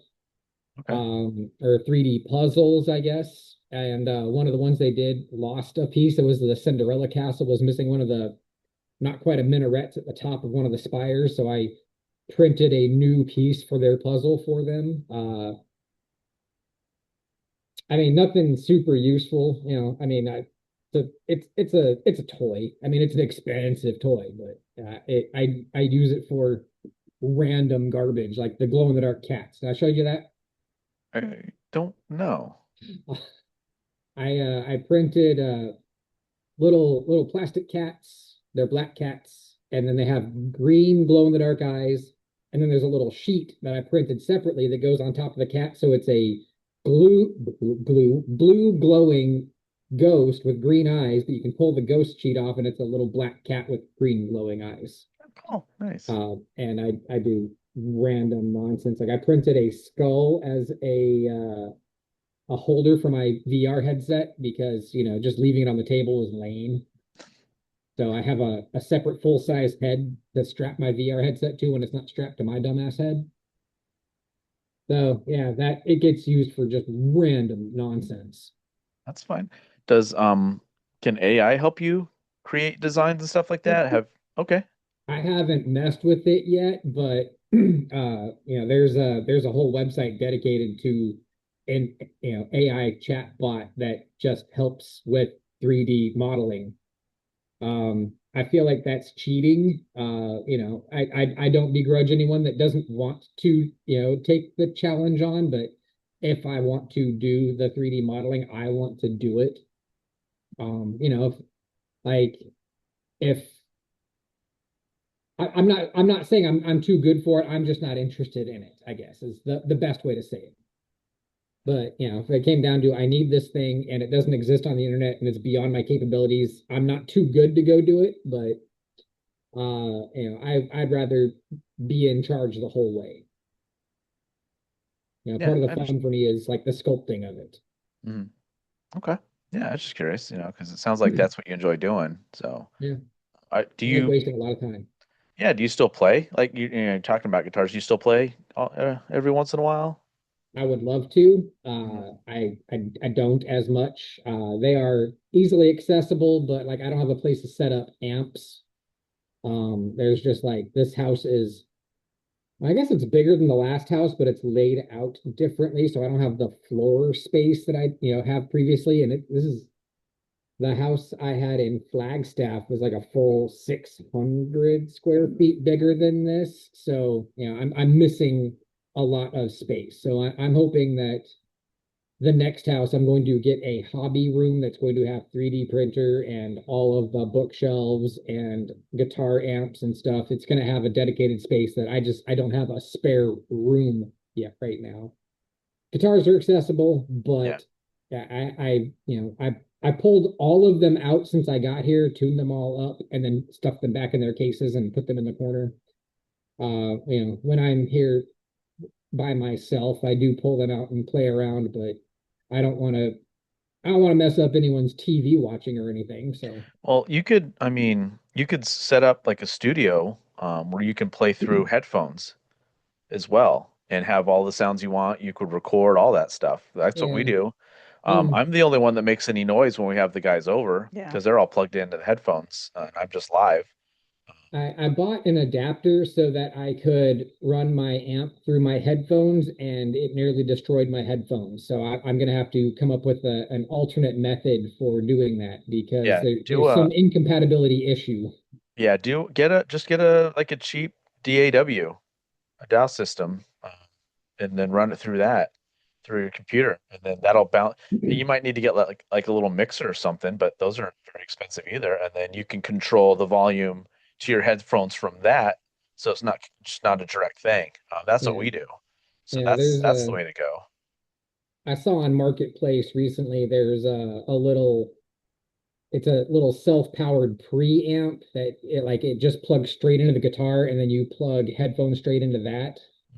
Um, I didn't act fast enough, but the guy was selling a guitar and a bass version for $60 for the set. I'm like, ooh, I just never got around to it. But that's probably going to be the next thing is getting a thing so that I can play quietly to myself. And then I would probably do it more. I just don't want to. I don't want to make too much noise for other people Yeah, I anymore mean, because I used yeah, to thrive on that. yeah. If you have any questions, ask me, and I can. If I can't help you, I can put you in the right direction because there's very inexpensive ways to do that, and you can have fun with it. So Yeah. hell, it's something that like if down the road you come up with something, you can send it to me. I can put drums to it. Like it's that easy. Like that's what I love about it. So because I've gotten really good at like mixing and mastering and all that too. So you could essentially send me something really rough and raw, and I could clean it up and put drums to it, send it back to you, and then there's a song. So. Well, I'm gonna get my money worth. I paid for my kid to be an audio engineer, so I'm gonna send it to him, make him do Oh yeah, there you go. Yeah. it. I paid for that degree.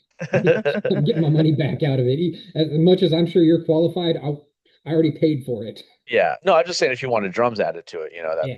But yeah, I mean you can get like a little mixer, and those usually have headphone plugins, and you have your own volume for it, so you can turn up, turn down, however you want, and you should. I mean, you're good to go, and just get like if you wanted to get a recording software, but those are pretty inexpensive now, or even some of them are free. Like I think Reaper is essentially free, and I've heard great things about it. So yeah, I mean that's something you can do, and then you're not disturbing anyone. You can have fun with it. You can plug and play pretty much. So Yeah.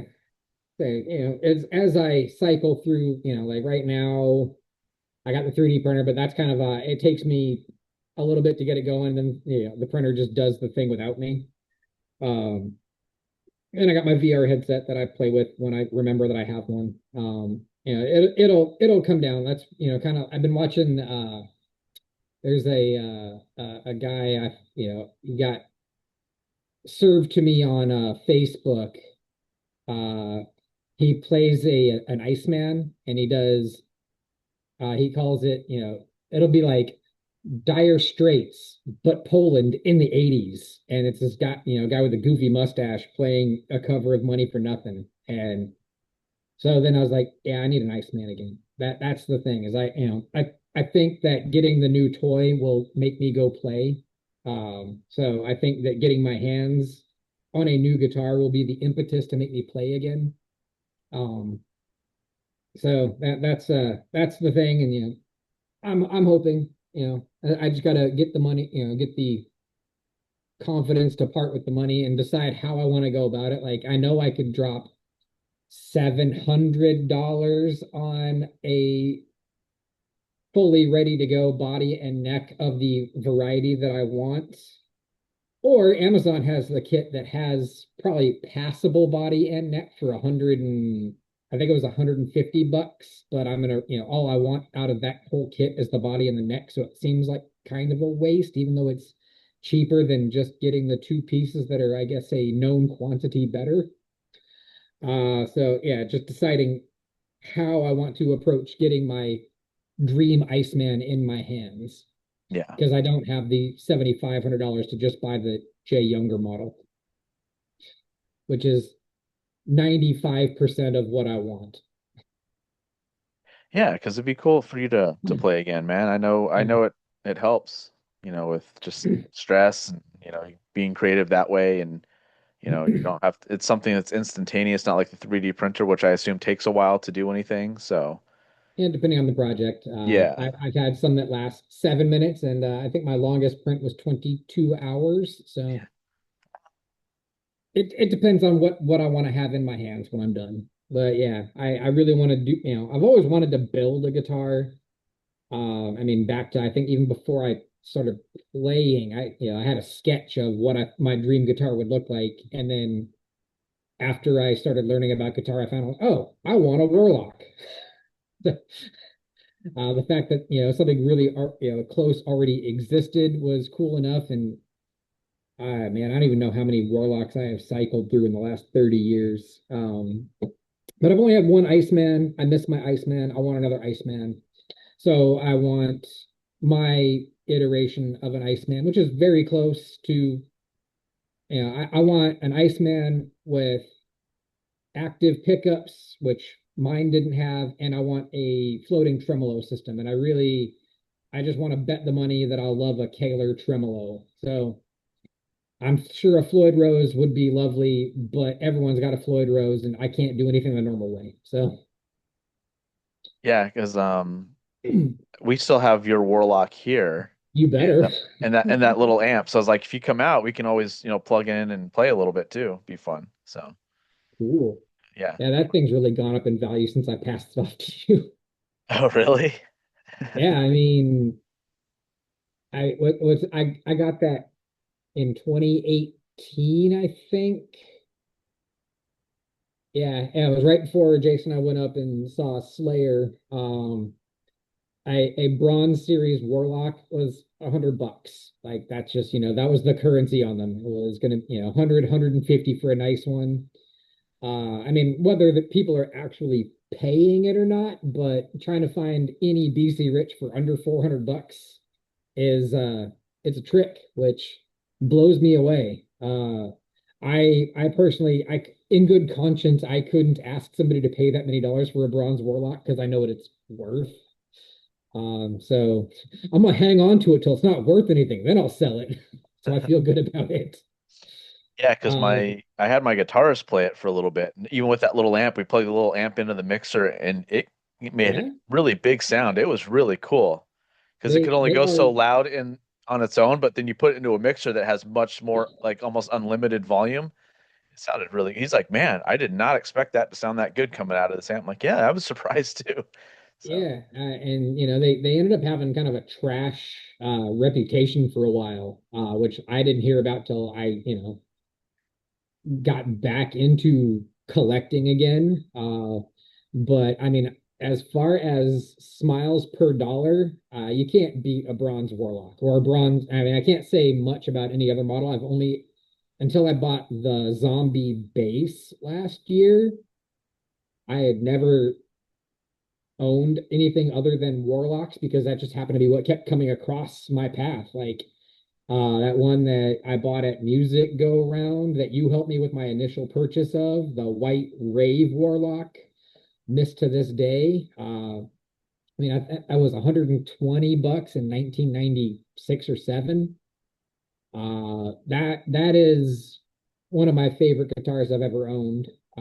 Cheap, I mean, just cheap and cheerful, and they are awesome.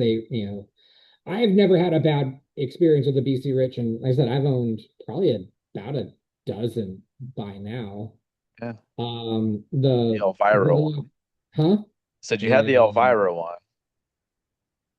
I keep shopping for another one. Yeah. There's one for sale, not too far from me for $5,000. Oh, Yeah. What But number it's was signed by yours? Elvira. Huh?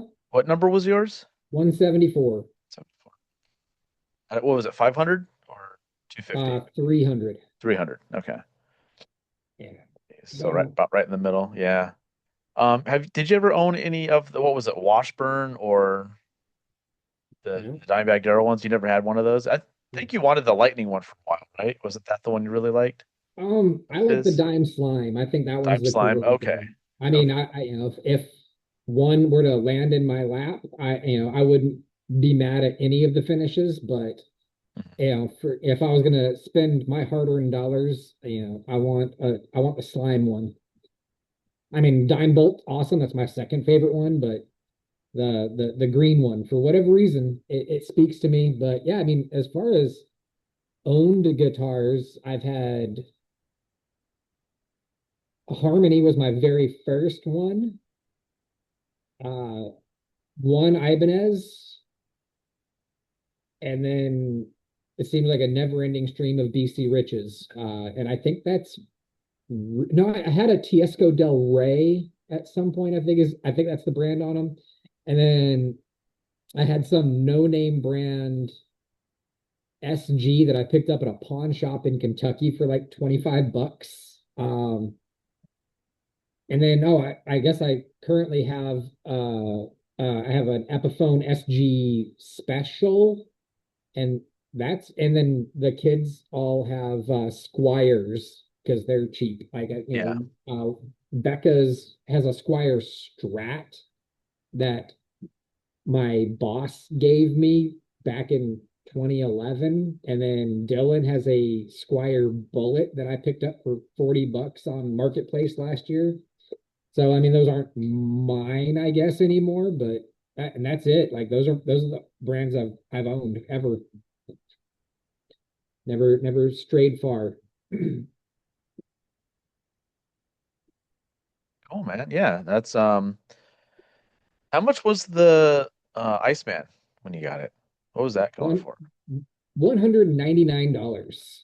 Because I remember that's because technically, like, you can't get the real Paul Stanley one because it's called something else. That was just like his model because he couldn't get, I guess, something with the rights. He couldn't get the rights from, what was it, Epiphone or No, who made? Ibanez is Oh, Ibanez. That's right. Jeez. Yeah, he couldn't get the rights from Ibanez, so I think so it was something weird with it, and that's why they called it the Iceman. Oh I heard no, I something mean about it recently. Iceman predates Paul Stanley. Okay, It because wasn't he his did the mirror. design. Yeah, he did the Yeah, mirror, his is right? the Yeah, mirror ball. yeah, yeah. So I remember hearing there's something with like the rights for it, so they ended up calling it something else. So because he wanted his own version of it, whatever.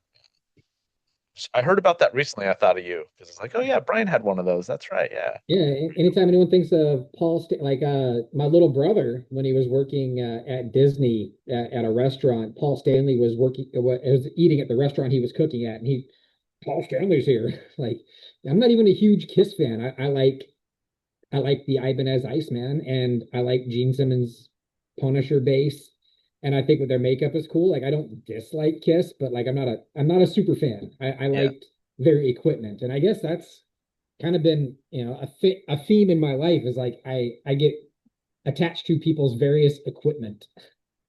Yeah. Because Blackie Lawless is known for BC Rich, so I'm pretty sure that's what he's always played. Because every time I see him, he's always I think he has a Warlock that he's playing.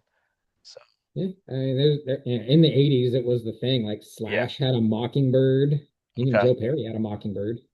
Yeah, Dave Mustaine played BC Rich for a while. Then he went to Jackson. There's a picture somewhere of James Hetfield with a BC Rich. Um, he played it once on stage. Very rare photo, but I've seen it. Yeah, 'cause he There, likes that like 200-pound Explorer, so it's so yeah, fucking heavy.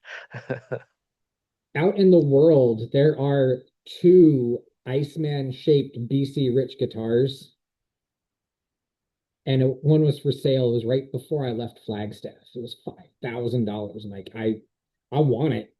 I don't want it that much. It went to a chick that plays in a band called Escuela Grind. So because I already knew who they were, but I started following them so I could watch her play in the Iceman. It was kind of a funny little coincidence. Like I heard about them on Liquid Metal.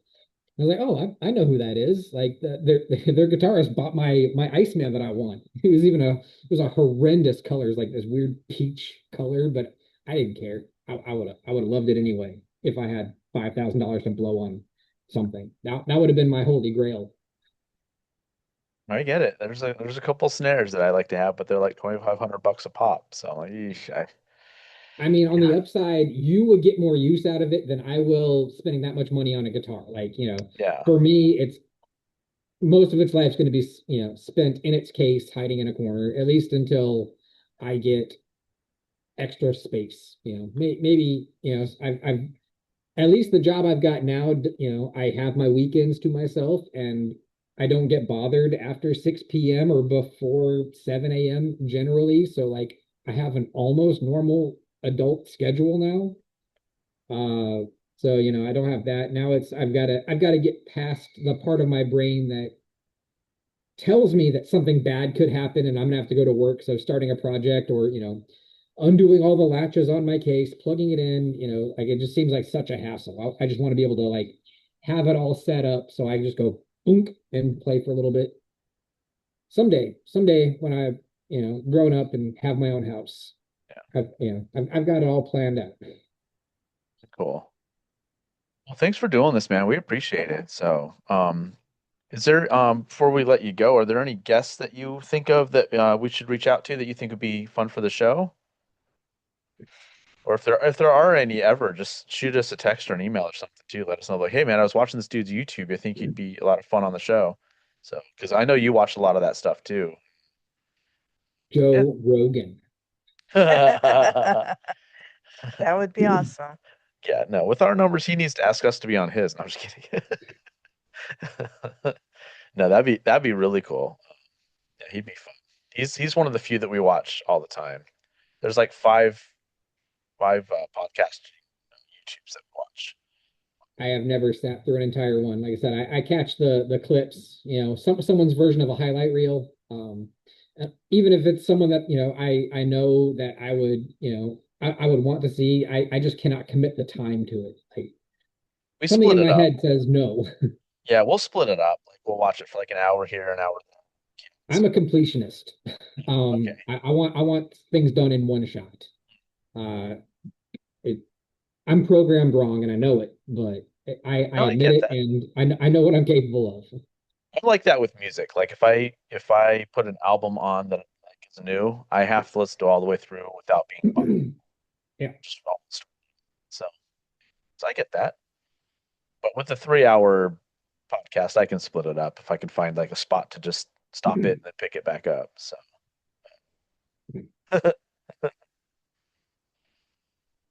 Hey, I see you for right now. You're close enough, I guess. Oh, there he goes. Well, cool, man. We appreciate you doing this, and Yes. yeah, man. If you ever want to come on and talk about anything, you know, it's doors always open for you to come on. So Awesome. Appreciate it. really enjoy the episodes with you and all those. We'll pick those back up again soon. So You don't have to lie to me. It's fine. oh no, you need to. It's been a while, so yeah, man. We appreciate it. So thank you. Anytime. Hello and welcome to Drumming Up Conversation. I'm Justin Wood. I'm Andrew Wood. So this one is going to be with El Kiddo, one of our longest listeners, watchers, and guests. Yep. She's been with us pretty much since the beginning. And we're doing these little intros too because it helps me with editing. And I know when the different segments have stopped and started. So Gotcha. that's why I'm doing this. It's more of a buffer. A buffer. No, more like just like a landmark kind of a thing. And I know where to. Okay, there's the next one. Cool. So I can piece it together because once I start putting everything together, it just helps with like getting the different transitions from one to the other because the program I use and everything. So. And it's getting to be that time of the year where it's freezing in this room. Well, we also forgot to turn the AC up when we left on Thursday. So And that I didn't had help. my Chucky socks on. I have my sweater on. Yeah. Yep. Rather than just replace the ceiling fan, we just keep living with it. I mean, it's nice because when we turn on the or when this is on, we just wear sweaters and jackets and stuff. We don't get to wear them too often. Yeah. Hello, can you hear us? Yeah. Would you Yeah, go can you hear me? Yeah. Would you go landscape, please? Or are you on your computer? I'm on my phone. Oh, okay. There we go. Better? Better. Yes. Yeah. That works. That helps. Yeah. It's freezing in here. So I got my Chucky socks on and my sweater on. Nice. Are those the same glasses or did you get new ones? Same ones. I like them. They look really good on you. Thank you. I think they just look different through video. Maybe. Probably. How was your day? Good. I'm glad I'm home. Yeah. Mm-hmm. Yeah, we're glad to be home too, kind of. I was just gonna say you're back home, right? Yeah. No, we just moved everything to their house. Yeah, we put up the curtains and everything. Brought the couch. Turned their house into our podcast room. You walked into that one. Yeah. I don't know. Maybe you did put up curtains for them. We should. It would Did you save have money. your Christmas themed ones up? No, we never did it. We didn't do it. We haven't done it the last couple times. Mm-mm. Yeah, I mean it's easier too when the sun goes down earlier. So Yeah. during the summer we probably would. Yeah. But right now it's just it's 5:30 and we've just pretty much gotten home and settled anyway and the sun's going down. So it sucks that it's been just a little too cool each time we've been there to go swimming. Right. Yeah. I'm upset about not swimming at all this year. Yeah. Yeah. we'll be in better shape next year too. For sure. I saw in our forecast we're supposed to have rain next Friday and drop into the 70s. Yeah. Looking forward to that. Nice. Yep. Woo! Nice. Can't wait. Get winter finally. Mm-hmm. For I would sure. love to see snow on Santan Mountain. That would be awesome. It's been a couple of years. Yeah. Probably like what, 3 or 4 maybe? Or no, I'm thinking on the superstitions. Yeah. Yeah. It was brief last year, but for it to stay like when we first It was moved like here, April or May last year was superstition last year when we had that really, really cold spell in like April, whatever it was. Yeah, that was cool. Well, first off, we wanted to thank you for pretty much riding along with us for the 200 for the most part. Yeah. You're here from the Absolutely. beginning, so Didn't think we'd Yep. get to 50. So And look at us now, 200. Yeah. Woo. yeah. Woo. So do you have any favorite episodes that you've listened that you weren't a part of? That I wasn't really a part of. I mean, I always like any time that you're talking about wine.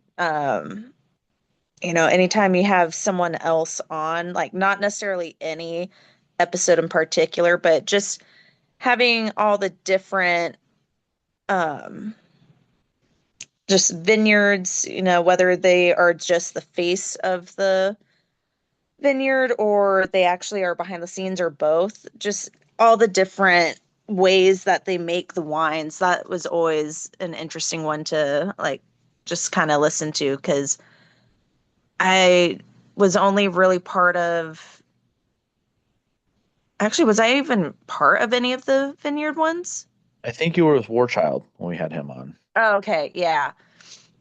But like when we went down south and toured that winery, like that was just so interesting to see how long it takes to grow everything and what goes into like the fermenting process and all that, and how different grapes produce the different flavors. So just all of those were always interesting. Yeah, that was fun doing that. Getting to The eat the actual grapes tour. from getting to eat the Mhm. grapes from the vine and then having it straight from the barrel was really cool too. Mhm. They, like Mhm. just how cool that was. That was a lot of fun. So Yeah, and just also considering I never thought you could eat wine grapes. I was under the assumption that you could not either, because that's what I was always told from my dad. Mhm. Yeah. That they had to go through that process before Yeah. you could have them. So to be able to do that right off the vine was so awesome. Now I'm wondering if we could actually have pistachios right off the tree, because I was always told we couldn't do that either. Right?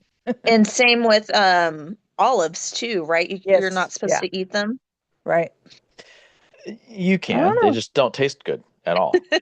No, it tastes like eating chalk. Oh. Oh. And they No, have thank you. pits, which is no fun either. Yeah, but you can. I mean, maybe at different stages you can't so much, but you can as they get ready Mhm. to be picked. So, Our whole life was a lie. yep. I know. I know. I don't know what to believe anymore. Right? So we heard you had some trivia. Who, me? Yeah, did you have trivia I or thought no? mom had trivia for me. Oh, I we're have doing that. We're trivia doing for it on Papa. on another episode. Oh, okay. Oh, okay. Right. Yeah. That's why I was asking. It's like, are you doing it? Who's doing it? So Oh no, I we don't have talked about anything. you both like Double teaming up, teaming. Yeah. teaming up against me for it. So yeah, we'll do it another time. Yeah, That's we'll do something. that another time. There's endless amounts of trivia. So Yeah. For sure. Mhm.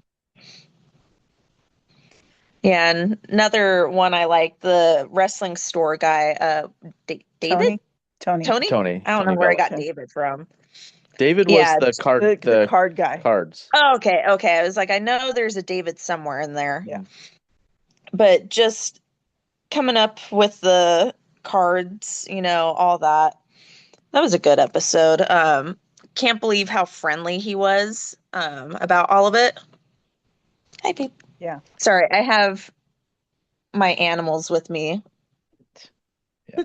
Yeah, no, that was a fun one because we didn't expect to get an episode out of it. We just want to go to the Right. store for so long. Yeah. And I mean, just super cool store. I'm really excited about the new one. That's going to be fun. Yeah. I know, it's going to be so nice. And I looked it up on the maps. It's just like down the street, it looks like, but just a bigger building, because I think it was an old dentist office, I think I told you. Oh, okay. At least based Yeah. on the pictures. Mm-hmm. But it's going to be huge compared to what he's in now. Cool. Huge. Good. That'd be nice. Yeah. Yes.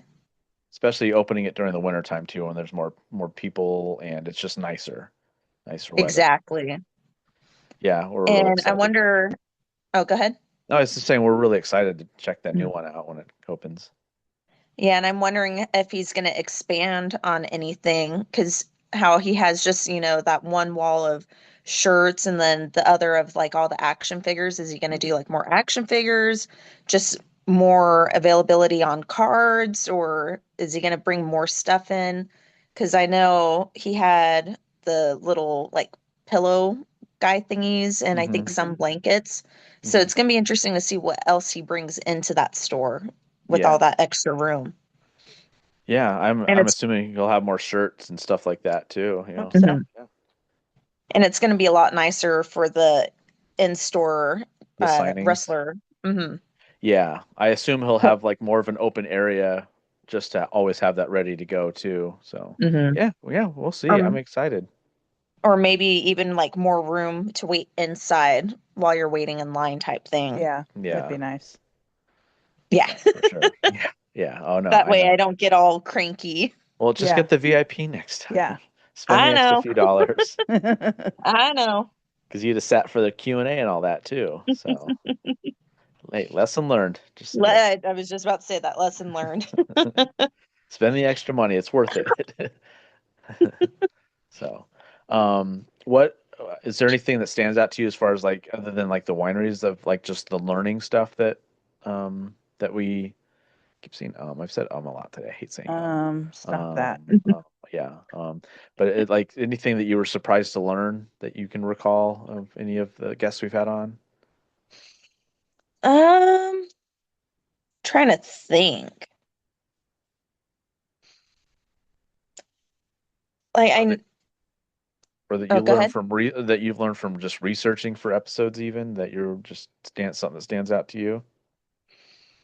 Yeah, I'm trying to think of all the things we've researched because we've done a lot.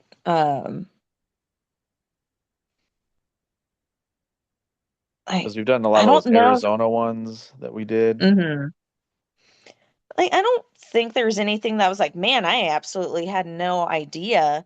I I feel like a lot of the episodes that you've done or I've helped with, I've had at least some kind of like inkling at least of whatever we were talking about. Um, I always like the paranormal ones. Like anytime we were at Goldtown in the Goldfield. Bordello doing interviews up there, that was always a fun time. Um, Especially the very first one with everything that happened in the Bordello while we're up there. Yeah. The ceiling fan, that's cool. The um the stupid voice thing that I had on my or it wasn't even on my phone. I have the actual Yeah, you have the spirit box device, right? thing. Yeah. I don't know where it's at right now. It's You should dig it somewhere. up. Yeah, you should dig it up. Take that with us. Yeah, we could take It's that with us. either in my car or somewhere in the garage, so I'll have to take a look for it later. But just getting all the responses on that were fairly intelligent, maybe not necessarily anything we were like discussing at that moment, but at least intelligent enough to be like, okay, it's not just a machine spitting out words.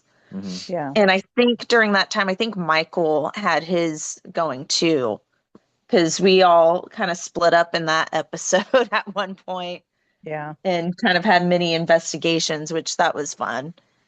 Made me realize I'm not as scared of ghosts as I thought I was.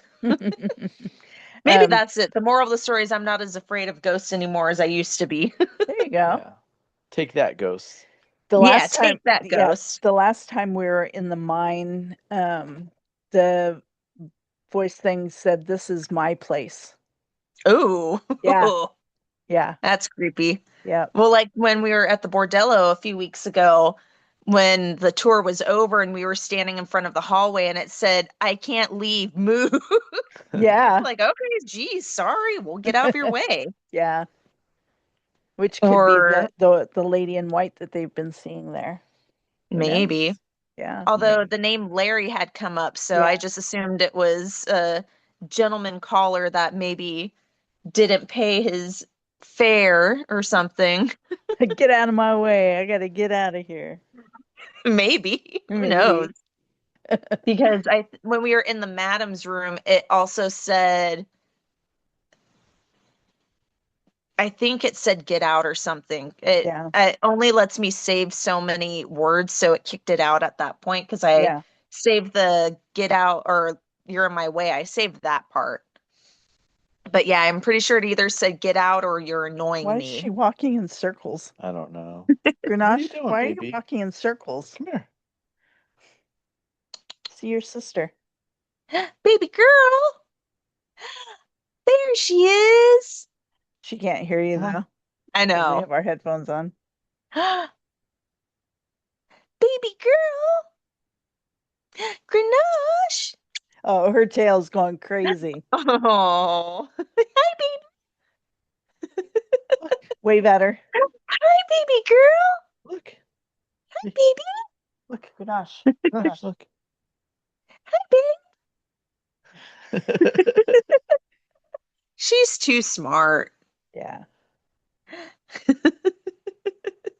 You like the headphones? You could hear her? Hi, like the babes. headphones? Hi, babes. You hear your sister? Baby girl. Baby girl.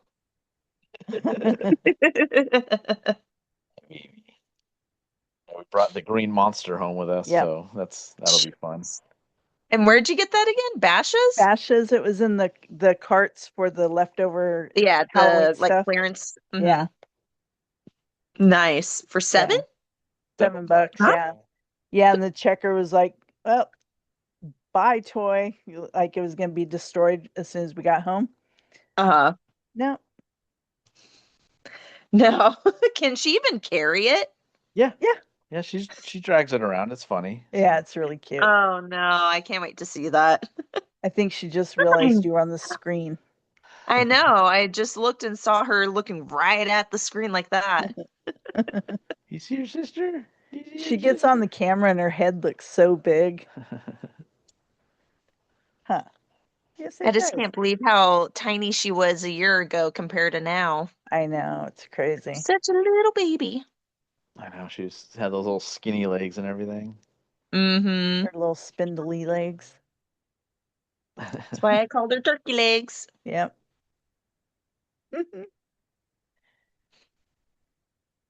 So what have you been up to?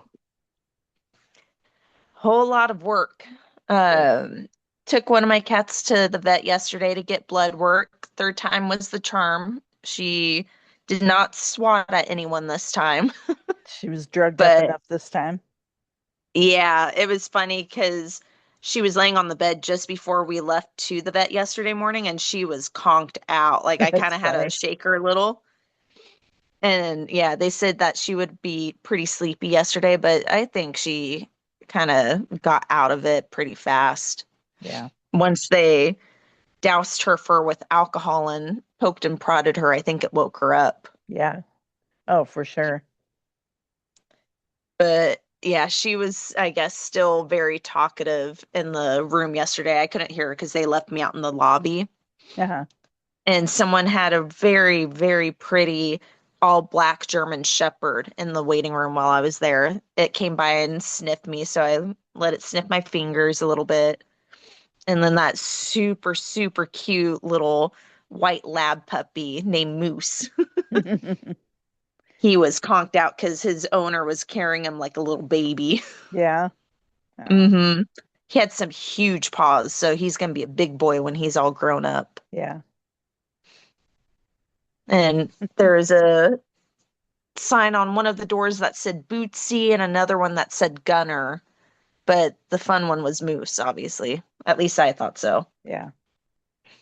Got my oil changed finally. Yeah, I heard. Good, good, good.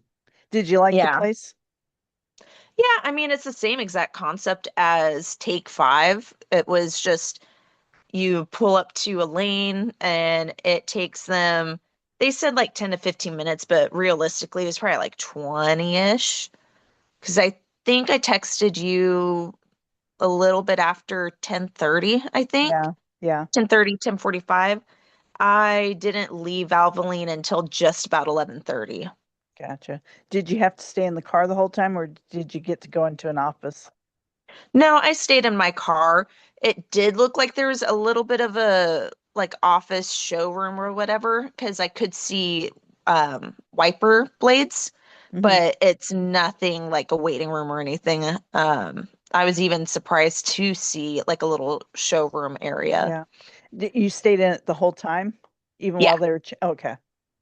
Yeah, because you just pop the hood, you drive over a pit So there's someone underneath that's working and everything. A guy at the computer got me all checked out. It was kind of cool because they brought a machine out that like took the old oil out and then they poured the new oil in. I hadn't seen anything like that at Take Five, and then obviously a standard shop where you wouldn't see that stuff anyways. Right. So it's kind of cool to watch them do that. And they didn't try and upsell me on anything else either because he was like, your filter's good. I'm not going to try and convince you to spend money on it because I wouldn't. So, like, oh, cool. I appreciate you being honest about that aspect. No kidding. They topped off all my fluids. So, I mean, it wasn't bad. Cool. And yeah, I would say 20 minutes once I was actually in the bay, and waiting before I got into the bay was maybe like 10 minutes max. Wasn't super long. But like sorry, I almost dropped my phone. But like I said yesterday, I didn't have any real plans after the vet or oil change. So I was like, I don't really care about waiting that long. Gotcha. But it was right next to the Dutch Brothers. So when I was leaving, that was a little fun because you had people from Dutch trying to exit and then everyone exiting the oil change lane. So I was like, great. Can someone understand how to drive, please? Yeah. So was that the Dutch Brothers that's right next to Aldi? Yeah. Oh, okay. So I turned in where Aldi is and went around because that donut shop Drizzle is back there too. Okay. But yeah, you kind of just follow the businesses and it's tucked away. So unless you know it's there, you wouldn't know right away. Because I could see the sign from Ellsworth, but at first I couldn't see the Valvoline building. So like, okay, where is it? But found it. Cool. Other than that, nothing really going on. Any fun plans for tonight? No? Not really. Do you guys have your normal Saturday night date night planned? Yeah, we have Wine and steaks. one more guest after this, and then we're gonna relax. But our next guest isn't for a little bit, so we're gonna try and get some stuff done around the house in between that No, time. we still have to do our trivia one too. Oh shit, that's right. Yeah. Okay. Yeah, I have to do this week's episode or last week's. It'll be that last week's at this point, but yeah. Yep. So Right. we still got plenty to do. So yeah. But Nice. yeah. Yeah, I need to clean up around here, but that's the extent of my Saturday night plans. Should go out for a drive or something. Get out for a little bit. Maybe. Nice weather. Maybe once people are finally home or whatever. Yeah. Luckily, it wasn't too bad on my way home, but still, there's always that one or two that just don't know how to drive and affects everyone else. Yeah. Yep. I was on the way home from work Thursday and got to close to the light at 87 in Gilbert Road. Oh, And it was backed up and it wasn't moving. And I'm like, why is traffic not moving? And then I was able to see the light was flashing. I'm like, okay, but that just turns it into a four-way stop. Right. So why are people so confused? But the closer I got, and then I got close enough to get into the turn lane and realized there was an accident there. And so Gilbert Road was blocked off. So I had to get back into the lane and go all the way to Arizona and then hit highway and go back to Gilbert Road. So it took me a long time to get into Chandler the other day. It sucked.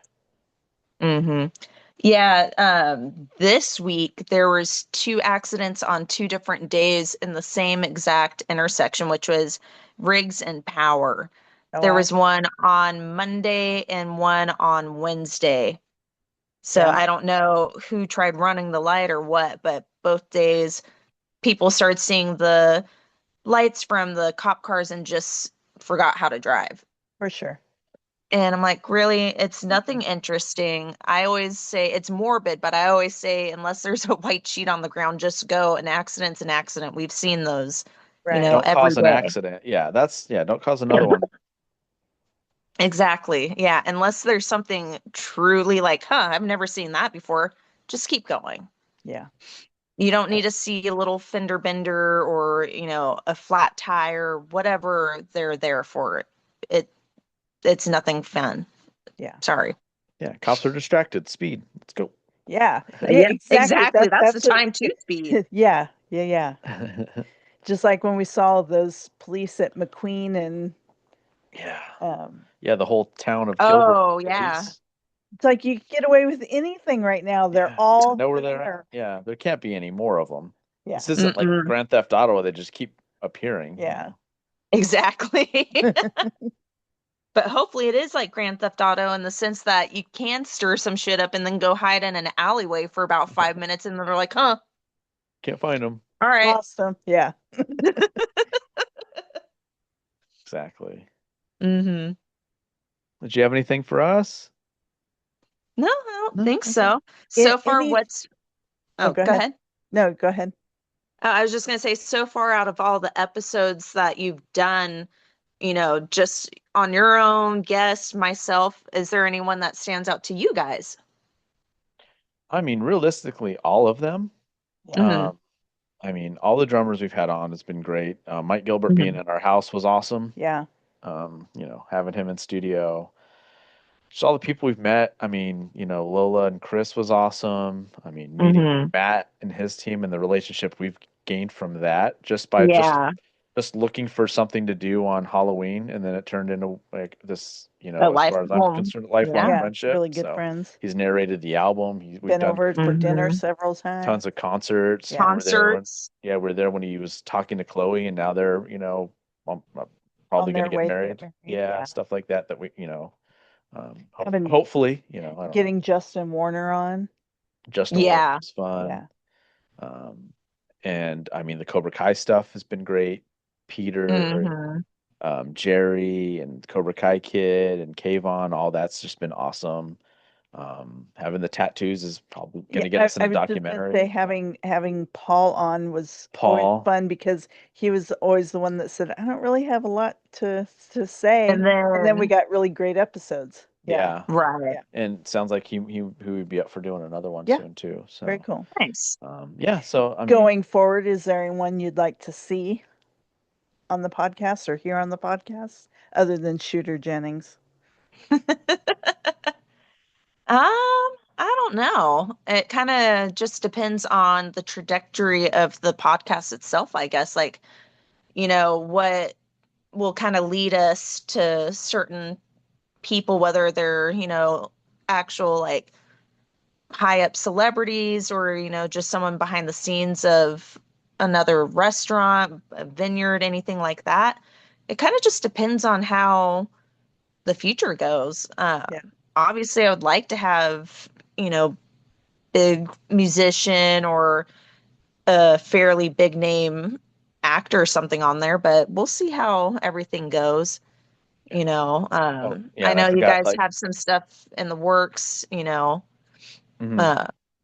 so we'll see. I don't think I have like any like number one person type thing. It's just going to be kind of that's cool. Like if we were able to get any of the wrestlers that do the in-store signings, that would be awesome. That's Yeah. what we really haven't had yet is any type of like Any wrestler. wrestler. Mhm. Yeah, that'd be fun. That would be a lot of fun. I think that would be, if I had to like, not necessarily narrow it down to like a person or anything, but just maybe more or less like a genre, wrestling. Anyone in the wrestling community would be amazing. Yeah. And also Owen and Matt Berlangi was fun too for going with the Yep. Cobra Kai Mhm. thing. That's just been, I mean, that's been surreal for us. It's just our favorite show, and we've actually gotten actors on and Right. people that are as big of fans as we are. Yeah. Yeah, because for a while it didn't really seem like it was a super big thing. Like it seemed a little bit more niche, I guess. Like, yeah, Karate Kid was popular back in the day, but Cobra Kai, because it first started on YouTube before going to Netflix. YouTube Red. Mm-hmm. Those So short-lived YouTube Red. So it was one of those things where it's like, I don't really know how many people know about it yet. Because is YouTube Red even still a thing, or did they get rid of that? No, it was I short-lived. think it's YouTube Yeah. Premium now. It was the 2 seasons of Cobra Kai, and then that was it. Yeah, and then we tried to check out other shows that were on it at the time, and it was nothing great. Nothing. Yeah. Yeah, so it was only really for Cobra Kai, Yeah. which by the time it got to Netflix, definitely picked up the fan base and everything. So it's always cool to see people out and about with Cobra Kai, or not as much, but Miyagi-Do, maybe the rare eagle thing. But yeah, you just see so many people out now with Cobra Kai, and it's like, all right, you're a fan of the show, right? And they're like, hell yeah. So just seeing how much it has grown, and it's not just, you know, you, us, it's younger kids too now. Like they understand the themes of it, I guess you could say. So just Well, seeing it yeah. span across generations and it's still so popular is amazing. And Jerry told us that his parents watch it more than he does. Yeah. So That's even awesome. like, yeah. So which should probably they're probably more about our age, or give or Probably, take. yeah. Around. So A little more my age, yeah. he's That's like, they've watched awesome. it much more than I even have, but he's like, I love it. And then Yeah. Drew, the Cobra Kai kid, he's been Mhm. awesome. And he sent us a voice message the other day on Instagram. I'll Oh, send it that's to you. awesome. Yeah, I'll send it to you later so you can listen to it. And I was like, man, that just reminded us of why we love doing what we're doing. Mm-hmm. Just what he said. It was like a minute long, and it was just like, okay, that's really cool. So yeah, I'll send it to Awesome. you. And he said we could use it for something in the future, because I want to put something together that's thanks to the community and all that stuff that Yeah. just Yeah. everyone we've had on, Owen and Matt and the Mhm. people doing Kai Hards and all that, and we'd love to get more people on, of course. We still want Right. to talk to Susan Gallagher. It would be fun. Yeah. I ain't gonna hurt you. Give me money. Yeah, so that would be fun. But yeah, I mean, it's just been great, and eventually it'll happen. I didn't think we'd get Matt Exactly. Berlangi on, Yeah. and Exactly. turns out he plays drums, and that was what got him to want to come on. Yeah. It's like, I'm a drummer, man. I love the name of it. Hell yeah, I'll come on. Oh, sweet. And then Right. Owen Harn, we didn't even know we'd watched him prior up until Yeah. On Cobra Vice Kai, Principals. Vice Principals and Gotham, Yeah. stuff like that. Mhm. So that Yeah. was really cool. That's right. Yeah. And True Detective. Yeah. So Yep. there's a lot of Yep. stuff he's in that we watched that we're big fans of. So just cool having him on and getting to talk to him, and that he's just a big dude and everything, but he loves comedy. Yeah. Yeah. So, just stuff like that. Yeah, and then all the musicians, of course. That's where Yeah. I'm good. I don't have to do a lot of research on that. I can just come up with stuff. And just people we've met, the Flotsam and Jetsam experience that we had that one night, just going out there, that was fun, and Yeah, that was a lot of fun. everything we've done just because of that. And we're in the magazine for the inaugural magazine for Spooky Swirl. Yeah. That's right. Yep. Stopped in there and they're like, hey, by the way, this is yours. I'm like, oh my God. Just stuff like that. Just all the experiences we've got from it. And Yeah. we're still not technically making money on this, but there's perks, Yeah. going to see Yeah.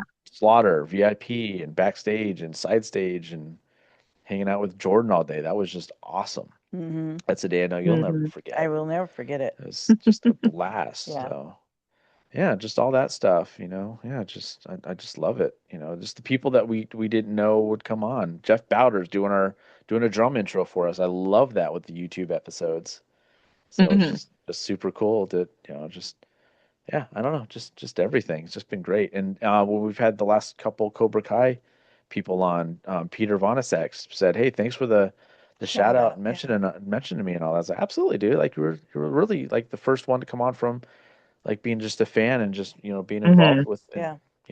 he's visited the set and stuff like that while they're filming and all that. So it's just Right. both the producers and the director both said great things about him. I was like, yeah, absolutely. So Yep. and we're going to be in the same documentary with him, hopefully. Yeah. So that's cool. But yeah, I mean, how many references to Cobra Kai did we say today on the way home? Yeah. Just Yeah. I think Yeah, I that used to is hash true. brown. I used to hash brown the episode before this one. So Yep. yeah. Did you order on your mobile app? Did you get coffee on your mobile app My on my phone, smart on my smartphone. on your phone? Yeah, I'll never forget being in the drive-through of Starbucks and he used it. I placed the order on the app on my Oh God, we were smartphone. dying. We were dying. Well, that's what happens when you sit in a drive-through for 45 minutes. So, Yeah. and then they got it all wrong anyway. So, yeah. Well, Yeah. cool. Well, thanks for doing Yeah, this. We appreciate it. The 200th episode. So, Of course. Thanks for having me on. Thanks Yeah, for for sure. dealing with the animals here. Yeah, it's fine. We like these kinds of episodes too, or just all over the place. Yeah. So, Awesome. but yeah, we'll let you get on with the rest of your day. And we're doing this on a Saturday, so we'll see you tomorrow. Yep. So, Yep. Games all day, right? Yep. yeah, And I think so. food. And food. Yep, have some fun. Good food. So, Yeah, can't forget the food. nope. Right? Cool. Thank you. Yeah, you're welcome. Bye. Bye. Hello and welcome to Drumming Up Conversation. I'm Justin Wood. I'm Andrew Wood. Again, just doing this to find where the episode starts and everything. So Yeah. just to have a checkpoint for finding everything out. So the week just caught up with me a little bit ago. Super tired. Yeah. I know I got a little tired too. I don't want to sleep now because I won't sleep later. Well, I think mine's more with the iron deficiency because I didn't take my supplements this week. I know that's bad. And I really haven't had a whole lot of red meat this week. So I'll get back on track. Yeah, we'll fix that this evening. So have a nice steak. Yeah, some salmon. That's always high in iron too. I got to remember to pull my steak before yours because I like mine really red. Like the way it is right now, sitting on the cutting board. I could just eat it like that. Sure. Okay. Good. I might. I just might. I just may, I say. Hey. What's up? Hey, how's it going? Hey. You're sideways. I thought I got it the right way this time.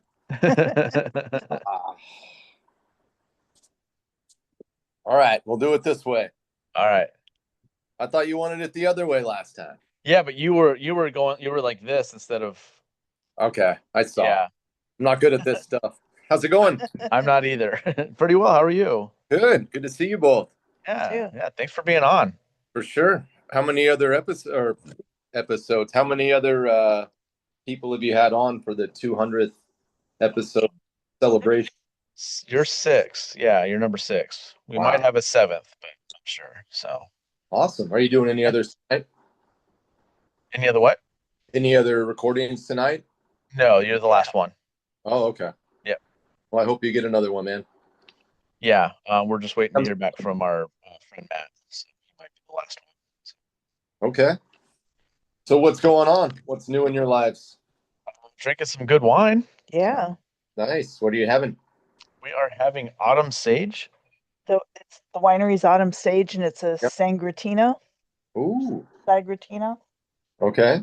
We're one of the 2 in the world that uses the grape, I guess. What we researched. So. Is that a Southern Arizona winery? Yeah. Okay, I thought so. It's pretty small. I hope they do well. Did you get it at Goosey's or what? Yeah. Okay. We were there last night. So. Nice. Four Tails was there pouring. Oh, okay, cool. So we went and said hi to our friends. So. That's awesome. Yeah, they were. You have a good relationship with them now. Yeah. They were really, really cool with us last night. They even gave us these new discount cards that they're doing. Okay. So they're I think we're the 5th people to get it. So you get a discount every time you buy their wine anywhere? You get a discount, and then I think every tasting's free. We don't have to pay for it. Yeah.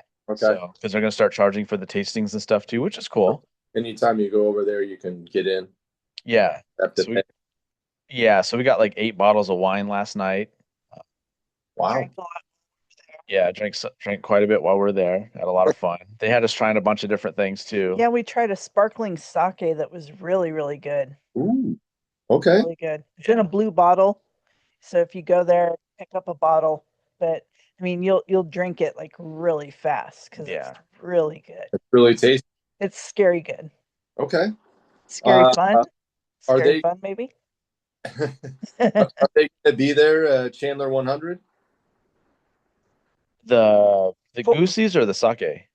No, not the sake. I was Four Tails. Sorry. Oh, Four yes, Tails. they, Yes. Yeah. Yeah, they're gonna be there. So we're already talking about that.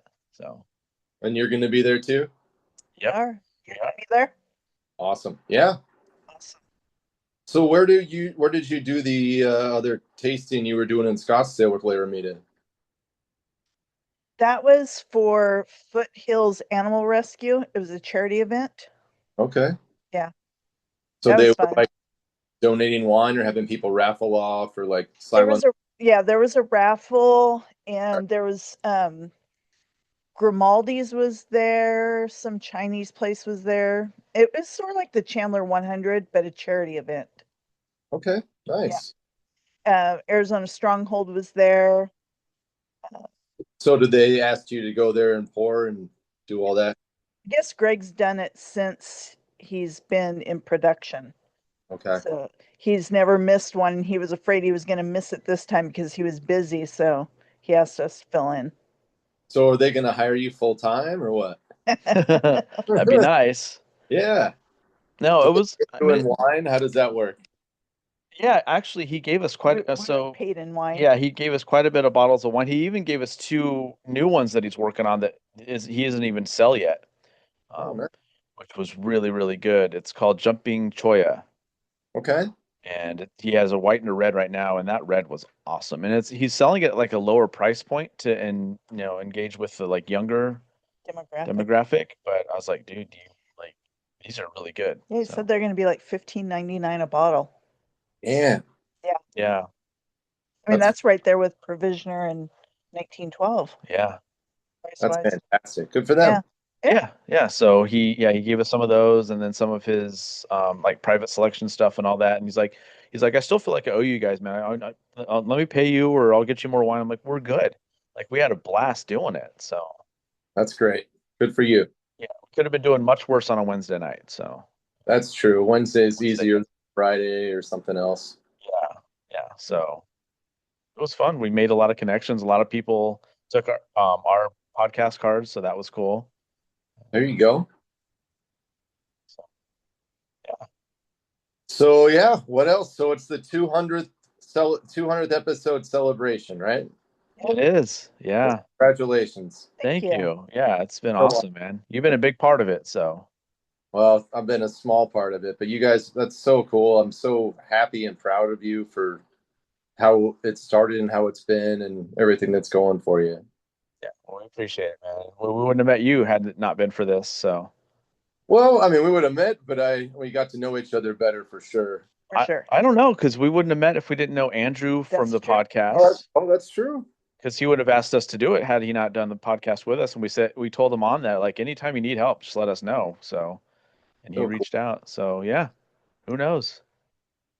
Right on. So yeah, what you've had people asking you questions about random things. You're talking about favorite episodes, whatever. Yeah. We've been asking our guests because we know a lot of them listen or watch or whatever. Just ask them what their favorite episodes are, what any ideas that they have going forward that they would want to see like as guests or topics or anything like that. So Okay, cool. yeah.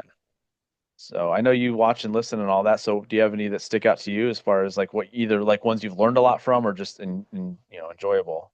Well, more enjoyable, I'd say.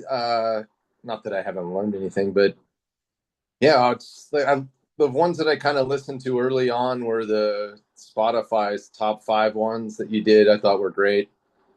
I mean, I know that wasn't early on for you, but that's kind of when I found out about your podcast and everything. I thought those were awesome. I think anything you do with like a top 5 list of anything is always kind of fun to see different people's perspectives and point of views and all that sort of stuff. Was that the top 5 were guessing the Spotify songs or whatever? Yeah, top 5 Spotify most played songs on whatever bands or artists. Yeah. Yeah, that was fun. I remember I got Sabbath like 1 through 5. That was the only one any of us got. I So would that was cool. remind you about it if you did. Yeah, I know we need to do that again. I want to do it with like a fourth person would be fun too. For sure. Yeah. Yeah. Let So me know. that'd be cool. Get something figured out. Yeah, that'd be fun. Yeah, definitely, man. Like anytime. Lists are good if, especially, I mean, off the top of your head, it's kind of tough, but yeah, if you can think about it and everything ahead of time. Yeah, for sure. Yeah. Yeah. For me, I just off the top of my head, we just had someone recently ask us favorite movies, favorite albums off the top of our head, and I'm like, I don't know. I have so many. It's like, how do you narrow it down off the top of your? Yeah. So, what else do you have going on as far as the podcast plan going forward? I mean, 200 episodes. We're going to win the lottery on Tuesday. There you go. Yeah. And then just do this full time. And then we're going to have a big party with all of our friends. Yep. How great would that be, right? Right. It's up to 900 million now, I think. Damn. Yeah. Crazy stuff. Yeah. 10% of that would be 90. Like that's just 10%. Yeah. Have to disappear after winning the lottery is one of those things where I don't know. It's one of those things where it's risky. You have a lot of people that probably come out of the woodwork. Yeah. Yeah. Remember me from high school? No, not really. Remember I was your best friend in first grade? Exactly. You have relatives out of nowhere. Yeah. Yeah. Yeah. It's like, where have you been the other last 42 years or whatever? Yeah. Well, hopefully you win. Yeah. Well, you'll know. I mean, you'll know. You'll know. We'll tell our close friends. Again, I think you'll just disappear and nobody will know. No one will hear from you. Or you could just make the podcast go overload, you know? Yeah, that's the plan. The band and podcast would take off and we would just never have to worry about it. But we would definitely let our close friends know, and you definitely be one of them. So you were here when we were broke, so we'll let you know when we're rich. So I noticed it start changing pretty quick for you, I would think. Yeah. That's the way I've always looked at it, is the people that were there through the hardships and helped you out when you needed it. Those are the ones that yeah, sure. So you have to when you see me on the podcast with the tiara, then you're like, they won the lottery. I love it. I love it. Well, yeah, I hope you have 2,000 more amazing episodes, not just 200. Other episodes that I remember liking, I think the ideas you did with live stream, or not streaming, but recording before like the Dream Theater show, you know, that's kind of it was cool because it was anticipatory. You could hear people walking around in the background live, and like, I think a live podcast is super cool. I know it's not easy to pull off, but it definitely adds another element to it if you do something like that in a venue or whatever like that. yeah, we just got clip-on mics that I'm gonna screw around with later. That hopefully we can start doing more stuff like that. Okay. We can do video with it as well, but we'll have good microphones and all that. Nice. Get that live feel. You can do a little more mobile and things like that. Yeah, for sure. Yeah, we want to up our game a little bit more with it, especially that we're on TikTok and all that, and everything we can do like live on that, Instagram and so forth, and just have a lot of fun with it. So we're getting tattoos next week, so that may be live streamed. yes, actually, no, it will be. So something big, something small. It's going to be about the same size as our Cobra Kai tattoos. Okay. But it's going to be Miyagi-Do tattoos. Love it. So on the other arm, so it's going to be like the yin and yang of Karate Kid. Same artist as did the Cobra Kai. Yeah. Yeah, same artist has done majority of our tattoos at this point now. Yeah. So super cool. Yeah, so he's going to be live streaming along with us, but we're doing it because we had this last week we had the director for the Kai Hards documentary that's coming out. If you get a chance to watch that one and the producers of it, those were so much fun. There are like 3 of our recent ones. Okay. But he said that, you know, he wants us to talk about the Cobra Kai ones. And then when we get the Miyagi-Do ones done, he wants to get all the live footage from that too. And then he's going to do his best to feature it in the documentary. So super cool. Yeah. So that's going to be awesome. That's awesome. Yeah. So what's that session? Like hour and a half? Mine's probably they're both probably going to be pretty lengthy because there's a lot of color in them. 3 hours maybe. Yeah, 3 hours each, maybe. Okay. Yeah. Are you so you're doing them back to back? Yeah. Who's going first? Did you already talk about that? I went first last time. I'm good either way. Yeah. I don't care. That's a long 3 hours to wait before you have to sit in the chair and get yours done, right? Yeah, and last time because we started later in the afternoon, because it was me, Justin, and the kid all getting them, I did mine first, and then Justin did his the next day, and then I think. No, we did both of ours the same day.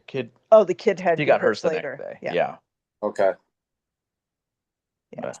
He works out of his house, which is cool too. So. Oh, that's yeah. There's no interruptions. No one's walking in and out of a studio or anything. So yeah, that would be cool to do the podcast from there for sure. Live, love it. Yeah. So whoever goes first, when they're filming the next person doing it, though, there's gonna be a lot of pain in the arm when they're filming. Do you have any tattoos? That's true. I didn't think about that part of it. Do you have any tattoos? I have one. Yeah, they don't hurt. Yeah. Oh yeah, that's right. So yeah, I got this done when my cousin, who was my best friend, passed away. Let's think. He was 7 years ago. Oh, I'm sorry. Yeah, no, he had a tough life. Physically, he had problems with his heart. He was born with a small heart and was in the hospital a lot as a kid, and but lived a great life, has great family. His mom and dad are great. My aunt Sid, who watches and listens to the podcast, I should say. Cool. But yeah, I got her into that and got it done after he passed away. It was actually at a guy's house or someone's house too, where it was done by the guy that did all of his tattoos. They lived in Portland, and yeah, that's all I have. But it's a good meaningful. Yeah, two of us that got him done. It's a resemblance of his first tattoo that my cousin had. It was a heart and a tree branch with leaves. So it's kind of an homage to that with it's a heart and a leaf, half and half. Mm-hmm. Blue heart, green leaf, all that, whatever. Nice, man. That's really cool. Yeah, that's the point, is having some meaning and something to remember and all that. So sure. I mean, I've always more, but you know how it is, how busy and time and whatever else. Yeah. Well, I mean, we know a guy out here that does really good work. He's easy to work with. He'll work around your schedule. So if you ever want more, let us know. Shout out to him, right? Yeah. He's awesome. He's one of those, like, I'll describe something and then he'll send it. And he's like, hey, let me know if you want to change anything or whatever. This is kind of what I came up with what you described. I'm like, that is exactly what was in my head. Oh, cool. Yeah. He did our podcast logo too. Yeah. He's the one that did the logo. So yeah. He's obviously a talented guy. He's very talented, yeah. Yep. Yeah, I just explained I want Ringo's drum head, and then I want like the Beatles lettering, and I want the 2 drumsticks for the eyes. So he's like, all right, cool. Hour later, he sent that. I was like, that's perfect, dude. That's awesome. Yeah, like you said, he seems to, you're thinking the same way, you know? Yeah. Because I'm for the Miyagi-Do ones, I'm getting the Arizona flag in the background instead of just the sun. And so I'm really excited to see what he does with that. So, because we haven't seen like colored renditions yet, we've just seen the outline of it. So I'm excited.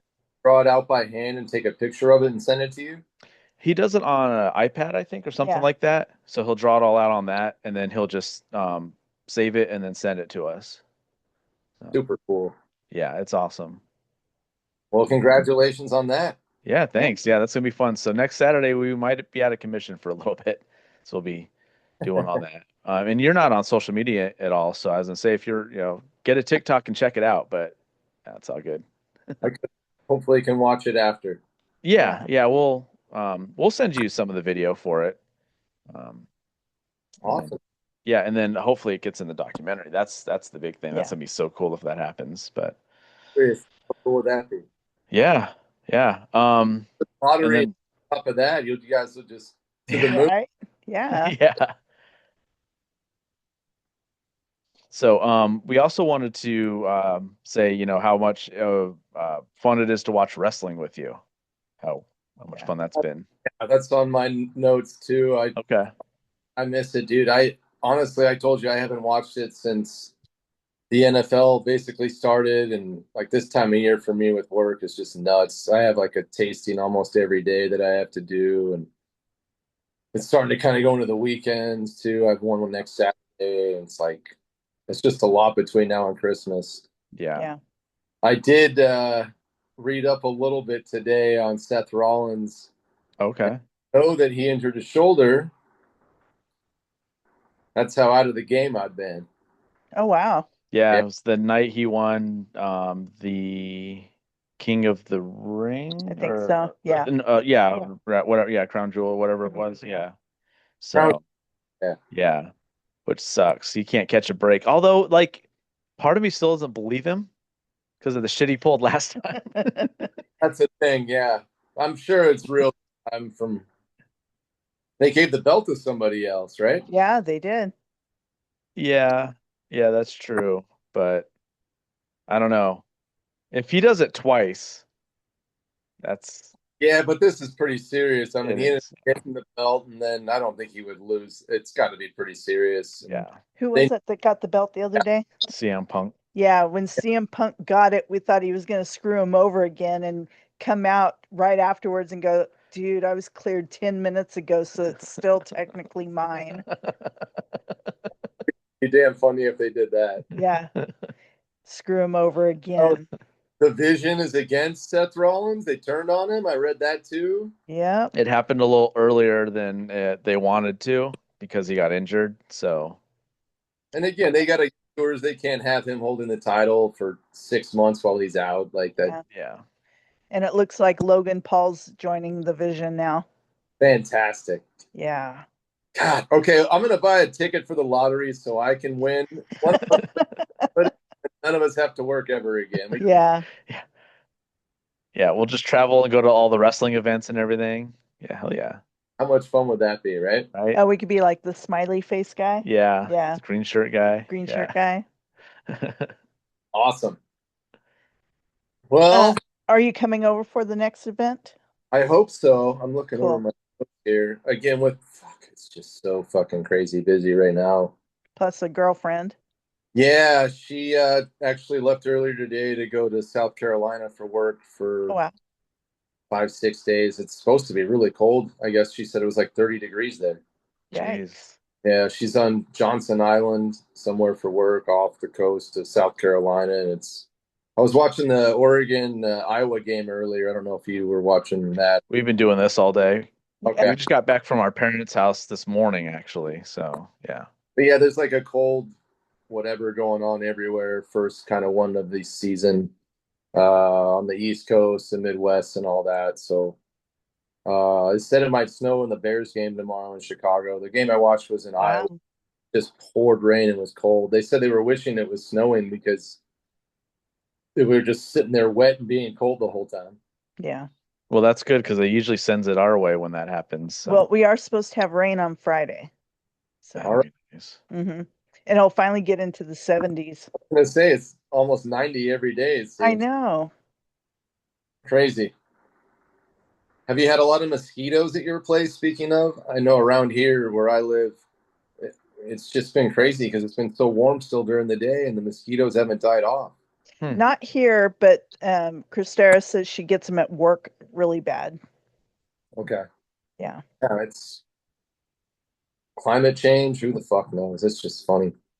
It's the government shutdown, so no one's controlling the weather.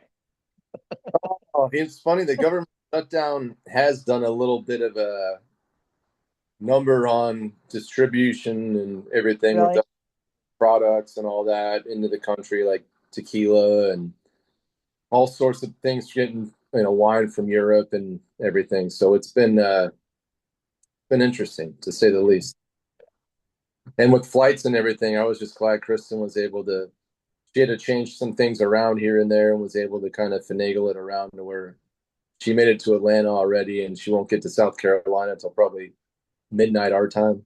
Wow. There's a delay and everything's just a nightmare. I can't imagine airports right now, especially one like Atlanta. It's a huge, busy airport, I know. I've been stuck in Atlanta, so. It sucked. And she had to do carry on basically because she was trying to get there and make another flight in a different terminal. Very short layover, but with the delay anyway, I think it messed things up. But yeah, she had to pack pretty small for a 5-6 day week. So Yikes. hope she's good. Yeah. Anyway, Yeah, us too. Yeah. other thing new in my life is my sister had a baby about 7 Yay. years ago. What'd you have? Baby girl named McKenna. Nice. Nice. Very cool. Congratulations, Uncle. Yeah, it's the first and only time it'll happen. Yeah. So yeah, we have. It's gonna make the holidays different from now on, which will be fun and good. So we're all excited, and my sister's very happy and excited, and yeah, they're doing great. So Good. Awesome. yeah, Yeah, they'll need to come over sometime. So yeah. Once she is the baby is kind of old enough, they wanted to kind of wait on some of the vaccines and until she was like 2 months to get a lot, the ones done, not straight out of the womb. And Mm-hmm. this is personal stuff I shouldn't be saying, but yeah, that'll happen eventually for sure, man. Like she wanted to come to one of those wrestling events that you did and everything. So we'll all make it happen. yeah, yeah. Or we could all meet at Santan Brewery. Yeah, that's our new favorite spot now, actually. Yeah. You loving it? Yeah, we went to the cigar place that was right near there before JRO. the last Dream Theater show. Yeah. And they actually have Santan distilling stuff there, which is cool, which is good to know. So we had a drink there. Me and Matt and his girlfriend Chloe had cigars, and then Okay. after that we went and got some food and drinks at Santan. So Awesome. You like the food there? oh, it's It's really really good. good. She Yeah. loved the nachos. I ordered the nachos and it came in this huge dish. And then after they set it down, I looked at the little thing on the table that has the specials and realized they had a half order for happy hour. Okay. But it was good. It was really good. Yeah, and then Yeah. what did I have? You had Oh, the fish and chips. Oh man, those were good. and Matt had a burger and Chloe had a quesadilla. Yeah, Nice. yeah. So the shows are awesome, but go on happy hour and get the smaller version. Yes. Yeah. Or share it. Or share it. And once it was brought to the table, I told everybody they could have some, and Matt was like, "Oh yeah, those look really good. I'll dig into those." And then no one did. Hi. Well, Chris Corey? a good chip, so we will definitely go there for that. And Yeah. yeah, that place is awesome, right next to Devon. I mean, that's cool to support all the local stuff. Yeah, yeah. We try to do that. That's why we made it the trip to Goosey's and everything too, just to get some stuff there. Because we like to go like Divine, then Goosey's, and Von Hansen's has a good wine selection too for locals. So Okay. we just try to always help out locals and just kind of make our circle and all that. For sure. So Grenache is how old now? Year and a half? A year and a half. Yeah, give or take. Yeah. You see, Corey? This see- is the first episode with her new collar, actually. So Okay. She's like sitting there perfectly like a professional. This is what she's doing. A lot different from when I was over there the first time and she was, on the ground, and she's growing up. That's so cool. Yep. yeah. Oh, I need to send you the video of the new toy we got her. So Okay. Yeah. it's the size of her. Hi, baby. Yeah, we found it at Bash. They had a discount rack or carts or whatever of all the Halloween stuff, and there's a giant toy in there for $7. So we're like, all right, let's get it. Taking it. Yep. So is it like a Frankenstein, a skeleton? Just some big green monster. Super cool. Since we like the Red Sox, we just call it Green Monster. Okay. Or Wally, you could call it Wally. Wally, yeah. Kind of looks like Wally. Yeah, a little bit. Yeah. I'll send you the video of her when we first brought it home. It was pretty funny because she's like, "What the hell is this?" She's like, "This is large, but I'm gonna make this mine." Yeah, yeah. So it was pretty funny. Awesome. Yeah. Okay, what do you want to talk about next? We can talk about Chandler 100 coming up. We can talk about Psycho movie that we went to. We could let's do Psycho first. Okay. Because we didn't get to do too much after. What did Kristen think of it? She thought it was awesome, especially in that setting, seeing it on like not a bigger screen, but like whatever they projected it on and everything. It's like the perfect length of a movie, and it was very different from any movie she's probably seen before. And but yeah, it was really fun, and God, it was hard to find, but once I actually got there, it worked out fine. Yeah. That's all your fault, kind of. She's like, just tell them it's near the lighted palm trees. I'm thinking the whole thing is lighted palm trees, but I don't think she noticed all that, and I did. So like, I'll tell him, but it's not going to help. That definitely didn't mess things up. Never been there, and it was kind of in the middle of it all, and there was nothing else kind of open, and it was super cool. I like how they do those. I would love for them to go more, like we talked about. That's yeah, pretty fun. Yeah, we're in touch with the people that put it together, so we gave a couple ideas on the next movies and said just let us know whenever you guys have the next one. So super cool. Yeah, that'd be cool. And then next time we'll plan it so we can go do something afterward and everything too. Or before. Or before, yeah. Now that we're all getting so old. Yeah. And then Chandler 100.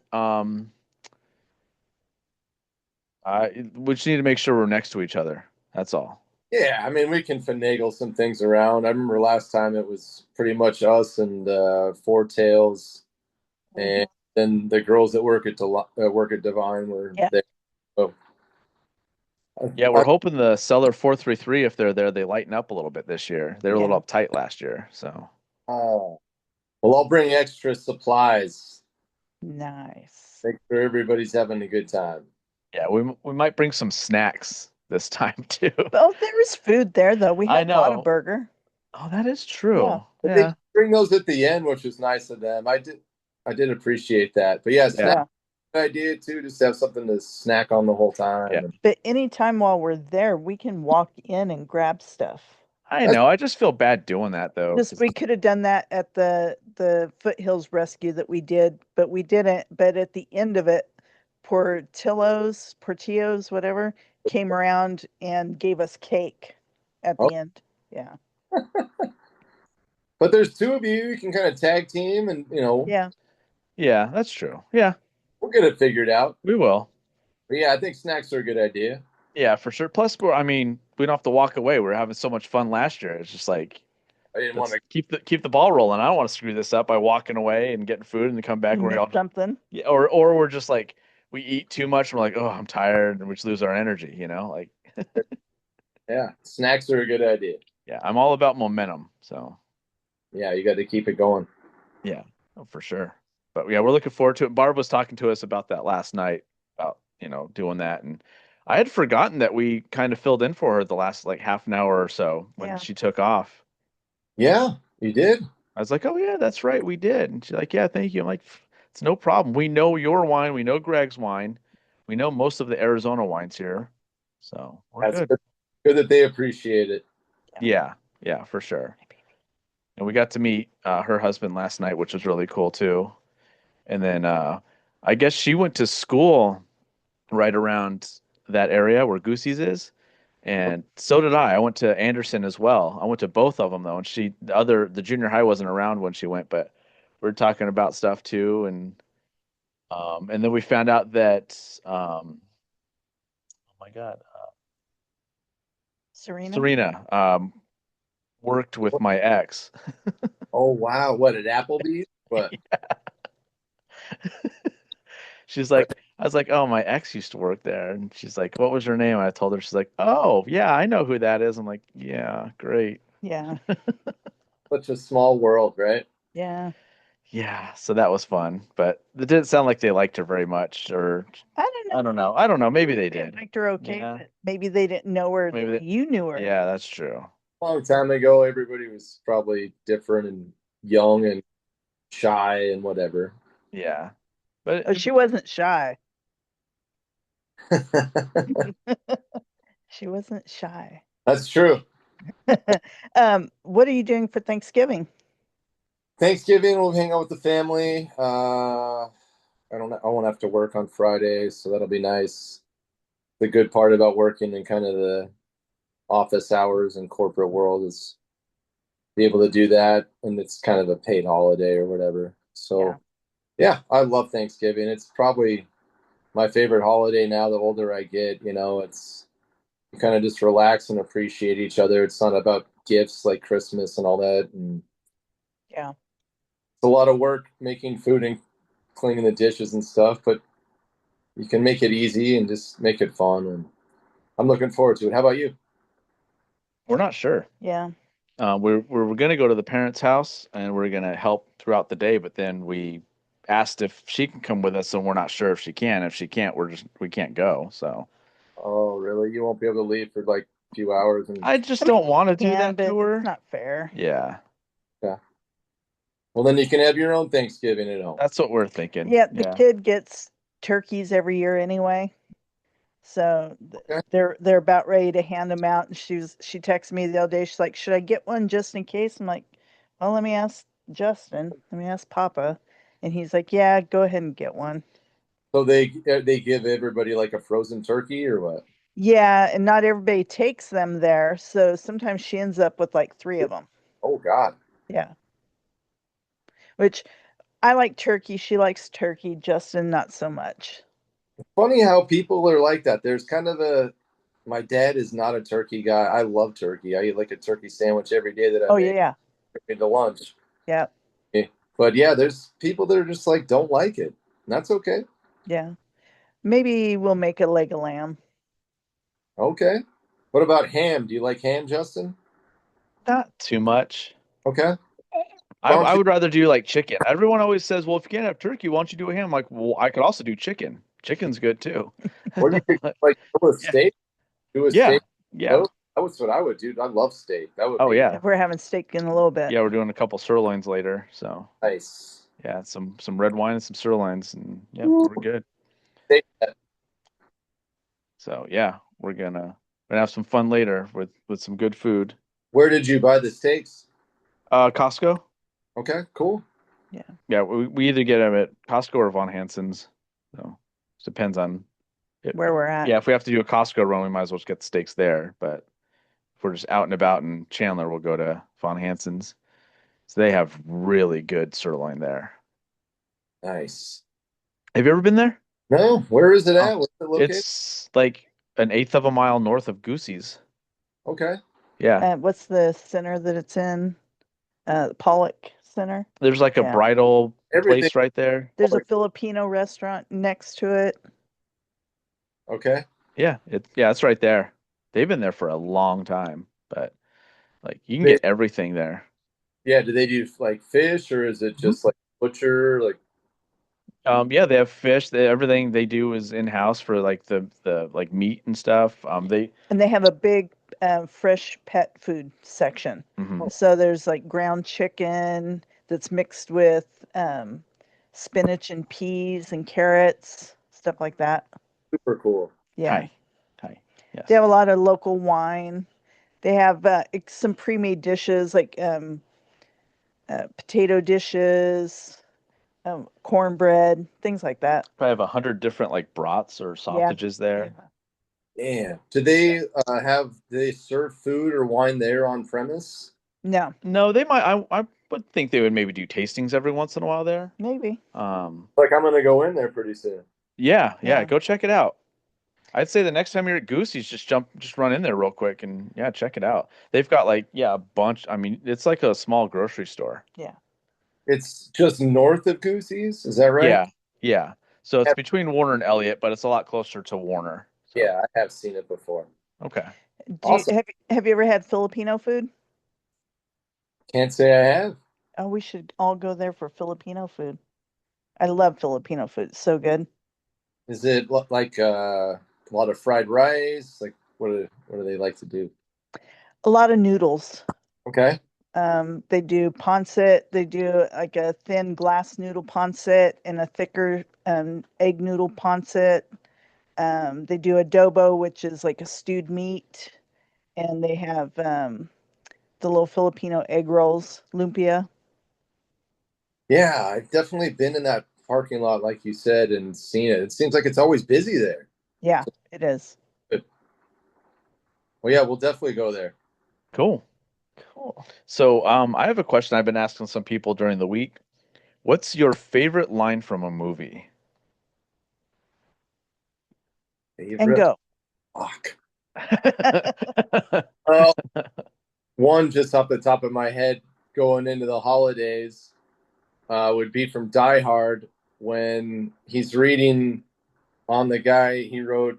The dead guy finds in the elevator said, "Now I have a machine gun." Oh, I think is afterwards. That's a good one. Damn, favorite line in the movie. I could think of a lot of romantic things too, probably being a Pisces and from Say Anything and all sorts of weird movies like I that. love that movie. It's so good. I love Cusack movies in general. Yeah. So good. Favorite line from a movie. What's yours? What's your favorite line from a movie? Me? Both of yours, yes. Probably I'm Your Huckleberry.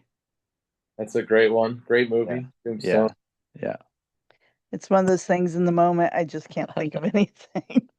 I always say from Karate Kid, whole life, whole life. I always say that. There you go. Yeah. See, that wasn't You know, so bad. another one I thought of from Tombstone is in the beginning of the movie when Val Kilmer's playing cards and he's saying, if I knew you weren't my friend, I just couldn't bear it. Then stabs the guy. They take all the money and leave. And Yeah. Yeah. Oh yeah. Such good acting. I always say, well, bye. Yeah. All right. From Tombstone. R.I.P. Yeah. Yeah, off the top of my head, that's what I could come up with was the now I have a machine gun. Ho ho ho. That's a good one. And it's written, which is even cooler. True, yeah. Yeah. So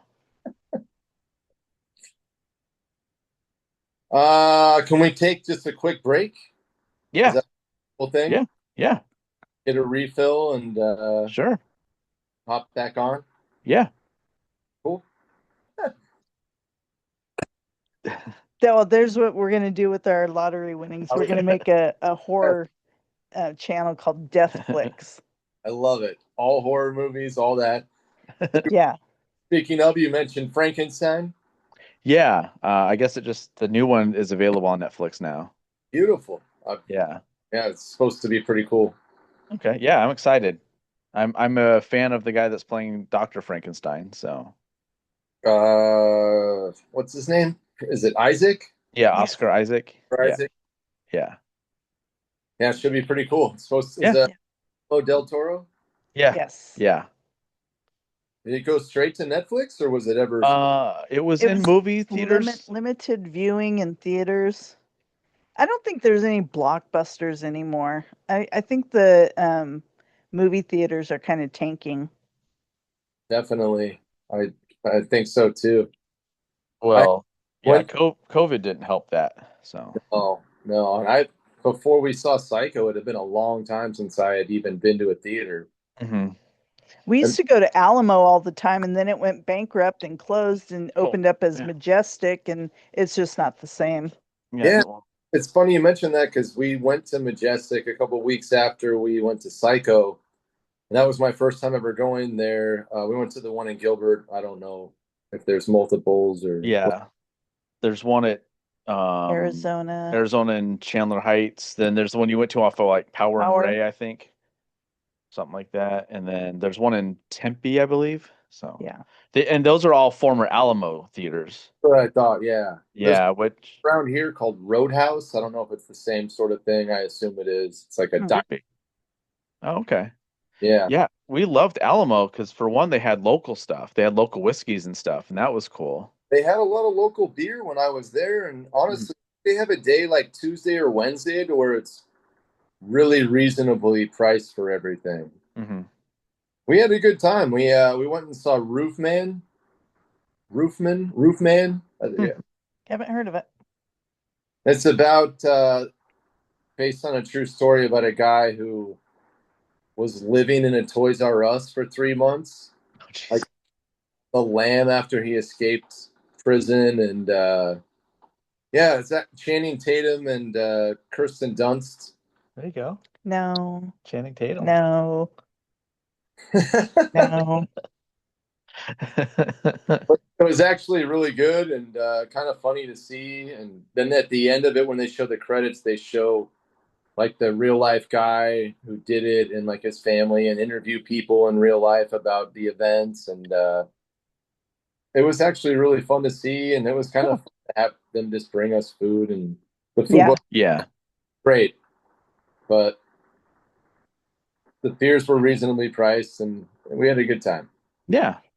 Yeah, that's Alamo. Yeah, same thing where they bring you food. They had really, really good food. Food.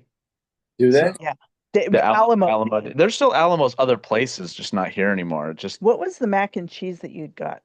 I think it was a hatch green. No, it was pancetta. I think Yeah. it's like crispy pancetta, mac and cheese. We really need to stop talking about food. I'm getting hungry. So. But one time we went there to see Super Troopers 2, and we were the only people in the theater. It was really cool. Us, there was probably 6 other people in the theater. Yeah. Super Troopers 2, the intro is so good. Yeah, I can't wait for the third one to come out, and probably by the end of the year, I would think, or early next year. What's that? Making another one? Yeah, they just finished, I think. Oh, it's so cool. Yeah. That's another line that we use all the time. You boys like Mexico? Or shenanigans. Shenanigans, yeah. Winners in that one, that's for sure. That's a good one. Or the one I use too a lot is the housekeeping from Tommy Boy. Or yeah, it's always fun. Hello? What's that? Want mint for pillow? Yeah. Yeah. Want me to jerk you off? The hell kind of hotel is this? What's the jersey behind you? Oh, so this is Coyotes 25th anniversary jersey. Okay. That my Aunt Sid that we talked about earlier was on auction at the Phoenix Children's Hospital and signed by the 4 captains of the Coyotes that they had throughout history. Shane. So hold on. Shane Doan, Kachuk. Yep. Rowan. Was Roenick one? No. Yep. Yeah. And this is the hard one.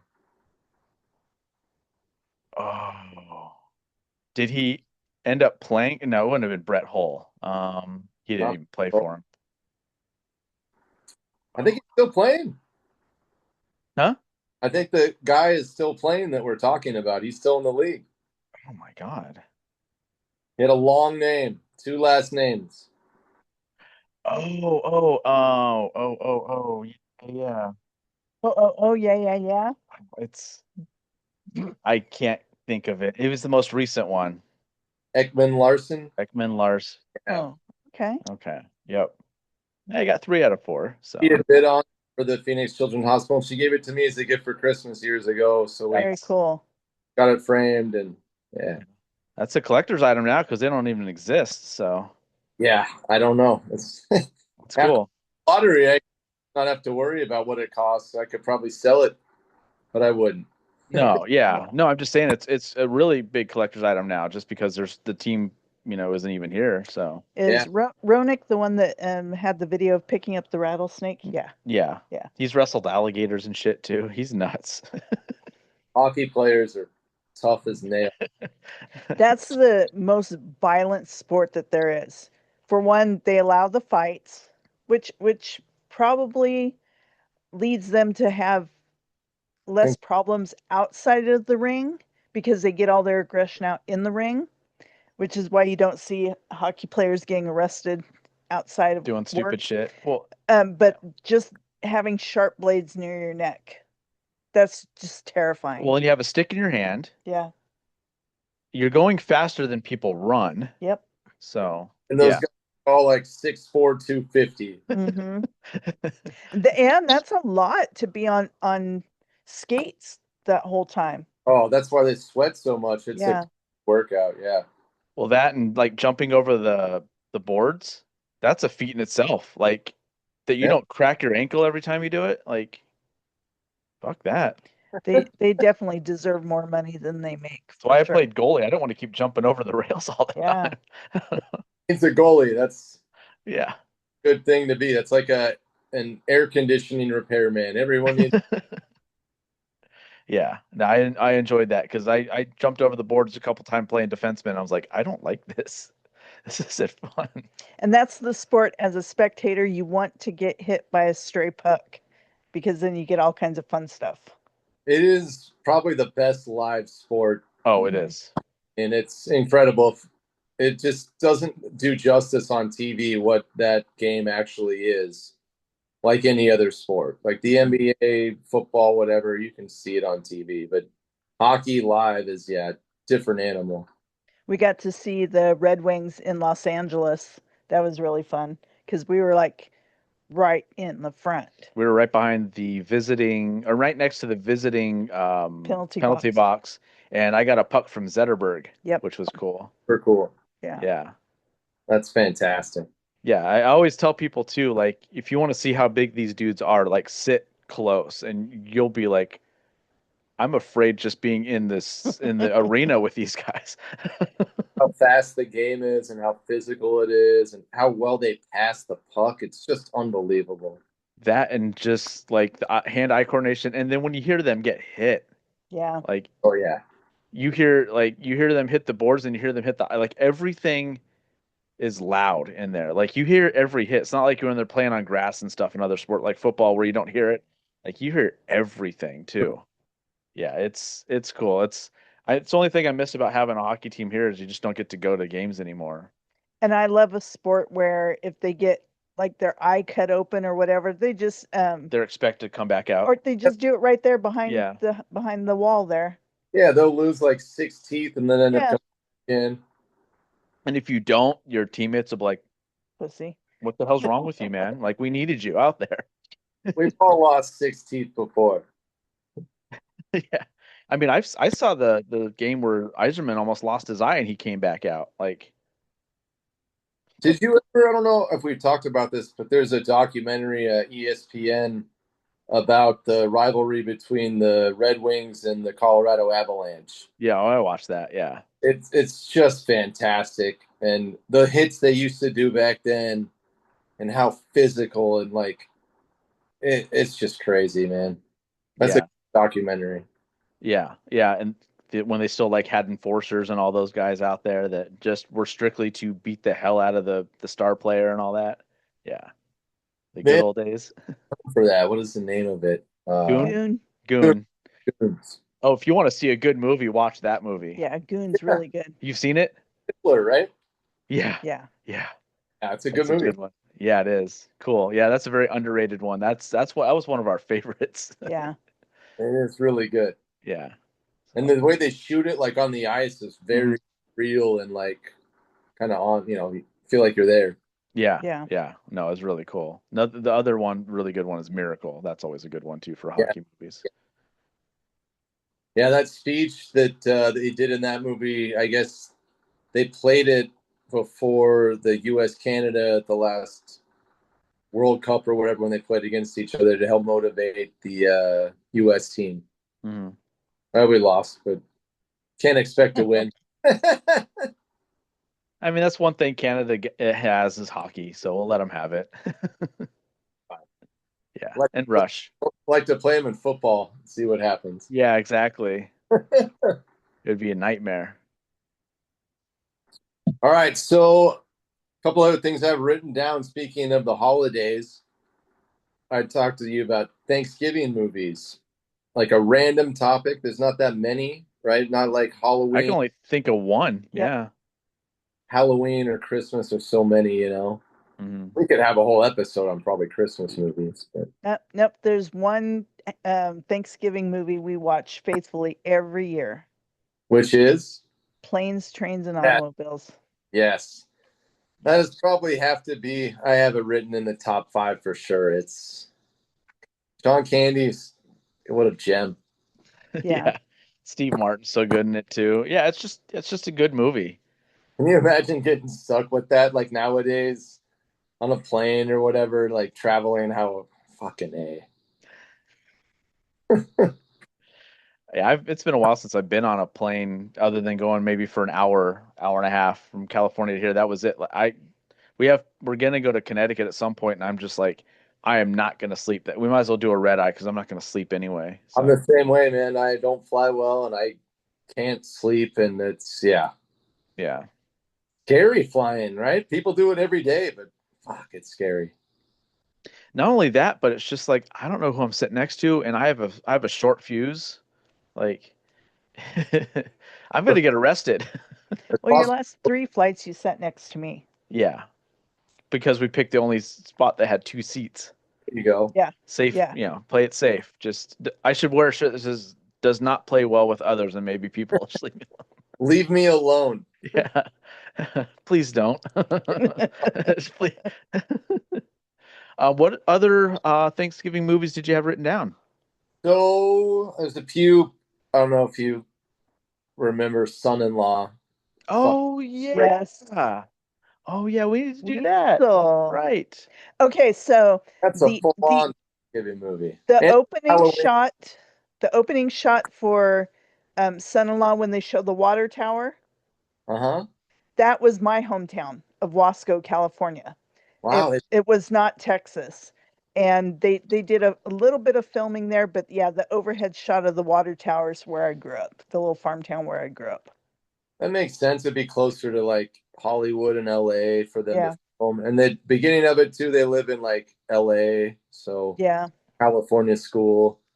Yeah, and then when they go to the barn dance thing, and the girl says, "Wasco's hopping tonight." I always laugh because we didn't have barn dances. We had tractor pulls, but not barn dances. Yeah, it's supposed to be like a small Midwestern town, Yeah. right? Yeah. Yeah, like Oklahoma or something like that. Dakota, I think it's supposed to be in like one of the Dakotas, North Dakota. Oh, okay. Yeah. Yeah, who knows? Yeah, that's right. We need to watch that one too. I always forget that is a Thanksgiving movie. So good. Yeah. It has Tiffany Amber Thiessen in it. Yep. It has Carla Gugino. I don't Yeah. know if I'm pronouncing her name. If it has Flea in it. Flea. It does have Flea in it. There's another good line. Yeah, you pick it, I stick it. Or no, or she says, "I want something flowery and delicate," and he says, "You're standing next to it." Sure. Yeah, but my favorite part that he says, she goes, "Is it gonna hurt?" And he goes, "Well, it feels better than a kick in the face with a golf shoe." And that's like metal spikes on golf shoes, and that's all they had, you know. Yeah. And then he says, I think he says, "You pick it, I'll stick it." Yeah. Yeah. That's Fucking one I great. remember. Yeah, it is. That's an awesome yeah. movie. And I mean, we're all introduced to John Denver, right? Yeah, thank God I'm a country boy. Such a great song. Yeah, and he's driving the tractor, listening to Yeah. it. And Yep. singing it at the live the dance, like you said, the whatever they're Yeah. super cool. Yeah. Okay. What's third one? We've got a few more. Charlie Brown Thanksgiving, easy one. Grumpy Old Men. Oh, that's a great one too. Yes, and that's another one you can kind of parlay into the whole Christmas, and they do the different seasons. But that movie has a special place in my heart. I love the Grumpy Old Men movies. Yeah, me too. It's one of those where the second one was just as good. So True. Yeah, it's very true. I love Burgess Meredith, the old guy, Walter Matthau, Jack Lemmon. This is chemistry. Yeah. The way they punk each other and fuck with each other. Yeah, no, that's a good one. Yeah. That's right. I forgot that was too. Okay. So again, these are kind of tie into different Christmas, whatever. Rushmore. It goes through the whole fall season. I think I've only seen that once. Oh, it's fantastic. You can watch. I've seen it. In Thanksgiving, Christmas. Great movie. Is he in medical school in that one? Is that the one with the line about the scrubs? And he Yeah, said yeah. they're OR scrubs. He's Oh, the are roll. they? He says, "Oh, are they?" Yeah, that's it's one of the Wilson brothers has a cameo in that. Yeah. Does it? Was Dutch a Thanksgiving movie? Oh, that might have been. Is that Ed? That's Ed O'Neill, right? Ed O'Neill. Yeah. And that little punk kid, whatever his kid. name was. He That was in was- all the movies, I feel like. That was the one from the vacation. Empire Records. He was in Empire Records too. Yeah. Okay. He was in Las Vegas Vacation. Mm-hmm. Okay. Oh, that's right. The guy and his fake ID was from Arizona. So yeah. Giorgio from Yuma. Yes. Yeah, from yes. Yuma. Yeah. That's right. Okay. What else do you got? Planes, Trains, and Automobiles is my fifth. Okay. Okay. So you did well. Okay. Yeah. No, you did well because I forgot. Yeah, we got to watch Son-in-Law, and I'm gonna see if Dutch is at Thanksgiving. And I'm glad you said that. Thanksgiving was a small category, but the best time of year, I think. I love fall weather. Hopefully, we'll get a little bit of it. Yeah. Fall weather, playoff football, essentially, because you know who's in and who's out. And hopefully, your fantasy team will be there. You got a shot, dude. My injuries are kicking my ass. Us, buddy. Like Kittle hurt halfway through the first game. Like, dude, you're freaking. Yeah. I told Justin I wanted to get a Kittle jersey. He's like, we'll see after this weekend. I lost Joe Burrow the same weekend. Like, yeah. Oh, starting the year off like that is brutal, man. Injuries has been just a huge thing this year. Yeah, I was like, oh yeah, that's why I took 10 years off from doing this. It's you have to be a masochist to like to play fantasy football for sure. Yeah. Takes a lot of time, a lot of watching the games, and it's like getting stabbed in the heart over and over. The kid was on a fantasy league a couple years ago. Yeah, I helped her. She Yeah. did pretty well. Yeah, I helped her put her team together, and she did pretty good. Was it with work? With people at her work? Yeah, with work. And she's not doing it this year? She said she wasn't doing it this year. Well, like we said, it's takes a lot out of you. Yeah. What Christmas movies do you like? Fuck, like I said, we could probably do a whole. Let's just do an episode for that. Sure. Okay. Yeah, we'll do an Maybe- in-studio one with that. We'll like decorate the room and stuff. So I do love Christmas decorations. What's that, Corey? Here's a little teaser for it. Obviously, Die Hard is a Christmas movie, right? When did it come out? I think it came out in May, but the director, when it came out, said that he intended it to be a Christmas movie. Jaws was supposed to be a Christmas movie too. Yeah, back then, blockbusters had to come out in the summer to be like a big thing. Yeah, well, no, originally it was winter.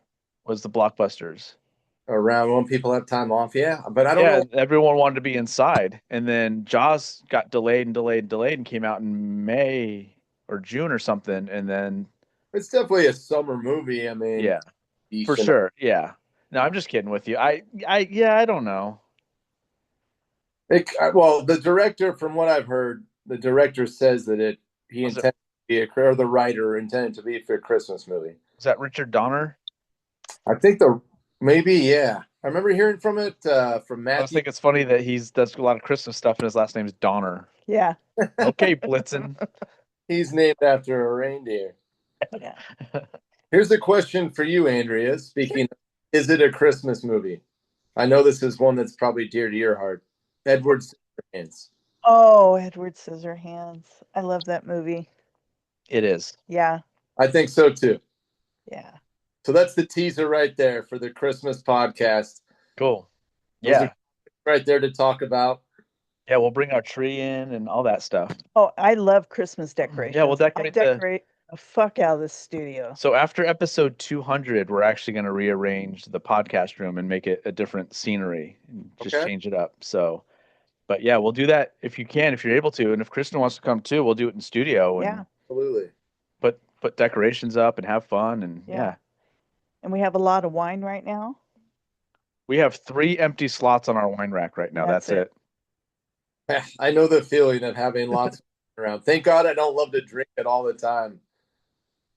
I'm more of a beer guy, you know, but I have plenty of wine will fill those shelves. You know what? We found out that Merkin bubbles will last for up to a month. If you cap it with like a champagne stopper. Or did we just use the one that came with it? Really? Yeah. Yeah. It held. I got really sick a couple months ago, and at the peak of me being sick, we had just opened up a bottle, and then for 3 weeks after, I couldn't drink anything. And finally, I think on the 4th week, we reopened it because I felt so bad that we bought it and I didn't drink it. And nice and bubbly, nice and crisp, nice and fresh. And you drank it anyway, even though you thought that was kind of part of the reason that you got sick? No. Oh, no.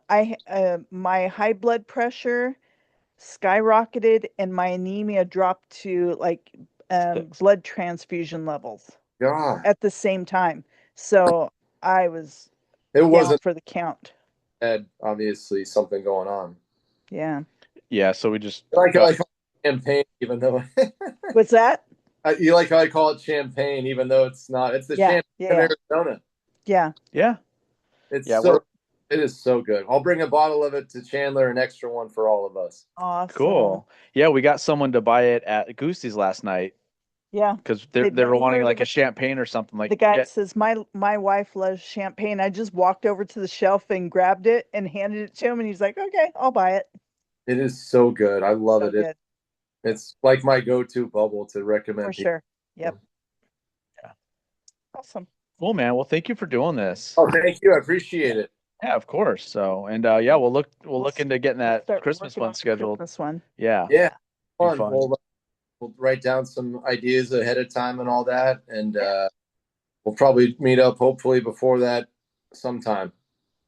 Oh, for sure. Yeah. We'll see. I mean, we'll see in a couple weeks. I'll get the Chandler one. And just to let you know, from this podcast, you've become one of our dearest friends. Well, I feel the same way. That's so nice of you to say. Thank you so much. And I love hanging out with you guys, and I love doing this, and I can't wait to do it more. And here's to another 2,000 episodes. Awesome. Awesome. And the lottery. Yes. Yep. Cheers to that. Cheers to that. Thank you so much. I love being friends with you guys. Let's keep it going. You too. Yeah, absolutely. Yeah. Cool, man. Thank you. Thank you. Cheers. Drumming up conversation.